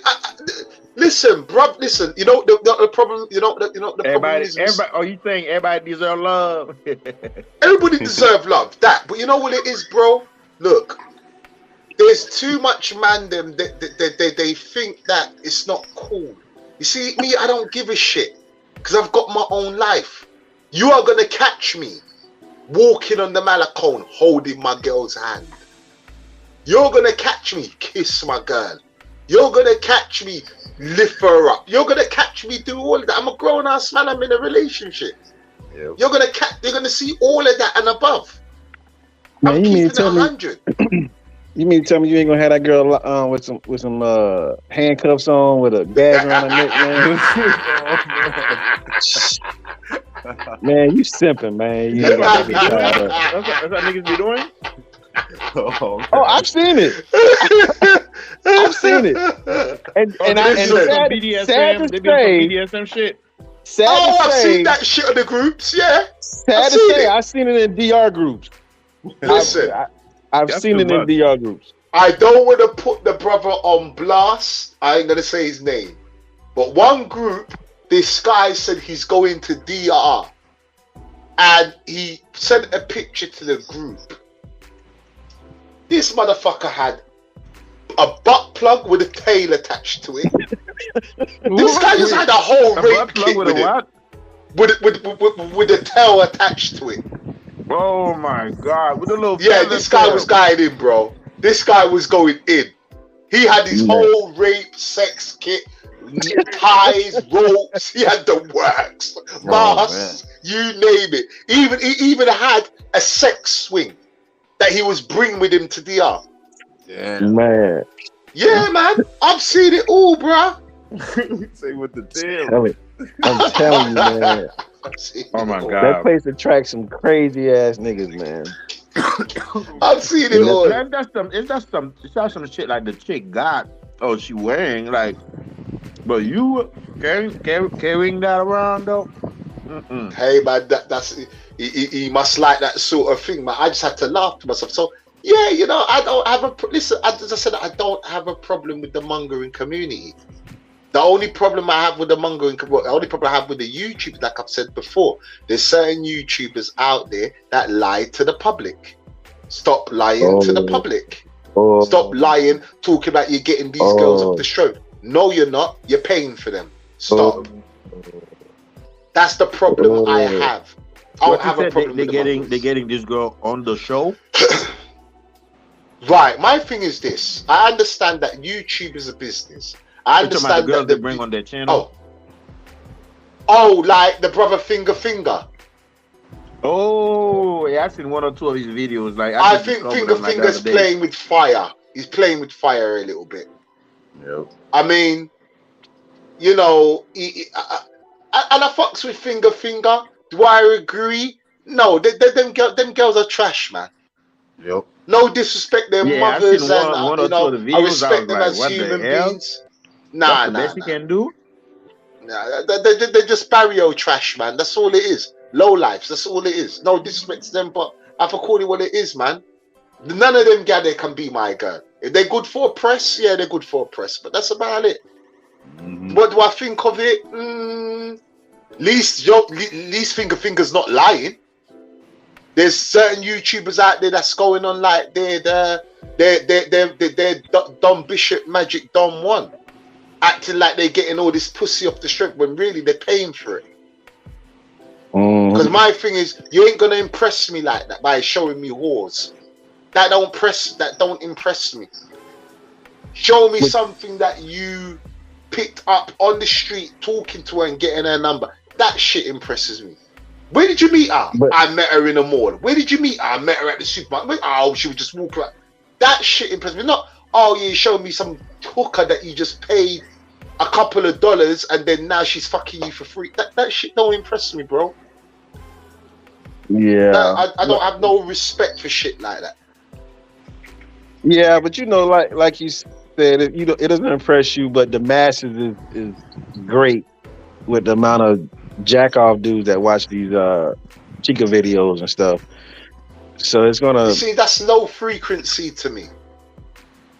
That's low. I'm just being honest. That's low frequency to me. Like, and the thing is, these dudes really be thinking that they're impressing. I said this a long time ago, and people got pissed off. Like, because I know Taylor Made, he used to talk about the Matrix for me. I said Susu is the Matrix. People went fucking ballistic. What? Susu is the Matrix? The real Dominican women don't act like that. Nope. don't walk up to you and grab your balls. Don't walk up to you and start stroking your chest and telling you licky, licky, sucky, suck. No. They don't do that shit. So that's make-believe. That's Matrix as well. That's part of the Matrix. It's make-believe. Yeah. It's not real. I gained more respect for DR once I went to Santiago and Santo Domingo, because that's all I saw before was just, you know, Sasua videos. And that wasn't really like I'm like, okay, I can go and get chicas from any country. Like, so what's I need culture. I'm a big culture freak, so I need to know certain things y'all do, and I know the food, I know the music, but I don't see it. You know, I just see Super Bowl weekend. There's a bunch of niggas with jerseys on and overweight. You know, that's what I'm saying. I don't go to them Super Bowl things. I don't attend them. They're too much, man. And like I said, anybody gonna say, "Oh, look, I've got no problem with anybody paying for sex. I've dipped my toes to test the temperature once in a while. That's not my issue. My issue is these YouTubers lying. There's a fool born every minute, right? They say that. So there's fools watching this thinking, so all I've got to do is step off the plane and look. No, bro. You mess with these Sasua chicks, it's going to cost you. Mm-hmm. It's going to cost you. Now, if you want a cheaper version, there's cheaper ways of doing things, man. Way cheaper way of doing things. Yeah. But you know what? It takes work, man. It takes work. In terms of some dudes don't want to put in that work in improving yourself, in learning the language, learning the culture. You know what I'm saying? All of us have taken some time to learn something from one of these women that we talked to or whatever, showing us through. Like you said, the lady helped you with the land. Like you took the time to understand the culture, and somebody, you know, assist you with it. You know, you were not there blind. She put me on, bro. When I say she put, actually she knew the owner because she brought her house and brought her land, and she knew the owner. And you know what the fucked up thing about that as well? A next YouTuber that is well known, and a YouTuber, I'm gonna put it this way: it's a female. Don't mention no names. If you know, you know. It's a female Dominican YouTuber that tried to sabotage my shit. No, you wouldn't think. Her and her fucking husband tried to sabotage my shit, bro. And now selling that same land, where I'm gonna put out there. I brought that land in my money. It worked out to £2,300 in my money. I think that's like 2,800. She's selling that same land for 12,000. So she ain't cool. She seemed cool. It was just your situation. It was just a battle for land. She just tried to fuck up my situation. Put it that way. Okay. And then tried to make money off my land because she's so cool. Said to the person that, she tried to assist me and that I watch her channel. I'm like, get the fuck out of her and her husband. But you wouldn't think butter melted in their mouth. Yeah. So, you know, I've seen it all. So, like I said, you know, it was a Dominican woman that helped me. Now I'm a multiple land owner, put it that way. If it wasn't for her. But you know what, too? Like, brothers have to get their mentality right in traveling abroad, because we always look at how much we can spend versus how much we can make. Exactly. You know what I'm saying? Like, Europeaners, other countries, they don't look at how much they look at how much they can probably improve this place and make some money. Exactly. Yep. And we looking at, man, I got 3 bands on me, dog. Shawty. Let me tell you something. Let me tell you something since we're touching on that. See, this is our problem. When that land, the developer came to me and he said there was enough going. I went back to my people them in London. Look, there's 180 square meters gated community for $2.5 grand. Wow. Nobody wanted to know. Nobody wanted to know. Nobody. And I've got friends with money. They didn't want to know. I said, all right, you see, as soon as I brought, it was only my bedroom from Miami, he brought one. And my next bedroom from Florida, he brought one. Yeah, And now they live in the same vicinity as me. So, you know, you can tell brothers this shit. But when it comes for the action to them putting their hands in their pocket and making that move, it's a different story. Yep. And this is black people's problem. Like, you know how much man them I know that's been going to DR for years, and you don't own nothing in that country, but you're spending like water. And you don't own nothing. That don't make sense to me, bro. It don't make sense to me. When I first was going to DR, my first thing's like, you know what? I love this country. I'm going to be back multiple times. I need to look some land. I need to look some land or get some education on what I'm going at here. That was my first protocol. But sometimes that is just not everybody's protocol. It's just not everybody's, unfortunately. It's not. Right. Half of these dudes are full of shit. Half of these dudes in Puerto Plata, they're on fucking benefits. They're on welfare, getting a welfare check, and then lying to you, talking about, oh yeah, I've got businesses. You ain't got no fucking business. You're on welfare, man. Yeah. Trying to sell you something. Damn. And then when you find out they're trying to sell you something, you speak to someone else and they're trying to sell you the same shit. So when people talk about, oh, you got to watch out for Dominicans. No, you got to watch out for the expat fucking community. Yep. That's who you really got to watch out for. I was going to say that a little earlier. That's who you got to watch out for. I've been amongst them, and I quickly ran away from them fast. I want to be part of this shit. All you guys do is drink every day and get pissed. That ain't my thing. I don't like to get pissed every day. No thanks. Wow. And spend money. No thanks. When I got food at home, why am I eating that? I got food at home, man.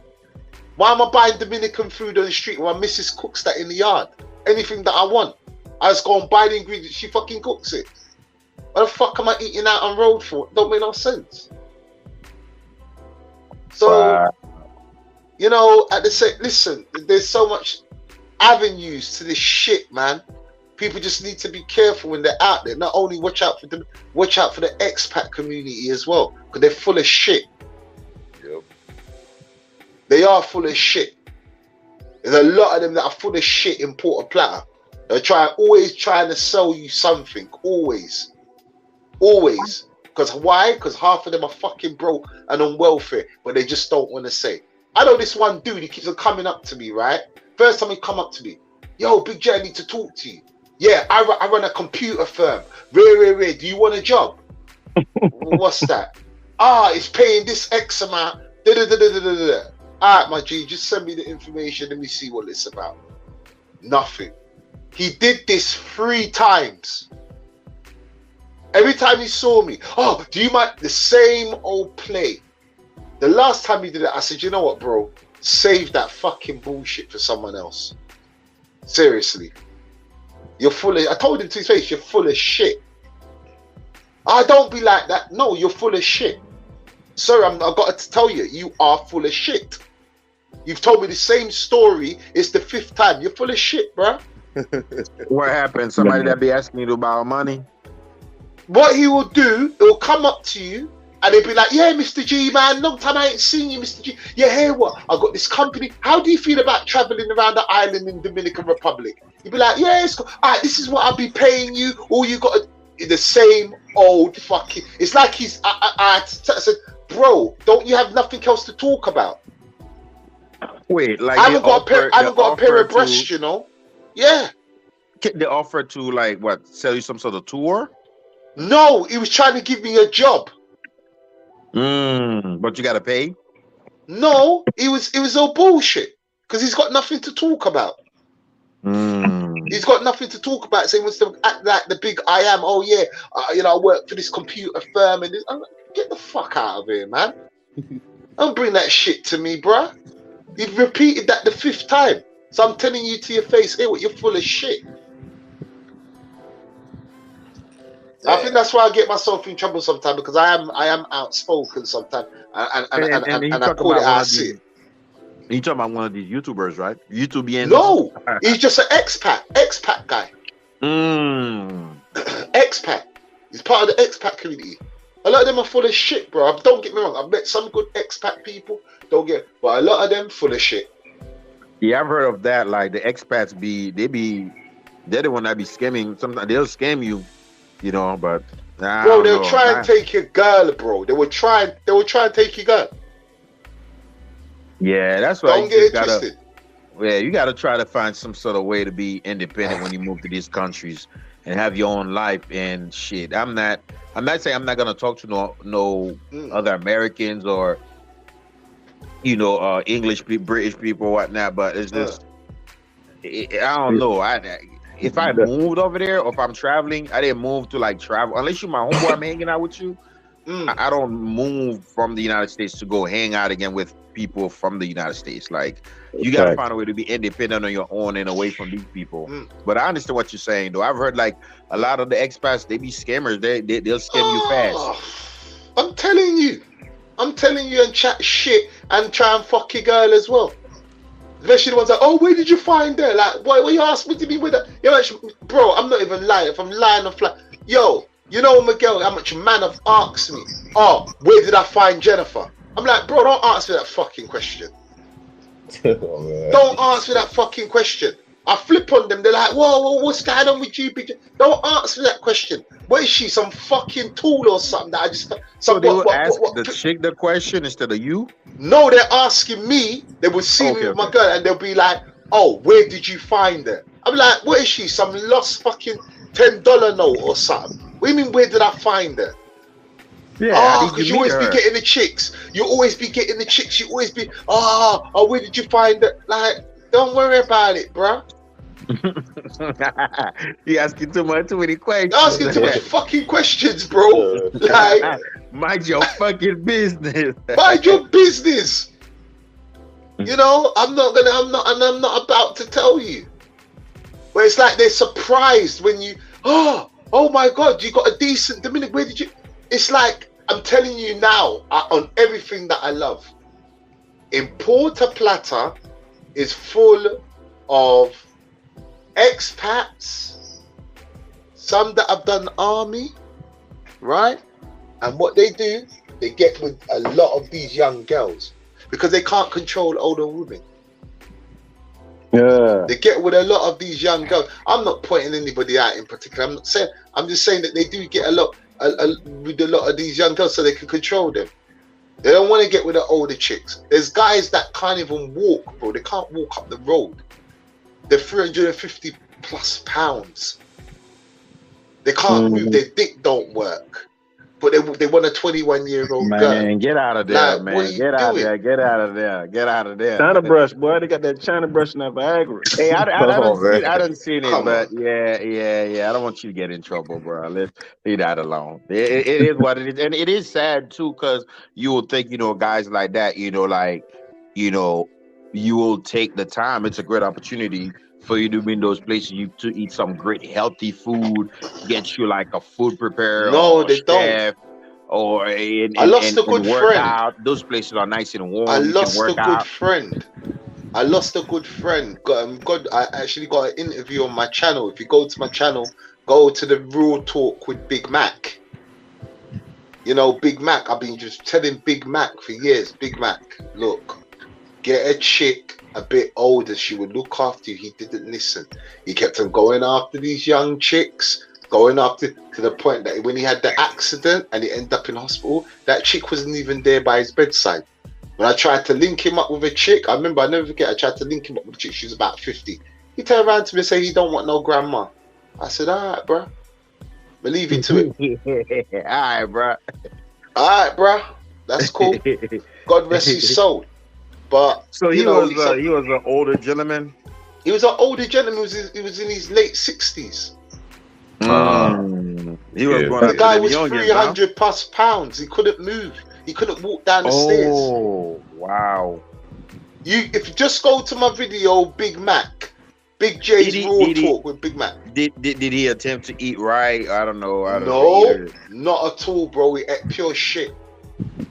Yeah, I'm not gonna lie though. You were just speaking on it. You opened the can of worms, but You know, brothers don't feel like I'm just shitting on people, but there are some brothers, you know, they travelers and stuff like that. I mean, if you're able to give yourself these things, I mean, that's one thing. And I know, like, I myself, I'm be honest, like, I'm paying for a gym membership that I haven't been going to, but I'm not 300 pounds though. I'm just saying though, you having all that time, especially if you're an expat, you got all that time on your hand. Work on yourself. That's the least you can do. Because in these Latin countries, man, you know, like your physical appearance, though, even though, you know, we Americans or British, we think like, oh, because we got the pound or the dollar, you know, we got this upper hand or whatever. That's true. But I mean, those people, they're into their physical health too. If it's one thing, I know Colombian, like their teeth, they're big on their teeth and shit like that, right? So if you're an American and you have like really, really bad teeth and you move to Colombia or some shit, I mean, get your teeth done. That's easy money. I mean, just like your body, you can work on your body. You know, you can get your food. You can hire somebody to pay them real cheap to cook clean food for you, like whatever you want. Like, there's no way you should be a certain of these brothers. They should be a certain shape, man, because you cheating yourself. Because I know a brother that passed away. If you've been in these WhatsApp groups, you probably know of a brother. He was a good brother, not your guy, but he's another guy. And I think he was on the heavy side, right?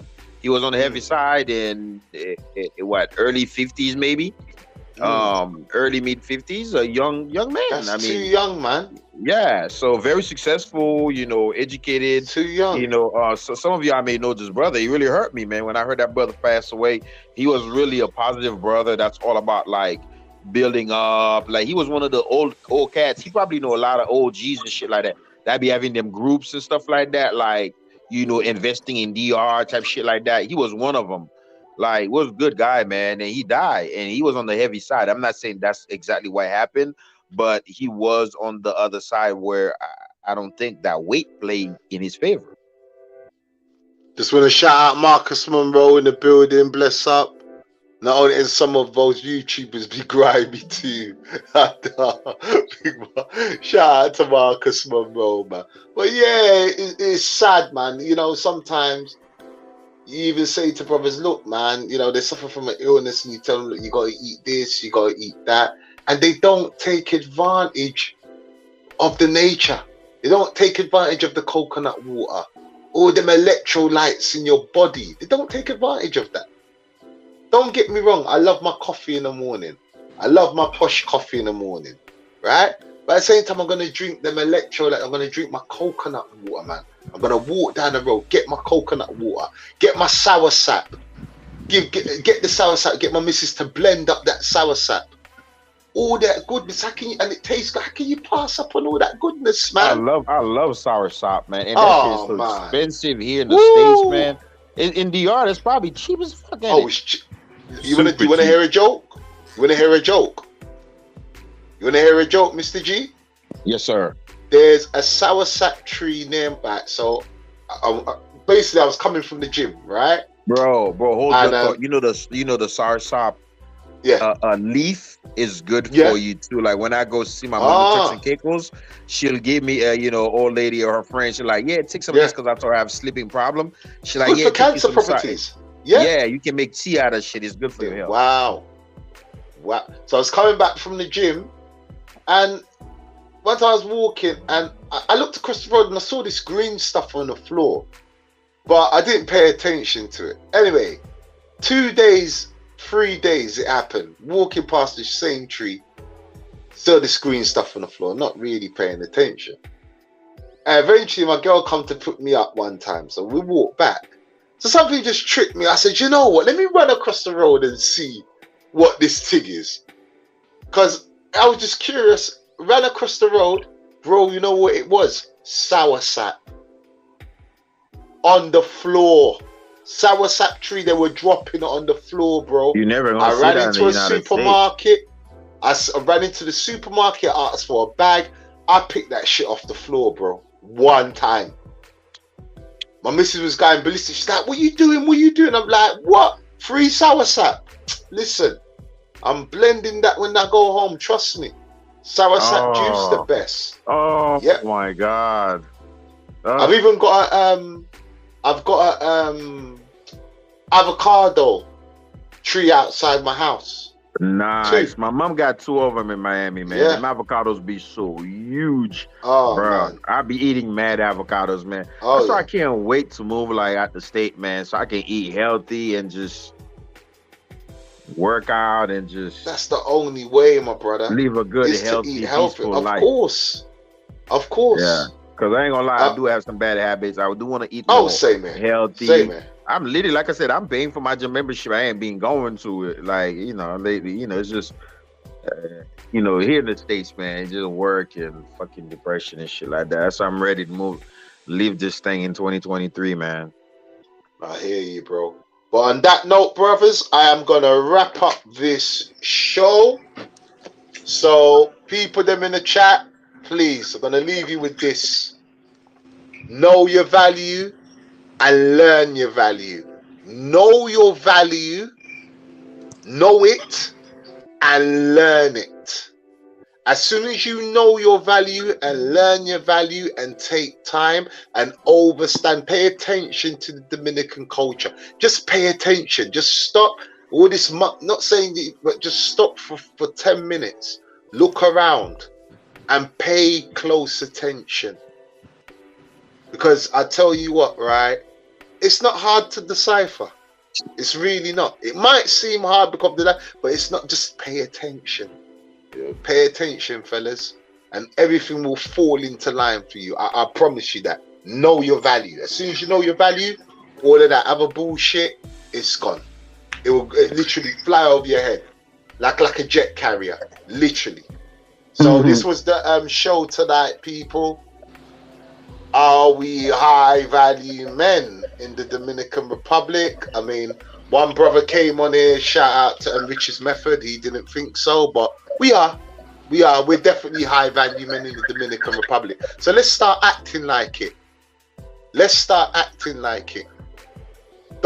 If you're not into mongering, don't feel pressure to go there. You can go to other places. Just talk, open your mouth, have a conversation. You'd be surprised. I mean, okay, I'm sure taking you for a drink in America or taking you for a drink, yeah, it might not work just as good, but you tell a woman that you're going to take her for a drink and a meal, oh, it works, bruh. It works. It works. It works. Like I said, if I'm still bagging them and I'm over here, and don't get me getting twisted, when I'm on the internet, I'm weeding them out. I'm like, yeah, okay, yeah, so what's that number? After 5 minutes, nah, later, block. Done. You ain't got nothing to say for yourself. Next, done. So I've got to weed them out. But when you know the signs, you know the telltale signs, you know the character of the person, you see how they're operating, things they say, you just get rid of it. You don't want to deal with all that extra shit. You just want to get rid of it. Nah, you're no good. It's like fishing. You fish, you're meant to be fishing snapper or salmon, and then you catch a fisherman's boot. You're gonna unhook that and fling it back in the sea. Yep. You're gonna fling it back in the sea. No, I don't want that. And dash your lead back into to try and fish for a good one. There's nothing wrong with that. You're gonna catch a boot once in a while, but learn when you catch that boot. Learn to unhook your hook and fling it back in the ocean. Learn to do that. And that's the problem with us. We get so excited. Oh, I've got a Dominican myself. I've got to turn a fool and I've got to turn an idiot and I've got to do some stupid movements. We don't need to do that, man. We're the catch. They're just not telling you that. We are the catch. So as soon as we understand that, we're good. We're just going to give a shout out to a few YouTubers, man. Again, so people, let me actually find I don't even know what I bloody done with it. I was meant to read out the YouTubers and I can't find Jesus Christ. Okay, now we have a problem. I had the YouTubers' names. Let me put on my glasses. I've got to plug their channel, man. But for some reason, I can't find it now. Uh-oh. Oh, here we go. Here we go. Here we go. Here we go. Here we go. So yeah, again, shout out to Mr. Flip Flop. Go to his channel, you know what he's about. Shout out to Roll the Tape. Shout out to R-Dub, Drees TV. Shout out to Ebony Ladies in the DR. Shout out to TMI Santiago. Shout out to J-Rug. Shout out to Markel TV. Shout out to Milano Travel Boy. Shout out to Fighter Complex 7. Shout out to Backpack Val. Shout out to Checks and Effect Unfiltered. Shout out to Brown Liquor Baron. Shout out to Dominican Rendezvous. Shout out to Tailor Made Dreams. Shout out to Cooking with KV. Shout out to Club Fillers Inc. My boy Bazza. Shout out to Travel Shortcuts. Shout out to Razor Razor. And shout out to Yo So Kayla. So all the channels that I mentioned, please, people, go to their channel. Go and check out their content. Tell them Big J sent ya. And smash that like button, man. And just, it don't cost nothing to subscribe, man. Even if, you know what, people, even if you don't like this, just subscribe.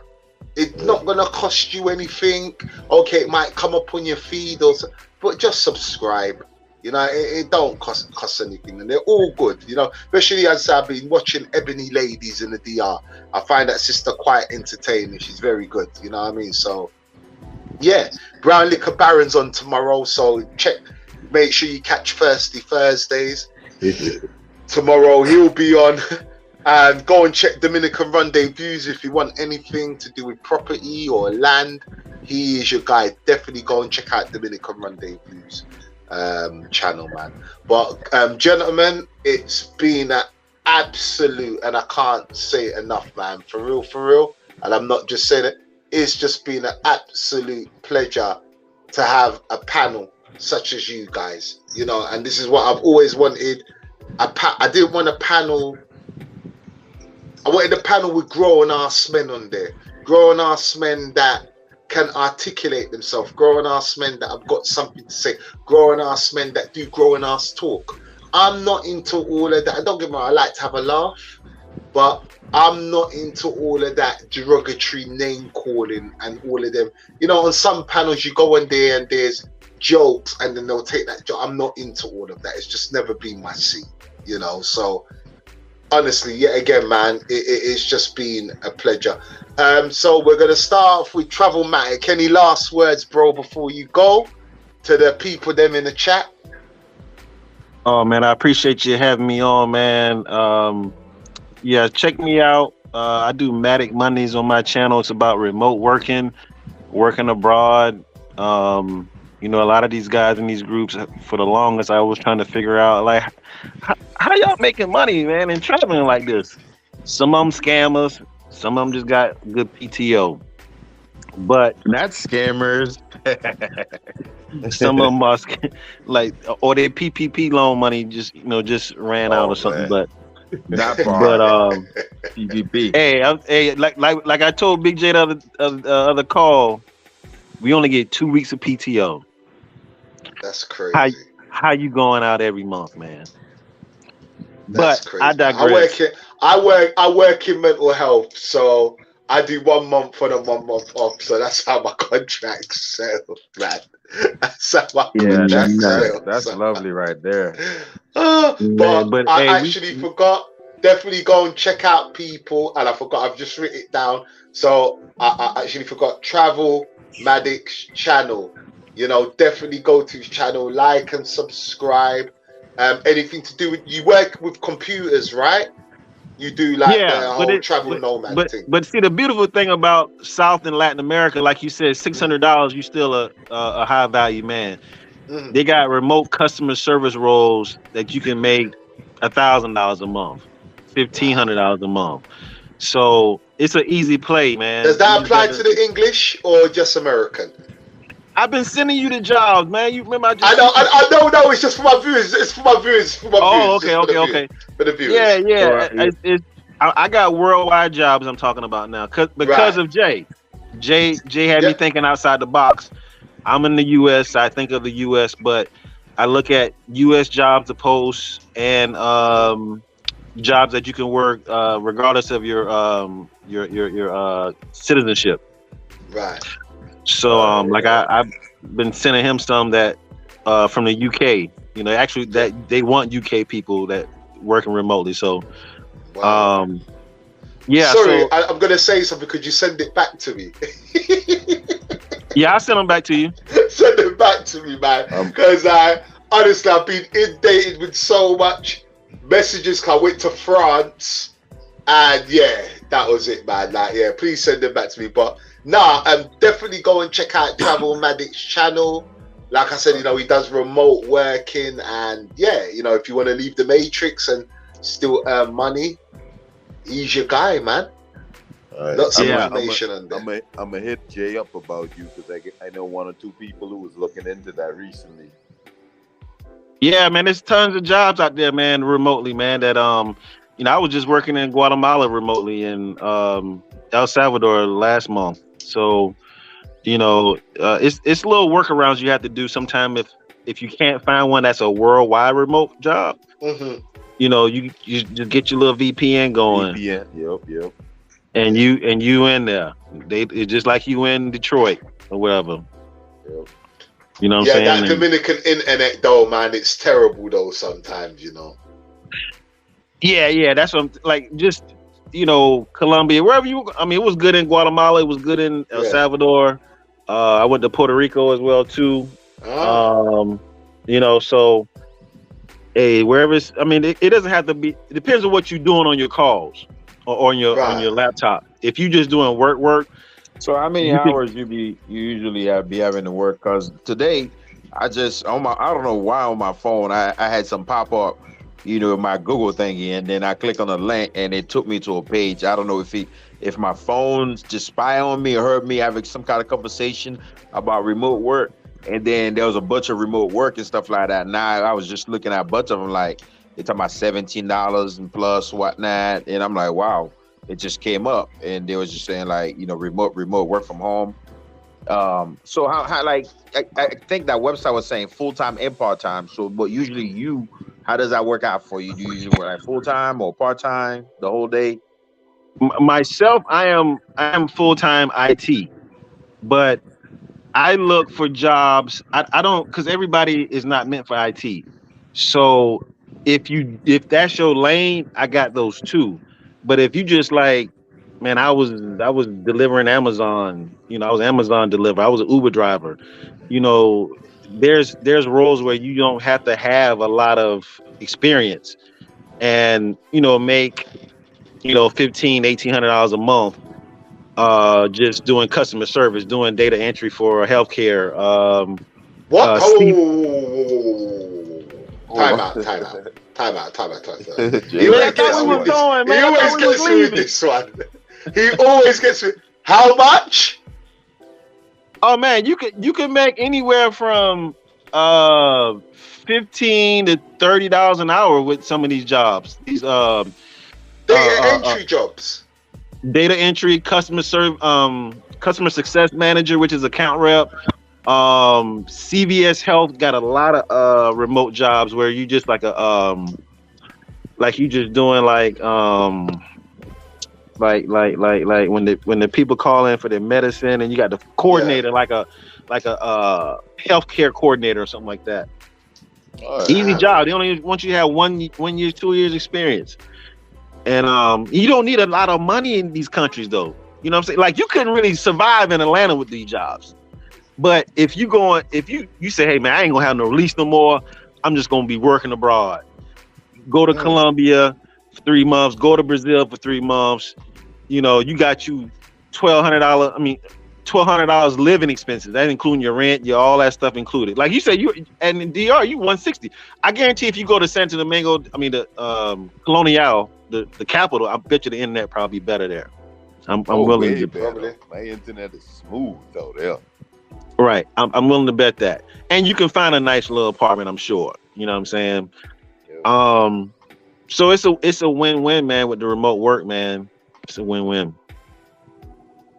Wow. Shoot, you gonna cause me to do that. Yeah, I did a show last Monday, this past Monday, and I do one every other Monday. So right, so Monday's the best day for them to tune in, yeah? Yeah, catch the notifications, man, so you don't miss it, man. Right. Or you can go back and catch the old ones. Yeah, they're on the channel, right? Yeah, I catch the old ones, and I usually start or I end with the me and my homegirl named Tiffany. We both in IT, but we do the show together, and we just talk about we talking about remote. Well, see, okay, so this the play right here, because everybody wants to stay in these countries. You need a visa. If you get the remote job, you can work remotely and get a visa in a lot of these countries. Like Colombia about to drop their remote visa. I mean, they digital nomad visa, which you only have to make $680 a month with your fully remote job. And you can get up to 2 years of staying in Colombia with no drama. Crazy. Mexico is the same way too. They're doing 108. They're doing 6 months. No drama. And listen, the good thing about the DER is you don't even need those things. Well, how long can you stay on a tourist visa in DR? 30 days. But here's the kicker. Here's the kicker that people don't realize. In the DR, you could stay here for 10 years. And if you leave, you just pay a penalty fee in the airport. And True. You could come back in 2 days and you clear because you paid your penalty fee. I think it's like 10,000 pesos if you stay for 10 years, isn't it? No, for 10. If you stay 10 years, you might pay like $3,000 US. Right. Okay. Yeah, it's like $50 every 3 months, something like that. Well, that's the penalty. Yeah, about $50 every 3 months. So. Okay, that's interesting to know. Yeah, man. The DR, what? Especially if you're an American. Oh man, you good. Okay. Definitely. But yeah, man, check the channel out. The previous ones. I had one Monday after next again. We'll talk about some more remote roles and probably another topic or something like that. I'm definitely gonna have to bring you on to talk about this because, like I said, my whole mission is, and I'll be honest, like, you know, my mission has been, it's just spiritual freedom, mental freedom. It's always been that. I want people to get free and live where the fuck they want to live and still earn money, still earn a good money. So that will tie in to everything that I stand for. So we can definitely do a show on that maybe next week, or, you know, we can definitely tie in for that, because that would be good for people to know that even if you ain't got all the computer skills in the world, you can do data entry, you know. Nah, you don't need a lot of skills with these roles. I don't really try to push people towards IT, because that's the big thing when you hit. Right. I have people come to me all the time, man. I'm trying to be a developer. Like, dude, you can't stay in front of a computer for 15 hours, man. Like that. No way. Don't let people. Is that the hours? I mean, I do that at my job right now, which I'm kind of like. I got a good job. I thank God for that, but it's just like being here in the United States. I'm still depressed. I wouldn't mind making way less and still be in Colombia. So, well, I'm saying, are you a developer or are you a... No. Okay. I'm most likely working like, it has nothing to do with IT. I don't do IT. I work on the computer, but I don't do IT. No. Well, I'm saying, like, a lot of things on TikTok, Instagram, you know, like, hey, I had a criminal justice degree. Now I did such and such, and I fixed my resume up. Look at my bio for my ebook, and they trying to sell you some stuff, and then they're like, you can get over 6 figures a year by my little strategy or whatever. That you cannot get in IT like that, man. You cannot. You cannot. Yeah, that's true. There's a lot of hyping. Yeah, there's a lot of hyping in it. Yeah. And I always see in the comments, I just be reading the comments, they be like, you need to have 8 to 10 years experience. Yeah, just look at my bio for my ebook. I got everything in there. Like, man, why you be leading these people on like this, man? Like, it's not that easy. It's not that easy to get in IT, especially when you got a little hue to your skin. It's not that easy. Wow. So what do you work in? I work in project management software. Okay. So what I do is I'm a business analyst, And what I do is companies that new software, new projects, new data migrations. I come in with a team. I tell the developers what they need to produce or what they need to change up. And I talk to a lot of VPs and directors about why we can do this and why we can't do that, and when we can't do it if we can't do it. That type of stuff. So is that software engineering? No. Well, I have software engineers under me that I had to tell them how to build out that software based on the recommendations or the requirements from the business. I'm kind of like the middle person in the whole equation. So so you don't have to know like CC and Ballin and all that stuff. Java. No, I don't have to know all that, but I have to know certain processes, and I need to know how to document what they call documentation, technical and functional documentation. And I need to know certain methodologies like agile or waterfall.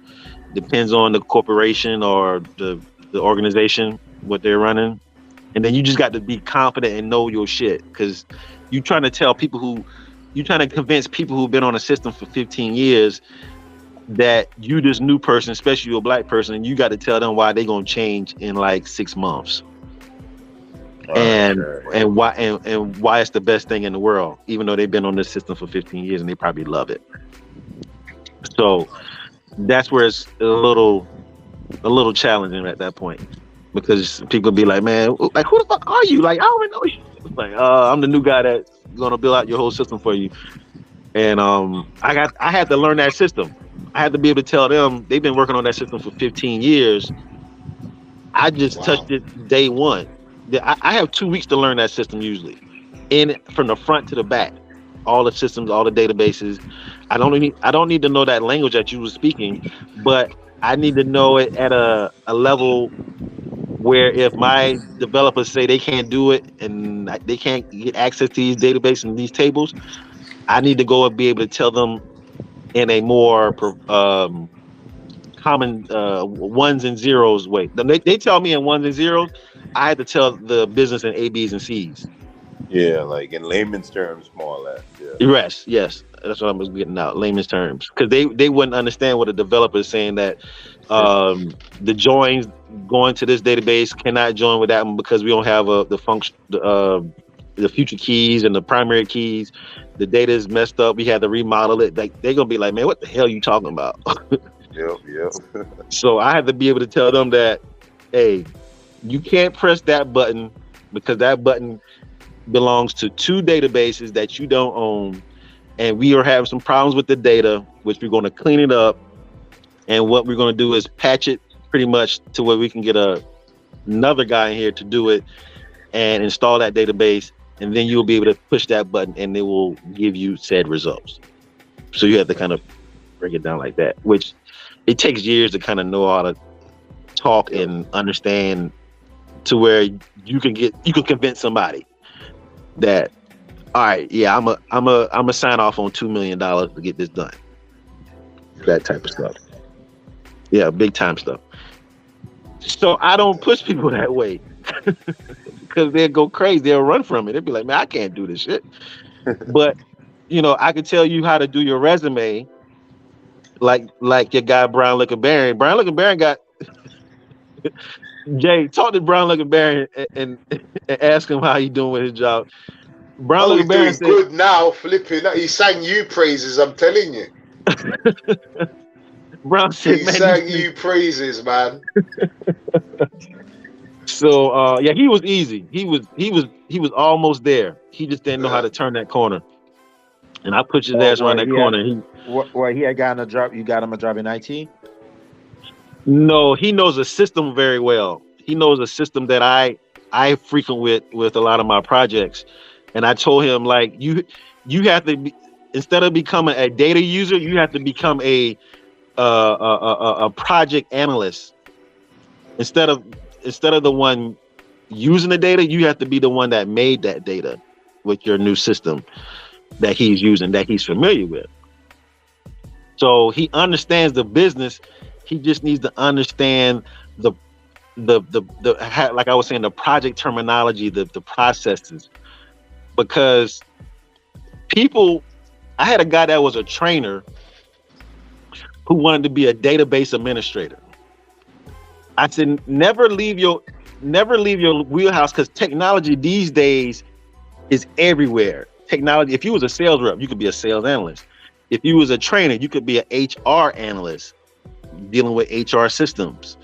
If you were a warehouse worker, you could be a logistics analyst. Yep. You understand everything that goes on in the warehouse, how the shipping goes, how the labeled, That's my background in the military, logistics. And now I do like I'm also project management. I work in contracting. I put contracts together, but I do project development pretty much. Okay. So like contracts, vendor management. You can go into like payroll, be a payroll analyst, or not payroll. It's kind of like HR analyst, logistics. FICO, you can go into finance, because you have the general ledger, you have the vendors accounts, you have accounts payable, all those tied together to those contracts, because the contracts is tied to the vendor. I kind of know that, because that's a little bit of my wheelhouse. But and I've been in this shit a while. So it's always a lane that you're in right now that you can do with the IT. My homeboy, his wife is a teacher. She's like, I want to travel. I want to go and travel and do remote. I said, you can get in education technology. Your Udemy, like you ever heard of Udemy and Coursera? These little online, all those are platforms. Those are systems. They need IT people to make them systems. Yep. Wow. They need people who have been former educators, because I can go and work for them. I understand the process of any system integration, but it's going to be hard for me to understand how a teacher thinks. Yep. I can just get her to think like how I think as a project analyst, as a business analyst, because she already understands the other half, being a teacher, curriculums, subject areas, and what those subject areas need for elementary or middle school, high school. She understands all that. I don't. I had to take the time to learn that. So we just swap skills for a minute. I understand the skills of a teacher. She understands the skills of producing a project from start to finish. And so nobody really needs to jump out of their lane, especially when we're in our 30s. We have enough experience in some capacity to tie that to IT. So when you go in an interview, you're not stumbling across stuff. Like with Brown Liquor Baron, I said, dude, you've been working with Salesforce for a minute. You understand what you do every day.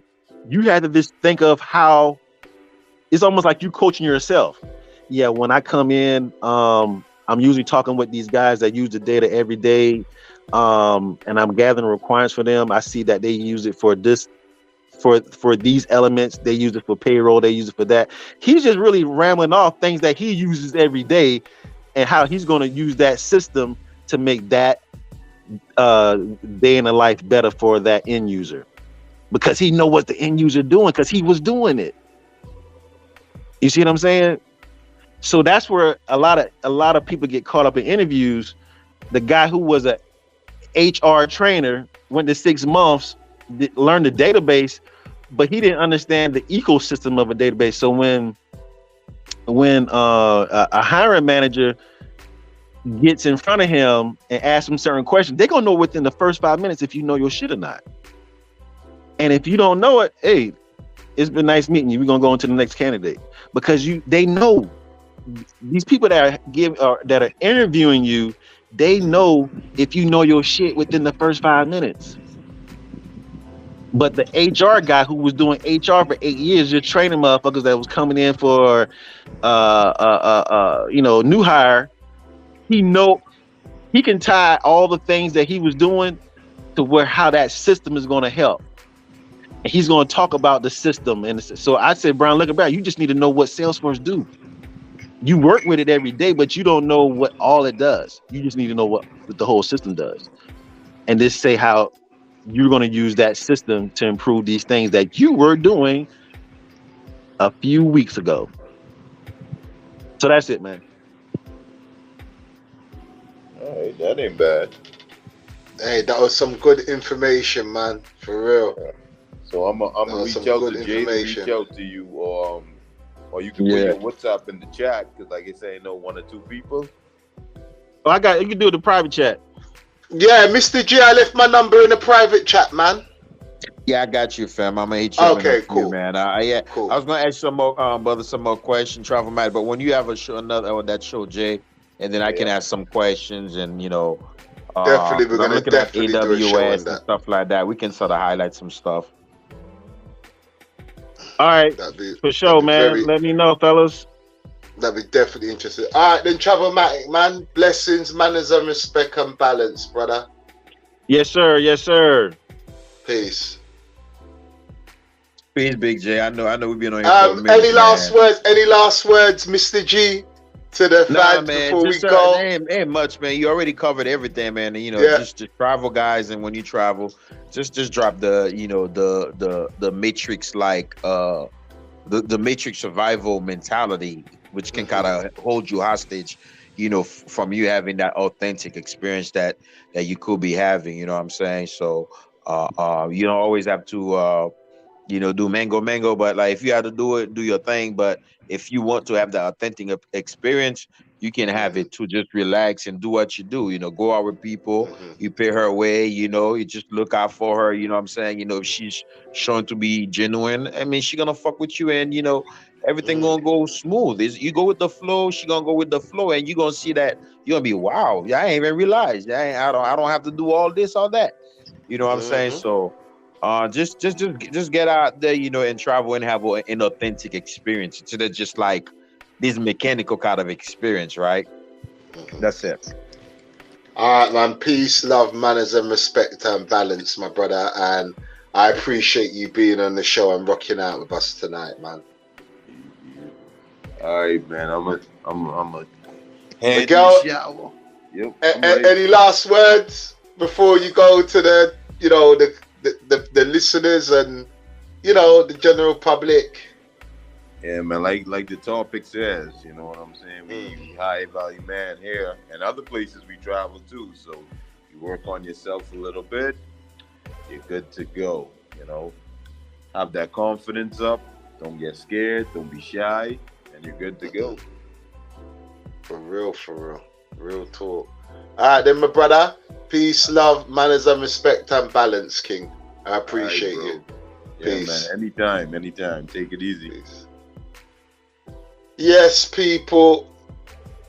I remember I used to do these 4-hour, 5-hour shows. I remember I used to do them.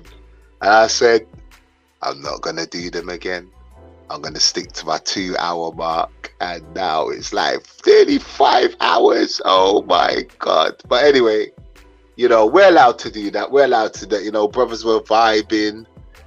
Brothers were dropping gems and that. And we need more of that. That's what we need to be doing, Definitely that's what we need to be doing. But listen, people, it was an honor to have a panel like that tonight. And I really mean that, as a grown ass man panel there. And I love that, I love that, dropping gems, dropping jewels, this is what we're about, man. Anyway, we're going to close out. Hit that. Sorry, man. I'm tired now. It's 4 a.m. in the morning. Do you know that? America. I know America says 4 a.m. in the morning, so I'm just knackered right now. Well, my body clock's all messed up because I've been doing a lot of night shifts. So I just want to just give a shout out to the panel, Miguel Dill, the mayor of Santo Domingo, Travelmatic, and Mr. G, man. I want to shout out all of them. I want to salute all the YouTube channels as well that's out there working hard to put out this content and keep us entertained, man. So this is Big J, Escape to the Dominican Republic. Thank you. Oh, thank you for the super chats and thank you for the donations. And I just want to thank each and every one of you for rocking out with me tonight, really and truly. So we are going to close out with this. Mistakes is my mentor. That wall I kept crashing into. You dig? Your game is to be sold, not told, so these people don't tell you shit, and their advice don't be worth a shit neither. It's hard to take advice from a nigga that never know where you going and never been to any place that you've been to. You dig? So a lot of the lessons I've learned was by making terrible mistakes or making wrong decisions, and with all that knowledge from learning from my mistakes is what got me here. Plus, I'm pretty good with common sense. You dig?